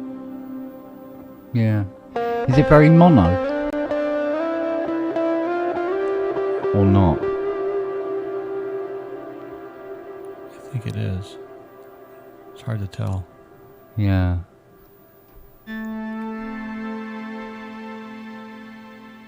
That sounds quite stereo. That sounds. Yeah, that's stereo. Yeah, it's like, there's this, isn't it? Because Andy's is more here. It's frustrating that because I'm running it through my MPX 500 reverb, so. See you later, Paul. That's that should have been. Sorry, was somebody gone? Yeah, but the reverb's coming through. It's the guitar sound that's. Yeah, but it's weird. The guitar. Sorry, the reverb. Obviously, the guitar's mono. It's a mono instrument. What? But the. What's a guitar? 6 strings mono. Come on. It's a plank. But yeah, the reverb should be full on stereo. So. How bizarre. Yeah, we'll have to do a jam tab one night then. Really. Yeah, I'm desperately going to try and figure that out so I can get to use the jam tabber, but it streams out of the StreamYard, but separately. Yeah. So you don't get the delay between what gets streamed out and what the jam tabber's doing. Right. Because that's all happening at different times. So whether it ends up being a 2-computer thing or not, I don't know. I mean, I could stream the StreamYard out for, say, the pub kind of thing on the Mac Mini, because it's literally just tapping to stream it. Yeah. And then the big girl's taking care of all the jam tabber stuff. Yeah. I mean, when we jam tabber, there's no way we could have all 3 of us or 4 of us on the same screen. We're all separate streams. Yeah, and each performance is different by 8 or 16 bars. Yeah. So it's people have tried putting up all the screens up at the same time. Yeah. And they're saying, yeah, but it sounds different. So, well, yeah, because everyone's 8 bars behind, so it never sounds the same. Yeah. So really, you're just better off choosing just one stream, and at least for the audio, and then having the other streams up for the video. Yeah. So yeah, it's great jam tabber, but it has obviously got its limitations. Well, it's restricted by physics mostly. Yeah, I mean other people that I follow use something called Sonobus. Okay. Which relies on good old-fashioned straight latency. So it's good in that people can react quickly to it, to whatever they hear, but there is still a latency that is quite bad when it comes to sort of like syncing up sequencer parts. Yeah. Where jam tabber scores is effectively 2 people could be playing a sequence, and it will be in time because the delay is instead of the delay being 50 milliseconds or 100 milliseconds, the delay is 8 bars or 16 bars. Yeah. So that gives everything the chance to sort of line up and be on beat. Yeah, because what I could work out from it, what you hear coming back that you're playing to, it's really weird because it seems to be coming back to it'll come back to different people at a different time. Yeah. But as far as where it meets, where you have that jam tabber clock running, it's in time. Yeah. And the more you think about how it works, the more your head starts to hurt. And you're going, I'm having trouble understanding this. Yeah. If you wanted to do a cover song in jam tabber, forget it, because it I think as the word implies, it's for jamming. So if you imagine you go into like a rehearsal one night and you just want to jam something, so you'll say to the drummer, "Oh, you start playing some drums then, four to the floor, whatever you want to do. You play some drums, and then the guitarist will go, all right, okay, well I'll start now, and then the keyboard player will be going, oh yeah, I get that now. Right, well I'll start playing now. It's that sort of thing. If you wanted to play an actual cover song, you'd have to you'd have to plan it out so much beforehand. It'd just take the fun out of it. Because everyone is. I think the lowest latency you can play to is 8 bars. So it's just no good for organised play. But for what we do, for what we did last Sunday, drone sequencer, an hour long, just faffing around with electronics. No structure at all. It's perfect for that. It's it's been a brilliant. It's like being in a band again. I've really enjoyed it. Excellent stuff. Yeah, I think you started something, Andy. That's going to be the phrase "we're Talon." Oh, by the way, you don't spell Talon with 2 L's. Talon, sorry, it's 1 L for Talon, apparently. Oh, just telling half God there. I've got my pedant certificate around here somewhere. Excellent stuff. Right. Well, it's 11:30 here now, and it's way past my bedtime. So I'm gonna, Greece, that wasn't over you. I can't stay up with you guys. So I'm gonna have to. Yeah, all right. So I've got.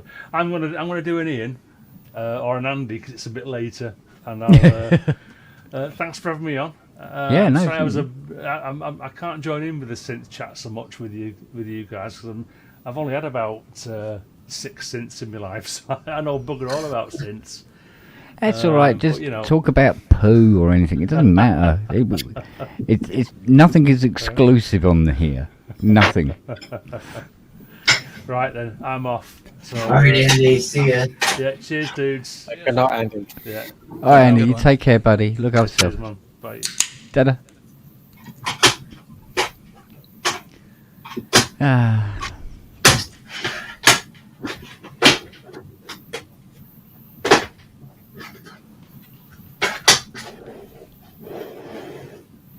All right.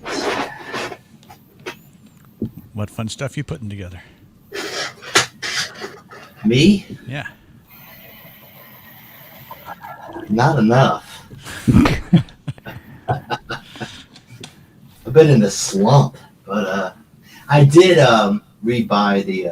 I sold those Behringer 2500 modules, and then they had the sale, so I rebought them. And then my buddy said he had a bunch that he wanted to get rid of, so I'm going to build a Mega 2500. It's funny how that works. All just because of a sale. Can you imagine that? A sale? Love sales are the best way to go broke. Yeah, they do. Oh, man.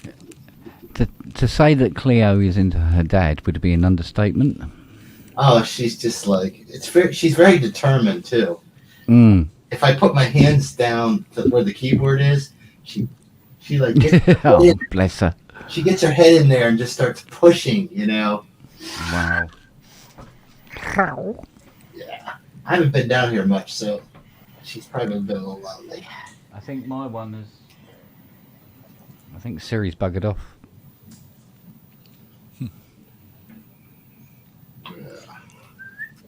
For whatever reason, our cats don't really bother me. No? Synth playing, unless they're really hungry. Ah. It's good. I don't have any jump up on the keyboard moments, which is kind of fun. My other cat comes in here and just jumps on the matrix broom and just walks right across it. And I just like, ooh. But it's worse if you try to touch them, because then they freak out and they might actually. In fact, another great cat story. about 2 days ago, I was upstairs. I heard this crash, and I went over, and the cat had knocked over the router for a whole Wi-Fi in the house, which you think, okay, you're just going to unplug it back in. Somehow she managed to also the box, you know, the internet box. Somehow they got mixed, and she cut the wire. The wire was cut. Wow. So it tore when it fell. Yeah, she just cut it in half. And I was like, and my wife was upstairs. She's like, the internet went out because she was working. I was goofing around, but she's like, well, plug it back in. I was like, I can't. She's like, well, just plug it in. I'm like, no. So within like 2 minutes, I was driving to Best Buy, grabbing that one. And then I took the opportunity to get some. I was like, just give me the Cadillac. It's got all these like, you know, all these different antennas on it and everything. You know, it's Wi-Fi 6. But then, of course, he didn't tell me to get the Cat 6 cable. So I plugged it all in, and we were like, this sucks. What's going on? And it was like, we have the old cable. So we just fixed that. So this was kind of a test to see how it would do in the basement. It's doing really well. So, let's hope. So the cat helped.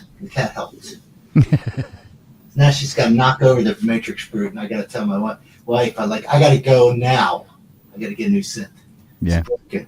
Go and get a PB12. And maybe sometime. Yeah. All they have is this other brute thing. Is it okay? They're both brutes, yeah. They're both brutes, yeah. Yeah. It's the closest they have. It's the new model. Closest replacement. Yeah.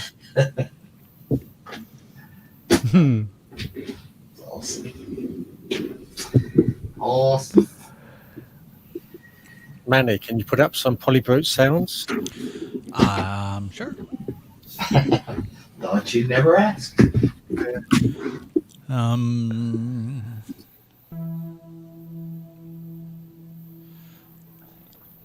This is the A1 patch called The Opening.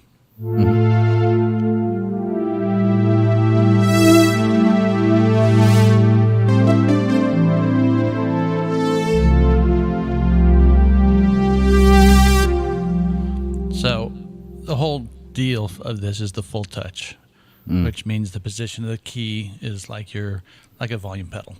So you can just bring in very low volume. The deeper you go, the louder it gets, and then you get the poly AT. And then you have an adjustable attack transient that will come on with standard playing, which is adjustable with the velocity sliders.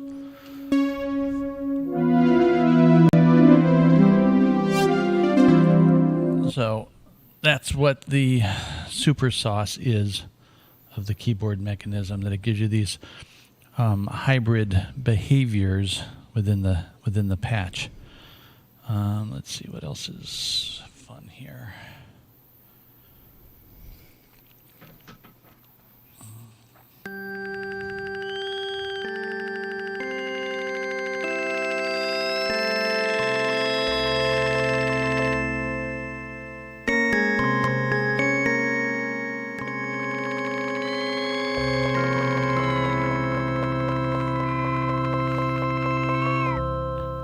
You can do some really weird shit.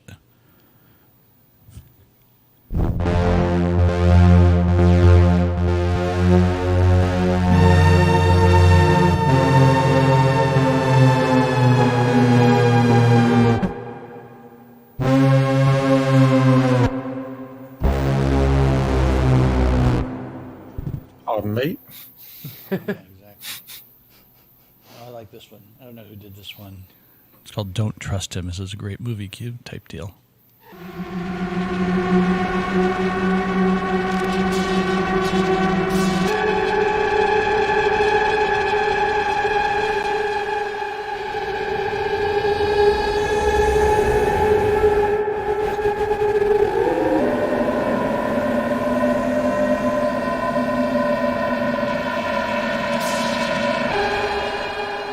A lot of that's on the Morphe. But you know, it's a really great synth engine. It really is. Yeah. You know, it's a completely different sound character. Because it's got the Steiner. I mean, you can dial it up to be Moog-y, but you know, you start adding resonance, it kind of loses the program because it has the compensation on it. But no, it sounds good. Sounds good next to that. They both have weird quirks compared to each other. From a technical standpoint, the 12 is a lot deeper because of some of the choices that you have in the mod matrix, and you have more of them. But on the other hand, you have some mathematical processing that you can do in the Muse, and you can actually have, like I say, nonlinear mapping of controllers, control of controllers, kind of stuff. So people say one or the other. It's not a one or the other thing. It's what you do most. Poly Aftertouch is not needed for everything, but when you need it, you need it. And it's kind of about interface. You know, this is a vertical-oriented interface as you go across your oscillators and filters. This is a standard, you know, left to right modulators to signal output. This has a full, you know, blown DSP section, which is a lot more versatile than the diffusion delay on the Moog, but what that does on the Moog is a very unique, really cool sound. So it's, again, a bunch of balances. Yeah. No, it's a lovely thing. Mind you, they both are, aren't they? Yeah. I mean, you can't go wrong with either. No. You know, neither of them are particularly light. This is less light. Is it?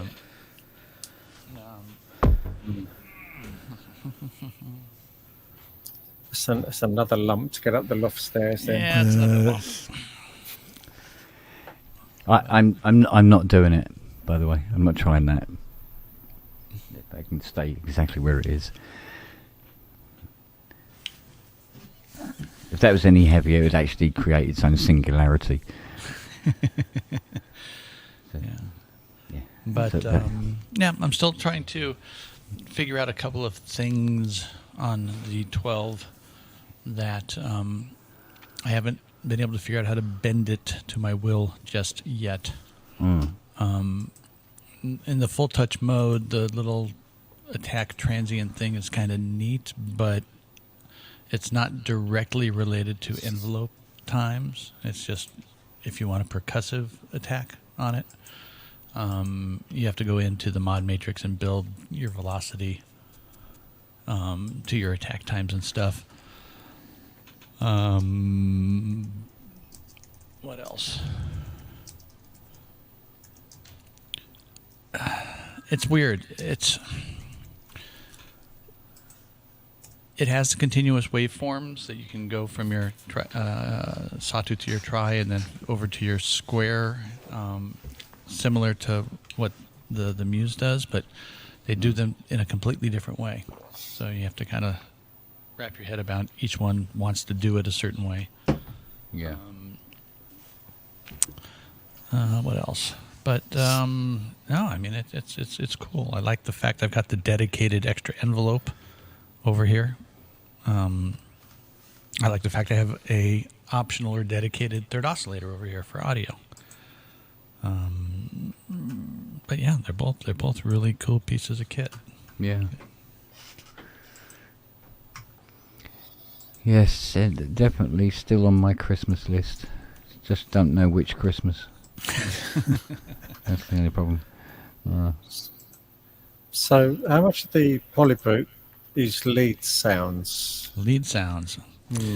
Because everyone does lots of cinematic and ambient, and you know, lots of controllers using sounds. Yeah. It's a potpourri, which is interesting. For some reason, I had a recollection that the 6 in its presets, when you went down a column, like kept to certain characteristics of sound types, and it could be just a bad memory. and this doesn't do that. So it's not like I can get into and find like lead sounds all in one spot. But they do have the spectrum of them. I found 6 bass sounds already.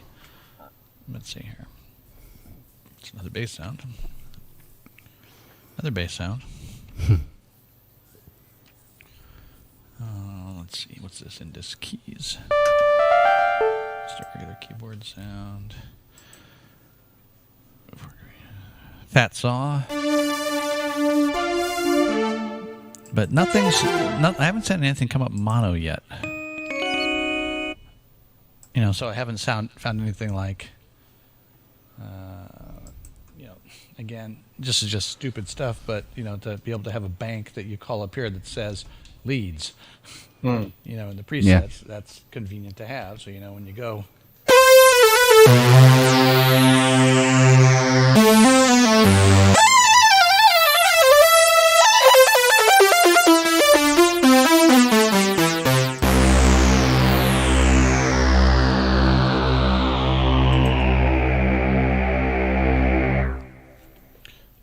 I haven't found a mono lead in this yet, but I'm sure it's here. But there's so many buttons to push. Epic pitch bend solo. Okay, there we go. Let's see what this is. Okay, a mini type deal. That's Polly. Preset plus encoder will do type filtering.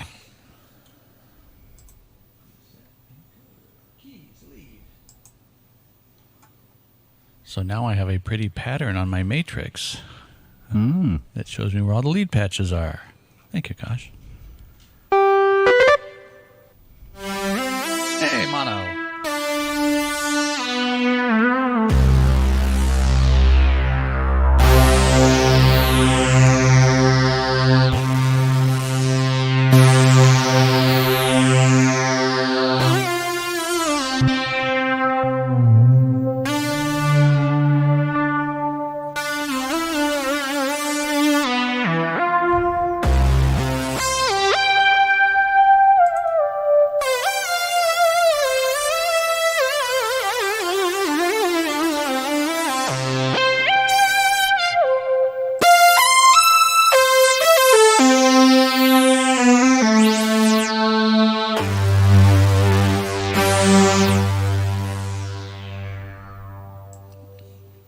You can go off and load Lucky Man now. Yeah.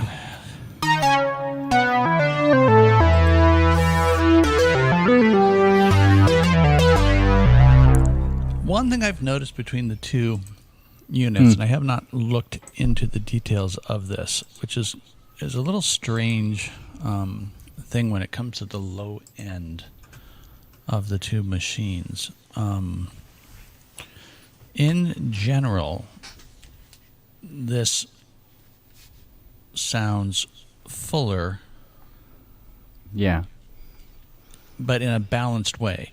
There are some patches in here, and I haven't dug them apart to see, that actually have a bigger bottom end, but it doesn't sound integrative to the sound. It sounds like EQ. Right. It's like, you know what I mean, Kent? It's like you have an oscillator just ballsy in the bottom, and then you can take another one that's close and EQ it, and it gets more bottom end, but it doesn't do it in the same way. Yeah. And so there are some very bassy sounds and patches in the 12 that just sound a little tubby. I haven't figured out why that is yet. This does not have that characteristic, even though it'll rattle the stuff on the table. It's interesting, and I'm not sure what that is exactly.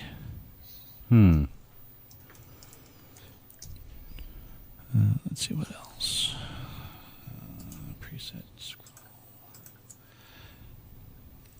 Now, what they really, the Matrix root does this so well too, is all the sequence stuff.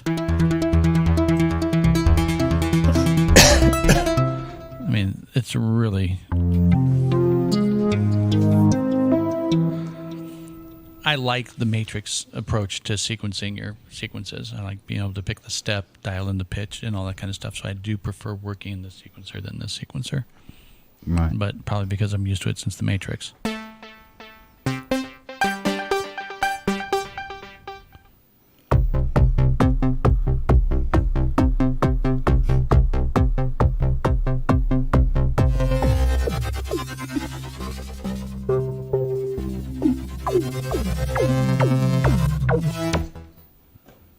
So. Nice. The biggest difference, of course, you have a hell of a lot more presets than we have. We only have 16 banks of 16 over here. And we've got the, 8 banks of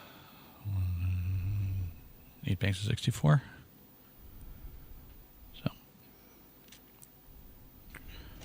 let's see, strings. Let's go strings.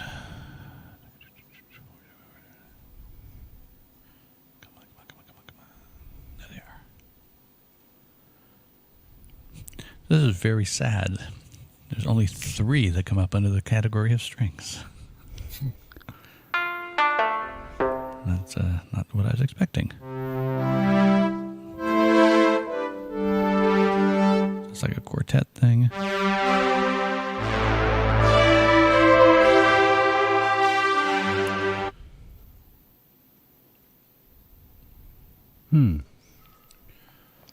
I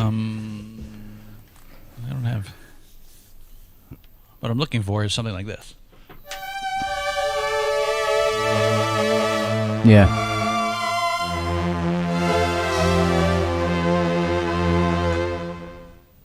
And that doesn't have anything like that in the presets. But, yeah, can't go wrong, Keith. And you'll like it when you get it, I can tell you for sure.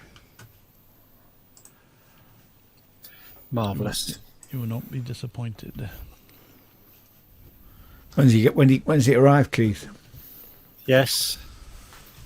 I went the shop I ordered it from. I should have just. It doesn't make any difference because every shop in the UK is the same. But I ordered it in May.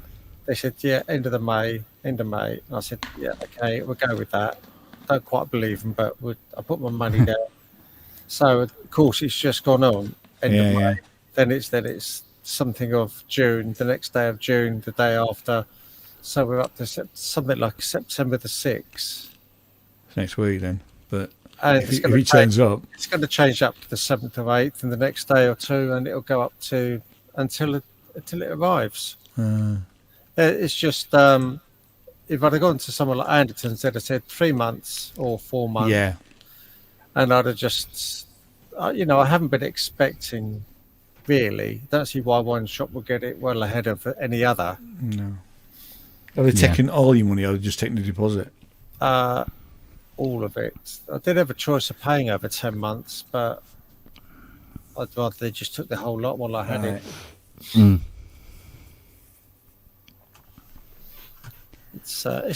makes no difference because I'm going to get it at the same time as everyone else. So,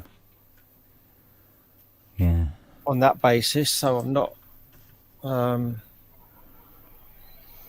It just means this weekend I'm going to have to demote the KX88 to make space for it. But I think the mode will go above it, to be honest. Then there's the matriarch on top, so it'd be a fairly good setup there, won't it? I mean, it's okay, but I mean, if that's what you like. Yeah. Yeah, David, I have to live with it. I know. Yeah, I know. Yeah. I mean, if you can put up with it, Yeah. Anyway, David, where's your XT? It is racked below me, but I'm not picking that damn thing up. But it's cool. Yeah, I got it all racked up here. Beautiful. Yeah, I picked one up a couple of months ago, and it's a great thing, isn't it? Yeah, it definitely. I don't have anything like it. Look, you know. So it's definitely inspirational that way, you know. So, but now you made me think about that. I need to play it. I was just researching poly aftertouch controllers for my desk here, and but I want something small, and I think the only thing there is the ASM, the mini keys, you know, that have poly. I don't think there's anything else out there that does poly aftertouch that has mini keys. What about the complete Control Mark 3s, Stu? Or is it a mini though keys, or is it the big? I need something. Yeah, I need something relatively small for the desk. I don't know. I don't know if they might do a 37 or something like that. I don't know. Yeah, I didn't. I just glanced. I didn't see it, but I'll double check again. Yeah, but I know the Mark 3s are poly AT. Yeah. Okay. Yeah, and then there's the cord. I mean, I could maybe fit a 49 key. I just don't want it to be cramped up here, and it's more. It's not really for extensive playing. It's more just at the computer and test out the different. You know, poly aftertouch, especially like some of the G4 stuff that's got it now. I haven't been able to test any of them. So I just need a poly aftertouch. Yeah, Steve Elbow says Hydrosynth Explorer, which is probably right, actually. Yeah. That's mini keys, isn't it? Yeah. You get the encoders and everything. It should map out. I don't know how much smaller it is than the standard, though. Any smaller is better in this case. Yeah. You know what I mean? I just need I can't. Yeah, and it's got the macro. Well, I can turn those into macro knobs. Yeah, it's got enough probably knobs on it I could map just for a little bit of. Plus, then I get a Hydrosynth back. So. Yeah. Yeah, that's right, Dead Man. Everybody needs poly aftertouch. Unfortunately, I needed it for 30 years before it fecking showed up again. That's a downer. Better late than never, right? Yeah. Yeah. Now it's everywhere. Oh my God, it's like.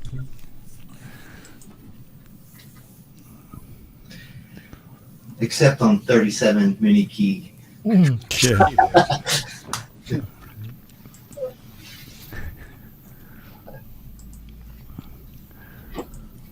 That's fine. Yeah. New Walker's Cheese and Onion Crisps, now with poly aftertouch. Yay!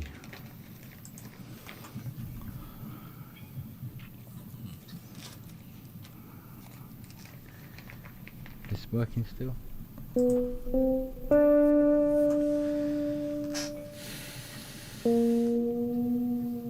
There's hardly any glide on it.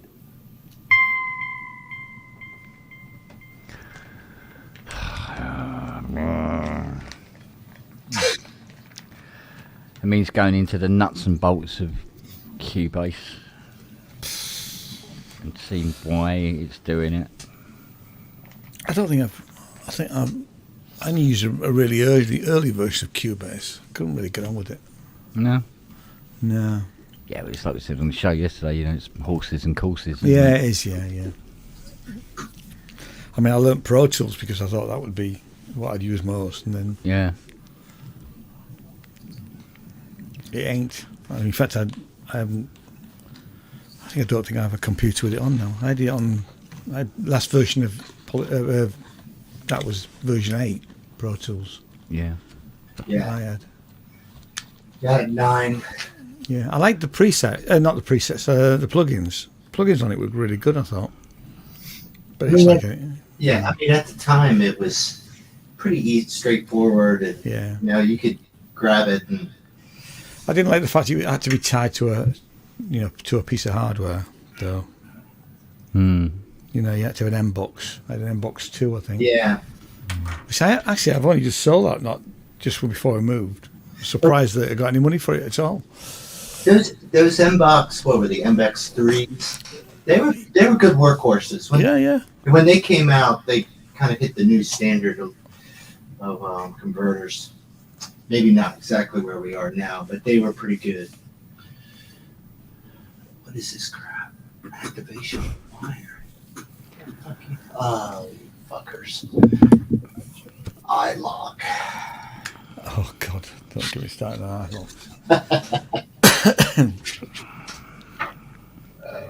I must admit, since iLock became well, you don't need the USB virtual. pen I've got a virtual iLock. Yeah. Yeah, it's don't worry about it anymore now. Yeah. So it's all right. I did because I used to subscribe to the zero downtime one. I've never had a hardware one. I had hardware right up until the Mac. Okay. Yeah, right up until the Mac. In fact, I was still using the old. I think it was the Mark II iLock, the big tall blue pen one, and then eventually it went to the little aluminium one. But it was still USB-A, C or anything like that. So, but now it's all it just goes on the drive, and you just have it on your account. You just call it up and go, right, authorise everything. Thank you. Move on. Yeah. So it's not really a problem. But never really had any problems with the iLock ever. But again, horses, courses. True. It's like I don't like Roland Cloud because I don't like renting software. I don't like Roland Cloud. So I've unsubscribed from Roland Cloud. What they've got, from what I've seen and from what I've heard, is really, really nice stuff. But just sell it to me. Yeah, I'm not a fan of subscription. Permanent licenses for some of their stuff, though? You can do. I think Rob's got those, hasn't he? Yeah, I think that's on some of the things, isn't it? Yeah. It depends how long you've had it as well. The longer you've had it, the more permanent licenses you get. Freebie, right? Because there was what was the company that was threatening to go like that, where you actually never. Oh, Waves was going to go all subscription. They got that's right. It was Waves. Yeah, was it Waves? That's when I stopped working. Well, it actually slightly before that I stopped using Waves. No, because somebody's saying something about Spitfire Audio wanting to go that route. Yes, I've heard that rumour too.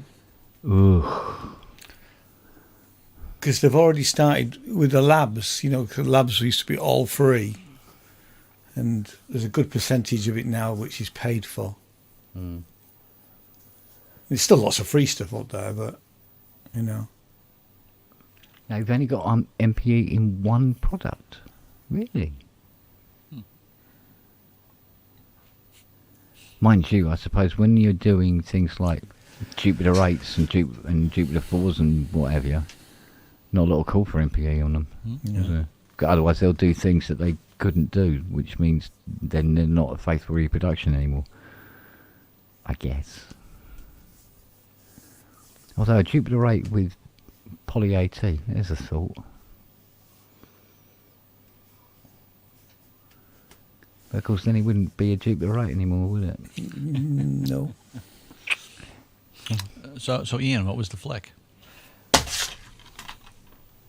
The Invasion. Oh. Nicole Kidman, Daniel Craig, 2007. Actually, it's a remake of Body Snatchers, Invasion of the Body Snatchers. It's all right if you've never seen it. It's got quite a bit of tension in it. I thought we enjoyed it. Yeah. I thought it was reasonable.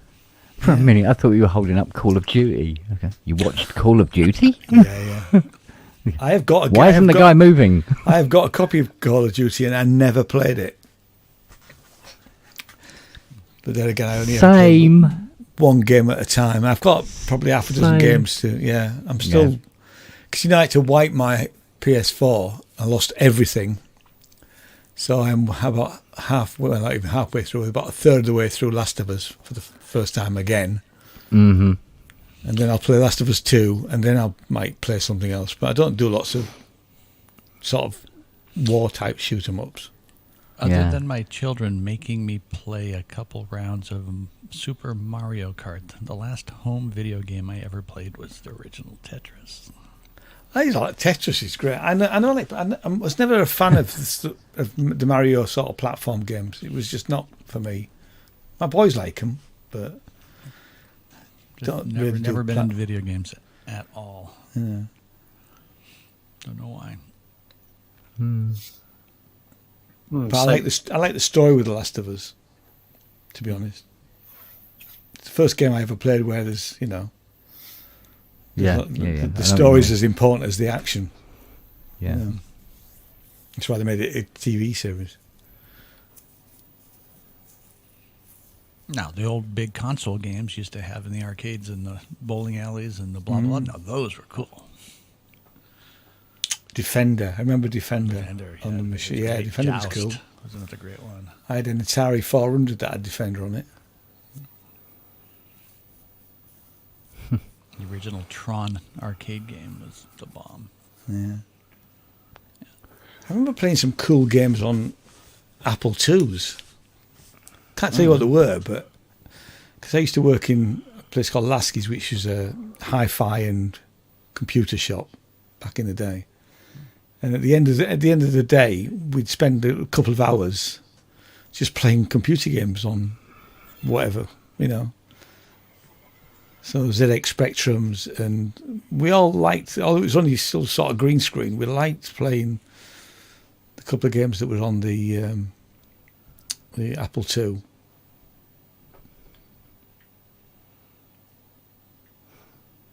Yeah, I liked games that weren't linear. Yeah. So you could wander about a lot and do all sorts of different stuff. Or gave the impression that it wasn't linear. Put it that way. Yeah, I mean, they can take it too far. I did play Red Dead. It's the cowboy. Red Dead one. Redemption. Yeah, it's too. The world is too big. Yeah. On that, really. Yeah. And I got bored after a while. Just wandering things around. Like the Half-Life series. I've never played Half-Life, but I think I probably should. It's great. Loved Half-Life. Half-Life 2. I've been watching Fallout, and I quite fancy I should maybe play Fallout at some point. Because the TV series is pretty cool. Yeah. Used to like playing Crysis and Crysis 2 as well, but I never played them. I did play Quake and Doom, obviously. No, you see, I was an Unreal Tournament guy. Oh Instead of Quake and Doom, I was an Unreal guy. But no, there was a cartoon thing on Facebook ages ago now, and it did make me laugh. And it's got this. Well, it had this cartoon that the guy's laying in bed, and the doctor says to him, he goes, "How did you burn your legs like that?" He says, "Oh, I was making a cup of tea, and I spilt this kettle spilt on my legs, and I burnt all the skin." And they go, "Oh, okay, like that." And then the next frame, it shows the guy and he says, "What really happened?" He goes, "Right, I wonder if Crysis will work on this old laptop."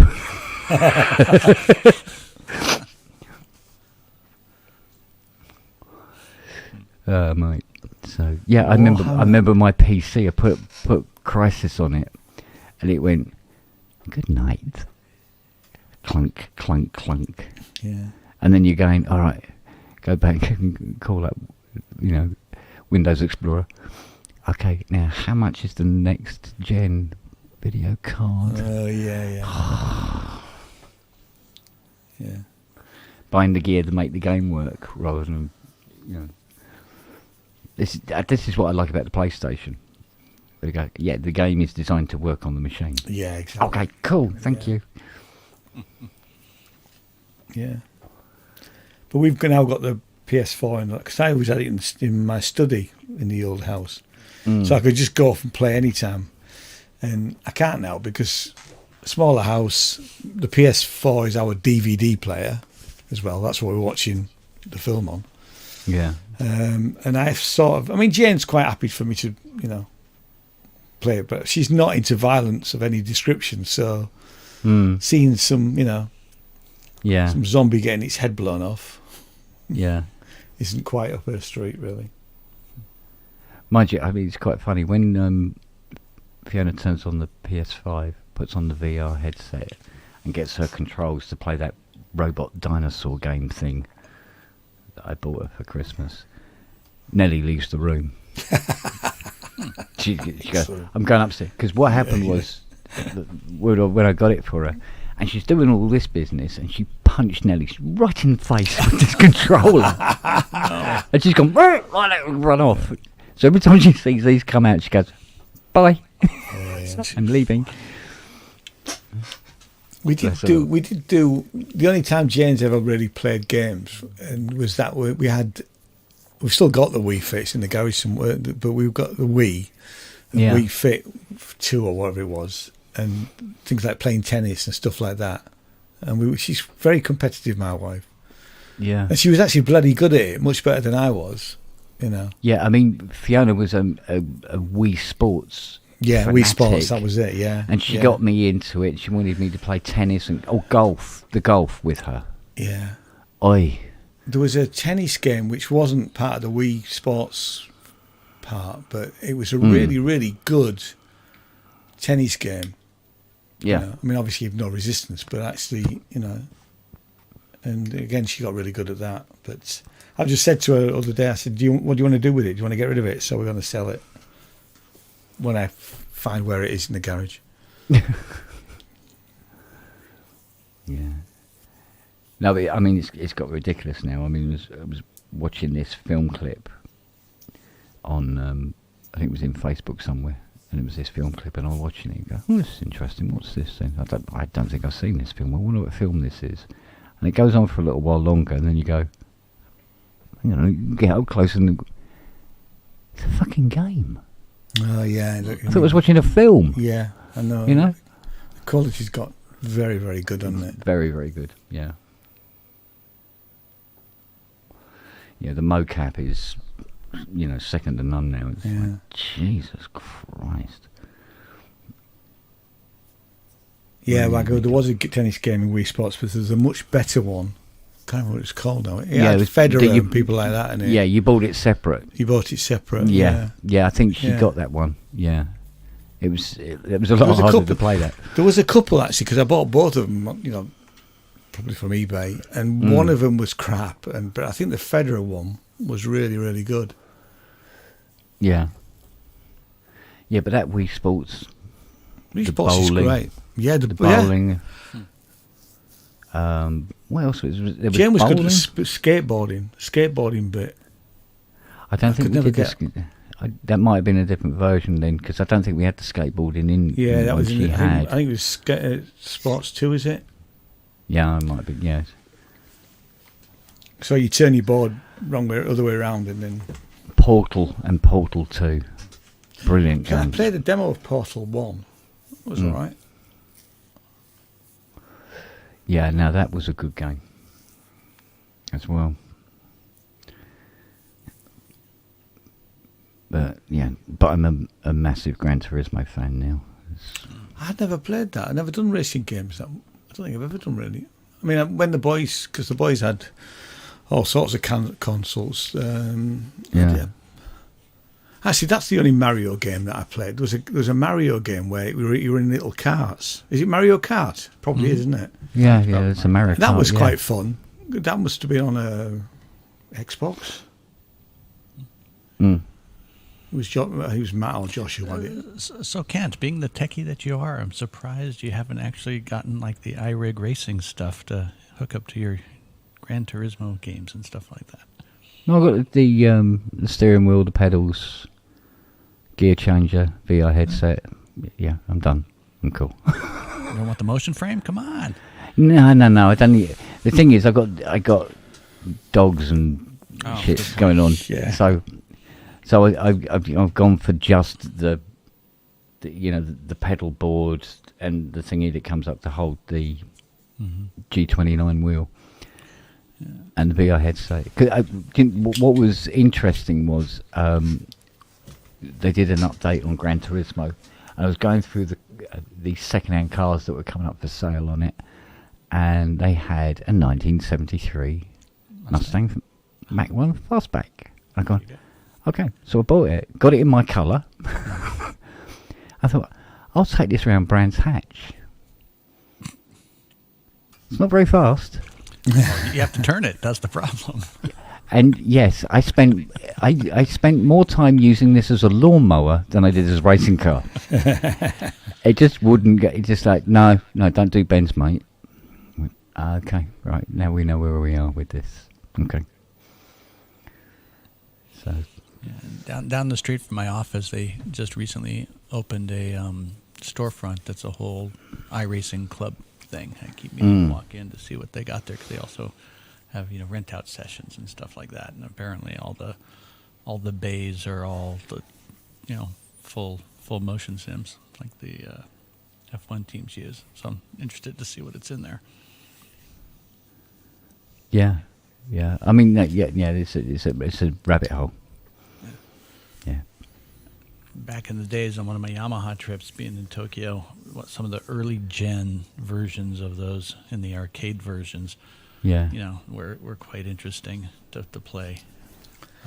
They had the 3 screens. Yeah. They had about 15 degrees of tilt and maybe about a foot of slide in the mechanics, and they were pretty good. They had the whole F1 season on them. I've played F1 on something quite a long time ago. Might have been GameCube or something like that. But the trouble with games is that they suck time, don't they? So if I'm playing games, then I'm not doing music. And if it came to a choice, yeah. I mean, I do limit when I'm playing Last of Us. I probably play no more than 15 minutes, 20 minutes a week. So I know the game pretty well. So I'll do a section. I think I'll do this section for 10 minutes or something like that. Plus, I want to keep the controls. I don't want to, lose the ability. Right. Yeah. Yeah. The thing is, I mean, games would suck life out of everything. I've spent hours and hours in the past. Yeah. No, I've been a real computer game junkie before in the past, and I'm not quite sure how I got out of it, because I can go for months now. I don't have to play a game or anything. What I noticed with my eldest as well, because he was hooked on, I think it was the original Xbox that he had, and he would play lots of things like war type games, and his behaviour would change. We'd actually see a definite. If he'd been playing for a few hours, he was a different kid. So it does affect people. Yes. Playing, yes. Yes. Yeah. I mean, he's got. I think he's got one console. I don't think he plays it that much. In fact, what he did do is he bought. There's a cooking game that he's got for him and Belle to play. Where they have to play it together and they have to collaborate together. I don't know what the actual game's called, but they said it's just a laugh. So he's not doing the sort of the real violent games anymore. But then again, he's 31, so he's grown out of it to some extent. Yeah, I think it does affect the young mind. Yeah, very much so. Yeah, I think the older mind, you can separate what the game is and what life is. But for the younger minds, I think sometimes it's a little harder. Yeah, he'd come home from school. He'd be playing from when he got into school to when we started eating at sort of 7. So he'd have a couple of hours, and he would just over tea. He would be just like a different person, Yeah. Yeah. Well, there's a lot of games that I got really, really stuck into. One of them was, at one time of day, racing games were, who was it? Microprose. There's a name from the past that did a Formula 1 game where, suspension, tyre pressures, everything was important, setting up your car.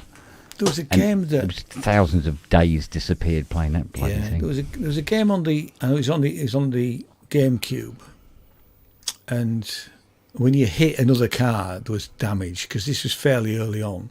Can't remember what it's called though, but that was quite fun. And you could pick tracks. There weren't real tracks, but there was some street tracks where you could go around. I remember the boys had that. I remember playing them with. They were always better than me. You know. Yeah, I mean, I lost days of my life when I was playing Papyrus's NASCAR racing. Yeah. Setting up the cars and doing the races. It had networking. Wow. Yeah, I've never done that. But the boys were into doing that. You know. Yeah. But I was so my mate would come over with his PC and his monitor and everything like that, and then we'd network them together and then we race each other. Yeah, that's something I never. I mean, I don't know whether Matt still does that, but for a long time, Matt was always had his Xbox subscription and talking to his mates. You know. Yeah. I never wanted to really do that. It was weird because what it used to do, he used to come over with his guitar and we used to jam. And then he'd bring over his computer and hook it to mine, and then we'd race each other instead, right? What was interesting, the buzz you get with jamming from somebody was the same buzz you were getting from racing with somebody on the computer. That's interesting. But less music. I mean, music stopped altogether. It's just playing these bloody games. Because there were so many different games that we could network to. We only bought games that you could network together. Yeah. So Rise of the Triad and Unreal Tournament. I must have played Unreal Tournament. What was Unreal Tournament on? That rings it because I'm sure I must have played that. I know it was PC. I had it on PC. Yeah, don't remember. Because it would have been one of the boys who had it, but it wasn't. Well, the original game was called Unreal. Yeah, I need to look it up actually. And it was the start of the Unreal graphics engine. Yeah. To the Unreal engine that we have now, where you can't tell between reality and CG. I'm just looking at the picture on Wikipedia. That doesn't ring any bells to me. But Unreal Tournament became big because you could Unreal Tournament 2. No, Unreal Tournament became big because you could play it online as well as networking, and the internet was just starting to, get somewhere.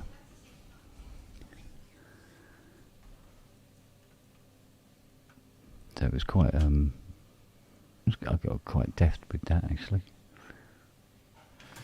Yeah, maybe it was a demo, a PC demo or something like that, because it rings a bell. But I don't remember ever owning it. So, and I never had I did have a PC for a while that had a decent graphics card, and for a while at least. But no, I remember going through. I didn't buy it. I didn't buy it to play games on it. It's just. Yeah, no, I'd always bought it to buy games on it. There was nothing else I was ever going to do on it. But no, I mean, I went through all the iterations of it, starting with a 250k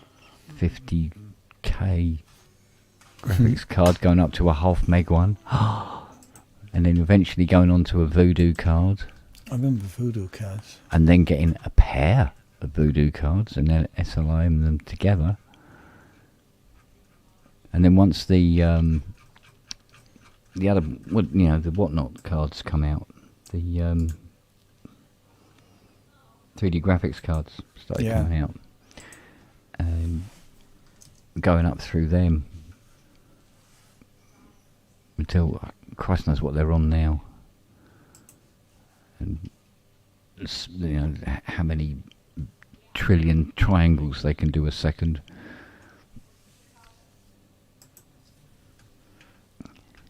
But I think the video cards, it's sort of like are costing the price of what the computers used to cost back then.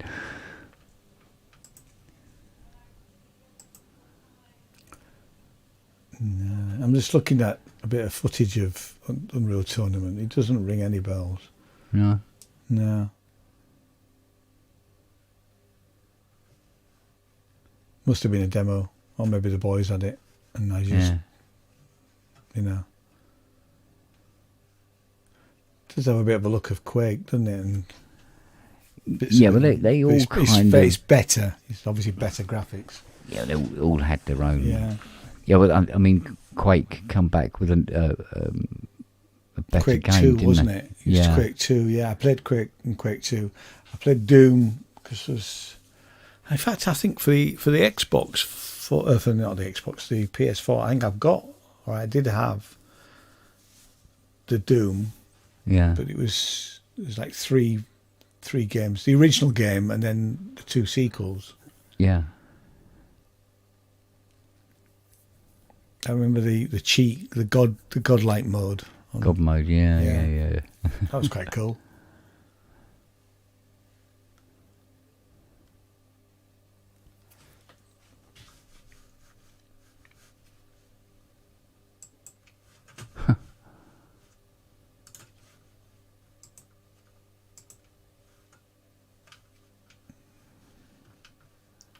Never got into Wolfenstein.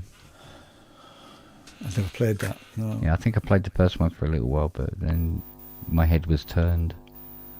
You know, something else had come out and I followed that route. Massive fan of GTA though. I don't know how many thousands of hours I lost on that. Because Matt had that, and he said to me, "You need to get Grand Theft Auto." I went, so I did. Was it Grand Theft Auto 4? Was that the really? I think that's Miami, isn't it, or is that 3? That's Miami. It's Miami. It's the one. That's the one he told me to get, and I got it, and I played it for a bit, but I really couldn't get on with it. Just didn't work for me, and I tried a couple of times, and then gave up. Really, I think sold it. Yeah, I think I preferred the Liberty City one. You know, the way it started out, I preferred, although it was getting better, and you know, and bigger cities and all the rest of it. But yeah. New York might have been interesting. Playing it. But I noticed that with. Well, I noticed that with a lot of games where the graphics would get better, but somehow the story and the interaction with the game lessened as the graphics got better. So. Miami's GTA 6, according to Wagyu. So what was the one I had then at GTA 4? GTA 4 is New York. It was New York that I had. It was very sort of... No, because it was an earlier one that did Miami. It seemed like Miami. It seemed sort of, you know, it's not Miami. So is it would it be not San Antonio. It could be San Andreas. San Andreas. That was it. Yeah. That was it. Yeah. But they didn't get that far. They had that beach road. They had that beach road with the hotels and palm trees all down one side, which was a recreation of that road.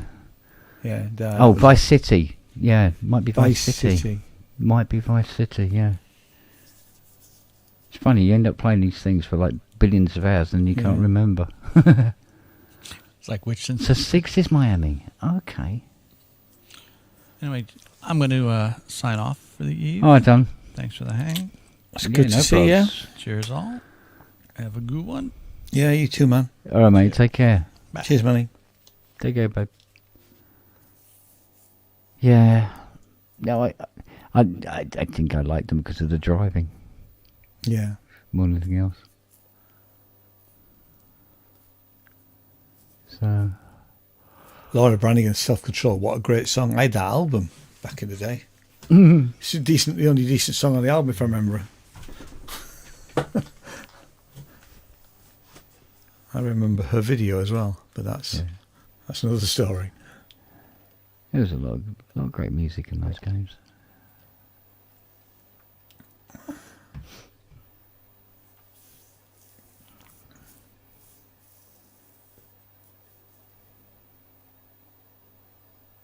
It was like, I think it was it Crysis 2 Hans did the music for? I think it was Crysis 2. Cool. And he said, he goes, it took about a day.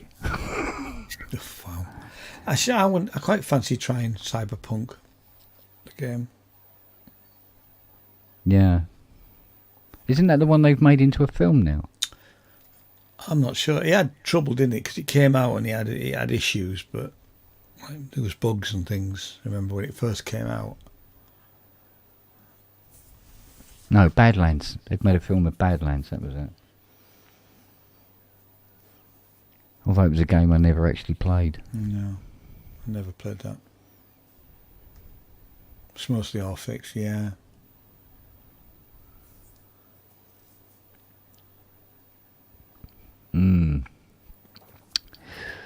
Yes.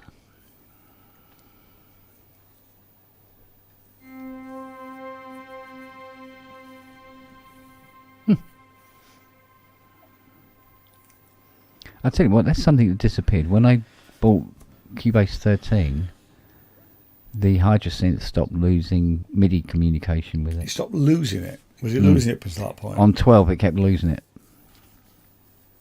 So you'd have to either turn it off or pull the plug out and plug it back in again. Oh, Goes, right. oh, there's your Hydra. But went to 13, it stopped doing it. So, just a quirk of the setup, maybe. Probably you get somebody else with a Hydra in Cubase, but using a different computer or having a different mixer or whatever, and it doesn't do it. You know, there's no way of knowing, is there? So I know they, laughingly supposed to be industry standard. Yeah. Yeah. Yeah, right. Okay. Yeah. Who's industry? Who's standard? We just beta testers for these companies, you know that. But we're paying for it. Yeah. Paying for the privilege of working out whether their shit works or not. Yeah. You've been beta testers for cars for years. That is true. That is true. Years. Yeah.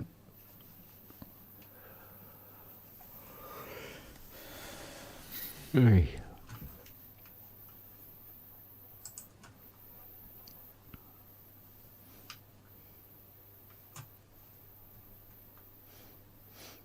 I would have thought Justin would have been here tonight.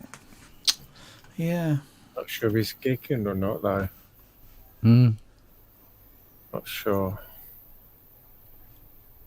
He must have something going, somewhere. He's got a better offer. Yeah. That's what it is. Yeah, well, you've got to admit the money on this show is pretty shit, isn't it? It is, isn't it? I mean, I'm still waiting for my check there, Ken. Yeah. You know, I mean... Yeah. I know, but like I said... I keep putting the hours in, but you said you wanted double. I gave you double. Double of nothing is nothing. So is this paid better than Ramsey's, Ian? Oh, no. Ramsey's is top dollar. Yeah. Yeah.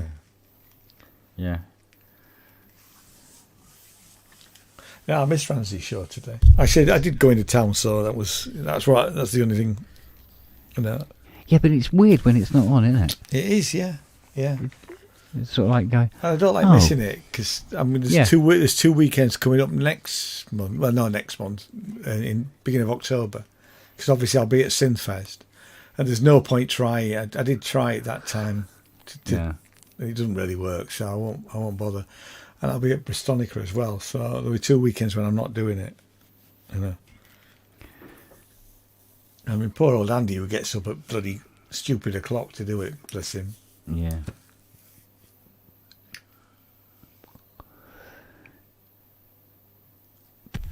Yeah, mind you, I think I heard that the ranch show that I was on for a while got taken down over something. I noticed it wasn't there. Yeah. Copyright strike. Was it? Yeah. And he said, I just took it down. Yeah. I did see it wasn't there. Over what, though? Do you know what it was over? It'd be one of the bits of video that he wouldn't say. No. It sound, that was up on, must have been up on his Discord, perhaps. Right. And he obviously was pretty pissed with it. Yeah, right. After the other. He's still got it. He hasn't. Yeah, he will have, yeah. Dumped it, but seems to be a lot of trouble to go in and Well, funny enough, it, but I don't know. I've just been doing the. Well, while I was on earlier, I put up the YouTube version of the mixtape version of the audiophile show.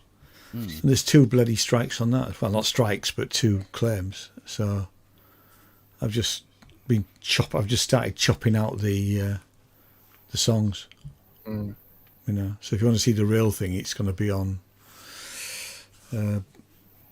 It's a bit of a double-edged sword, though, isn't it? Because you know, then it's kind of removing the chance of other people hearing it and going, "Oh, I must get that." Yeah, exactly. It's stupid. It's absolutely stupid. You know. And it's not like, I mean, I'm quite happy to share the royalties, share the revenue, because it's not, you know, it's peanuts. We know that. But they take all of the money. They take every, you know, so you don't get anything from it. And I'm thinking, stuff that for Game of Soldiers. I'm not doing that. You know. Mind you, I mean, it's funny the way the laws work sometimes. There was it was a video. I think it was yesterday. It was this video on YouTube of this guy's a lawyer, and he was saying about he's handling this case of basically what it was. This female doctor had gone to Disney World with her family, and she had a particularly virulent nervous reaction to peanuts and dairy. Oh yeah. And she was in this, you know, one of these little shoppy things that they have where they sell various treats and stuff like that within Disneyland. And she asked, you know, is there any peanuts in it? Is there, you know, any dairy type of stuff? Whatever it was she was having. And they assured her no, and everything like that. And she had some and had a violent nervous reaction, anaphylactic reaction, and died. Wow. In the restaurant. Gosh. Right, within minutes. Yeah. Of course, the husband was, you know, after everything had got over, and he was advised that he should sue, and it was all going to go to court. And he goes into court, and everybody's ready and everything like that. And then the Disney lawyers present their case, and they started with the plaintiff can't sue us because he signed an agreement. And the guy's gone, looked at his lawyer kind of thing, like, and he goes, you signed an agreement? When? And he goes, I haven't signed any agreement. Not the ticket. Is it the ticket? No. Apparently 2 years earlier he'd subscribed for 1 month of Disney Plus, and it's in the terms and conditions. What? Yeah. That you cannot sue Disney anywhere, anytime, for anything. That'll be me then, because I've got Disney Plus now. Yeah, Fiona's got Disney Plus. So I can't sue them. Bloody hell. Yeah. Wow. And it's one of those things where, you know, when it goes, do you agree to the terms and conditions? No, yes. Well, yes, because, you know, the kids are screaming the bloody house down because they want to watch, you know, Little Mermaid or whatever. And actually what you're doing, you just sign away your rights to anything that ever happens, including the, you know, his wife dying in a restaurant. Yeah, you're right, Bert. We have probably all signed ourselves. We've all given our. We'll all meet at the crossroads. Yeah. And go to hell. We're all going to hell. Have I got what? Sorry? Nelly. No. She's probably in bed. No. And Siri is out in the back garden looking over the fence. Oh, she's bugged it off, hasn't she? She's jumped over the fence, hasn't she? she's not in I'll be bed, back the door's momentarily. open. I think I have to go and retrieve a dog. She's on the floor. Go and have a look then.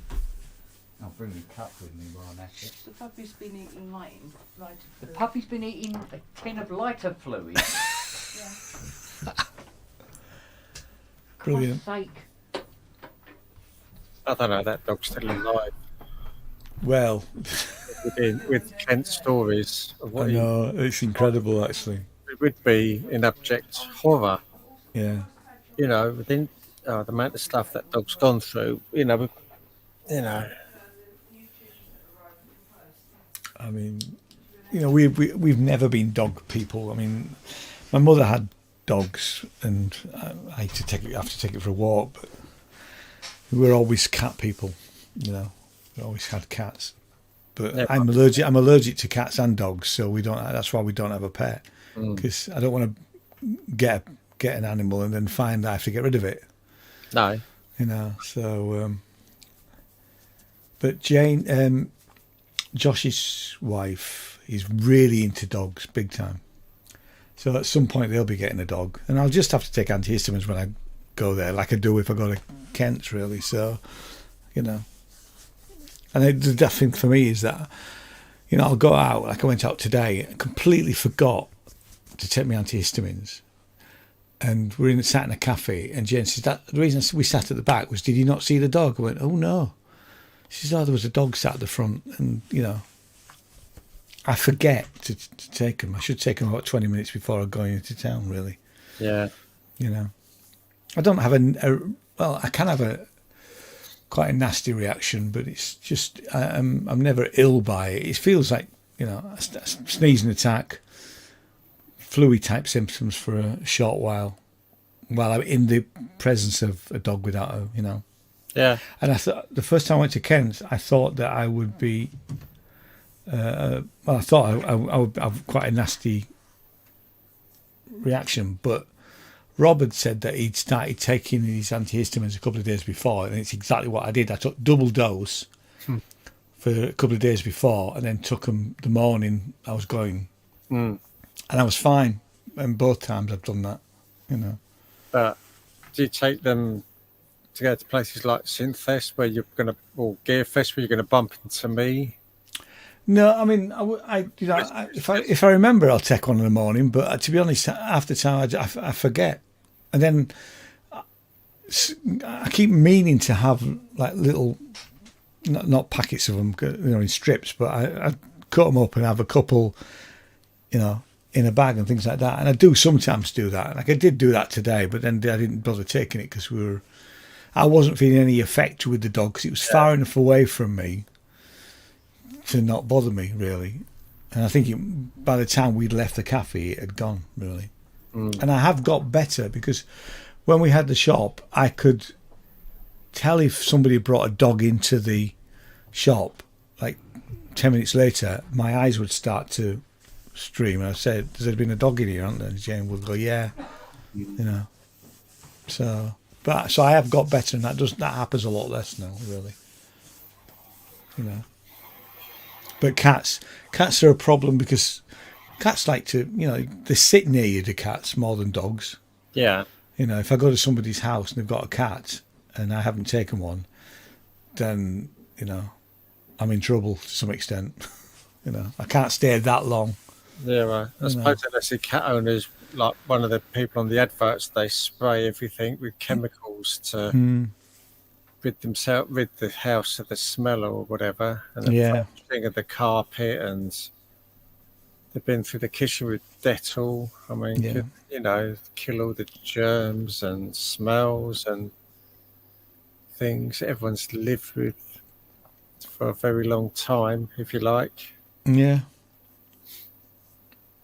Yeah, I mean, it's because we last had a cat 20 odd years ago. Matt was a baby, so 29 years was the last time we owned a cat. And like I say, I would like to have another cat, but I just don't really. And I know you can get sort of hypoallergenic ones, but yeah, I'm never that sure that what the reaction's going to be. So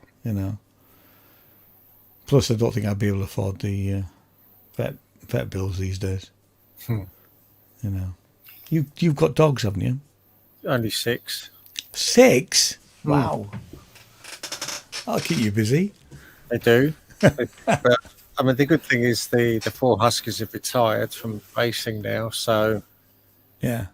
we've got a lot less outgoings than we have done for the last 30 years. Wow. So, yeah, they keep us busy, and that's why I just look forward to retiring. Yeah. All time with the dogs, all time with the synths, Yeah. all time with my bikes. Motorbikes. No. Push bikes. Pedally things, yeah. Pedally things. I've got a pedally thing. Yeah. Yeah. I've just had a switch kit fitted to it because the hills round here are hell. And I would rather cycle than walk.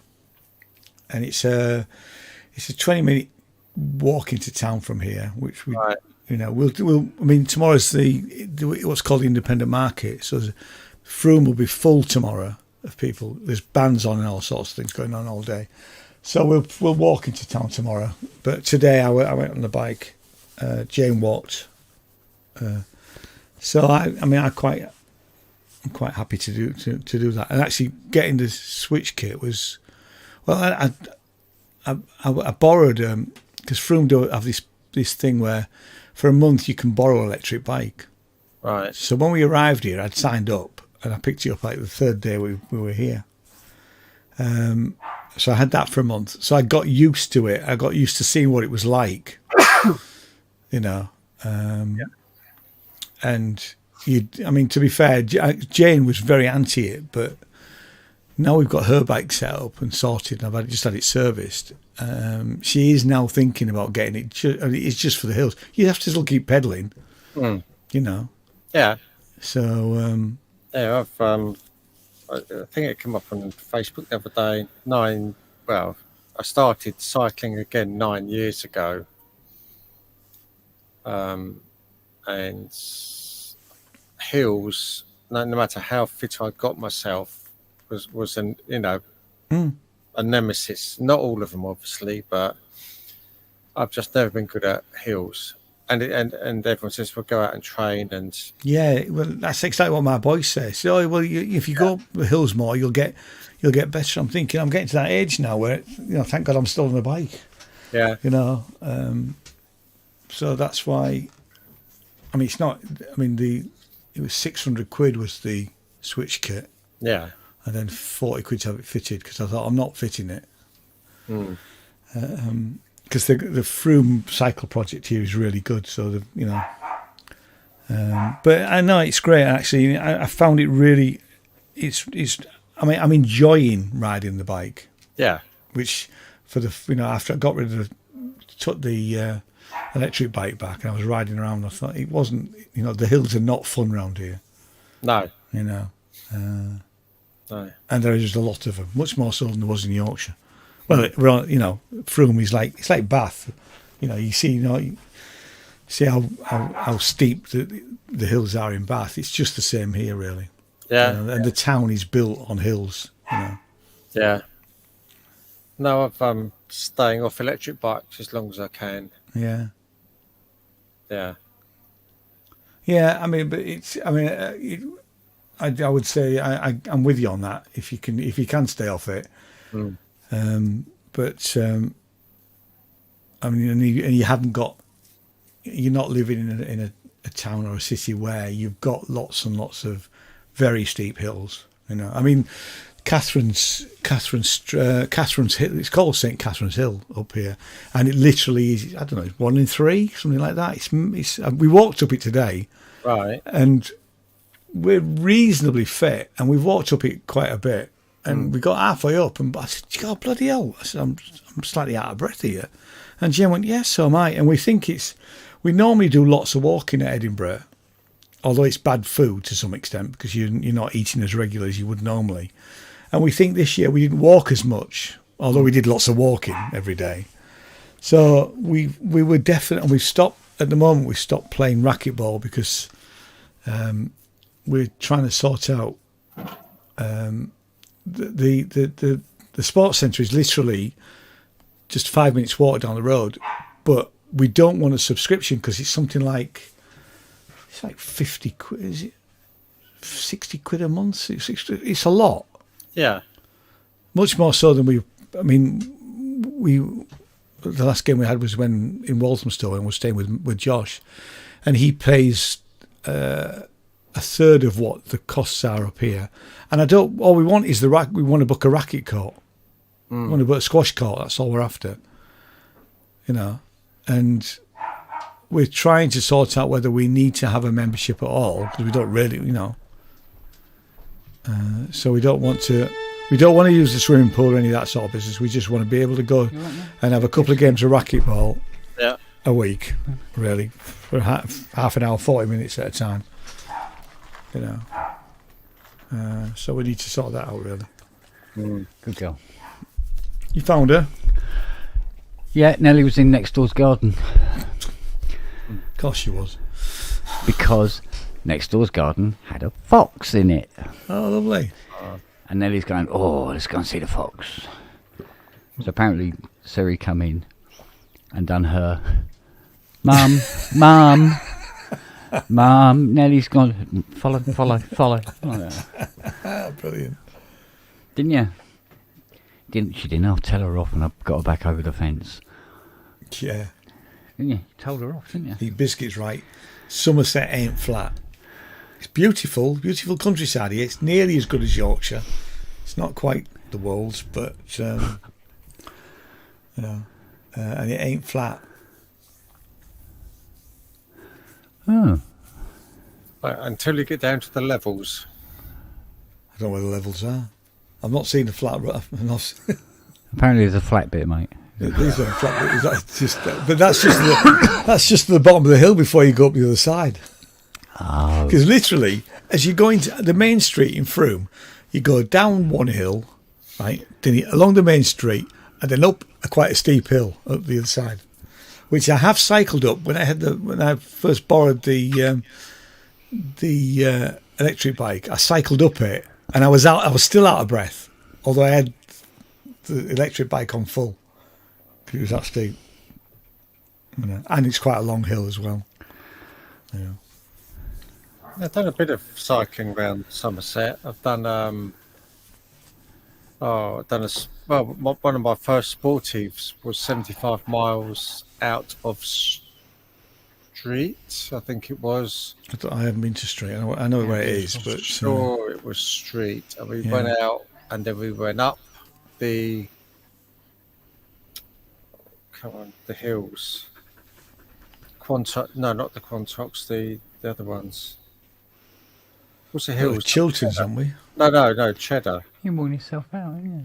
Right. No, I mean, Cheddar. geography is not. I mean, like I say, I've only been here for 5 months, and I don't know the geography yet. Okay, well, Somerset. I know where Bath is. Yeah, no, Cheddar Gorge. Yeah. So we cycled up the. It's the Quantox, isn't it? I'm sure it is. So we cycled up that. That was pretty painful. Along the top, back down again. Then we went back up Cheddar Gorge. That was really quite painful. Then we come down. Then we went out across the. Then it all went flat, but very windy. All right. Been out. We got friends who live near Wedmore. I've done quite a lot of cycling out round there, and that again, if you pick the right roads, quite flat. I've had some good riding down there, must admit. Yeah, Jen and I are going to get out a bit more and cycle a bit more. So, we need to explore the countryside a bit more. It probably won't be this year now because we're getting towards autumn, aren't we? Yeah. So, well, it's September now, isn't it? I know, exactly. So then we've got October, November, Christmas. Yeah. Yeah, and it'll be cold. Dark. Oh, it's like I say, it wasn't warm today, really. Not particularly, no. No, and we had, there was up in just above Wellingburg, this morning until just after lunch, and it was quite pleasant. It was warm enough to. It was warm. Sun just coming out the clouds and things, and everything was fine. Sort of come back down the motorway to home, and down here it's been really quite blustery. And you just have, they're saying there's storms in a couple of days, but thunderstorms in a couple of days. And I just think we've got that. We could just feel that potential in the stormy wind outside and things like that. So it'll. Yeah, Jane was saying something because this independent market thing is on, and there's talk of they might have to cancel it because the thunderstorms coming. We'll find out in the morning, I guess. Yeah, but I mean, the BBC weather wouldn't say when the weather was coming in, what sort of, they usually put drops of rain on it and what time. Yeah, I've stopped looking at the BBC. I just use the weather app on the iPhone because that seems to be the. Actually, it's not the BBC. I look at Met Office. Met Office. Jane always did the Met Office, and then we've just lately started to look at the weather. I'm just looking at it now. If I've got any Wi-Fi. Weather unavailable, go to settings. It's my Wi-Fi. I've got no Wi-Fi here. Edge of the property. This is cable. Right. This is connection.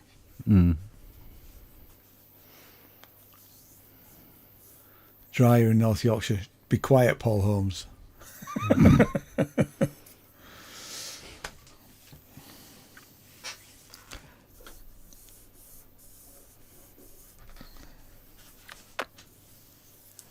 Right, darling. Well, I might go to bed now because it's quite late. Yeah, it's getting up for my witching hour. I think. Yeah. It's really 1 o'clock's quite. Yeah, I've got an early start tomorrow with 2 drop-offs. All right. 1 pickup. Don't know when the first one is, but it'll be at some time where my eyes will be closed and suddenly I'll have a dog standing on my head going, "Somebody at the door, Dad, get up." Yeah. Won't I, Siri? Yeah.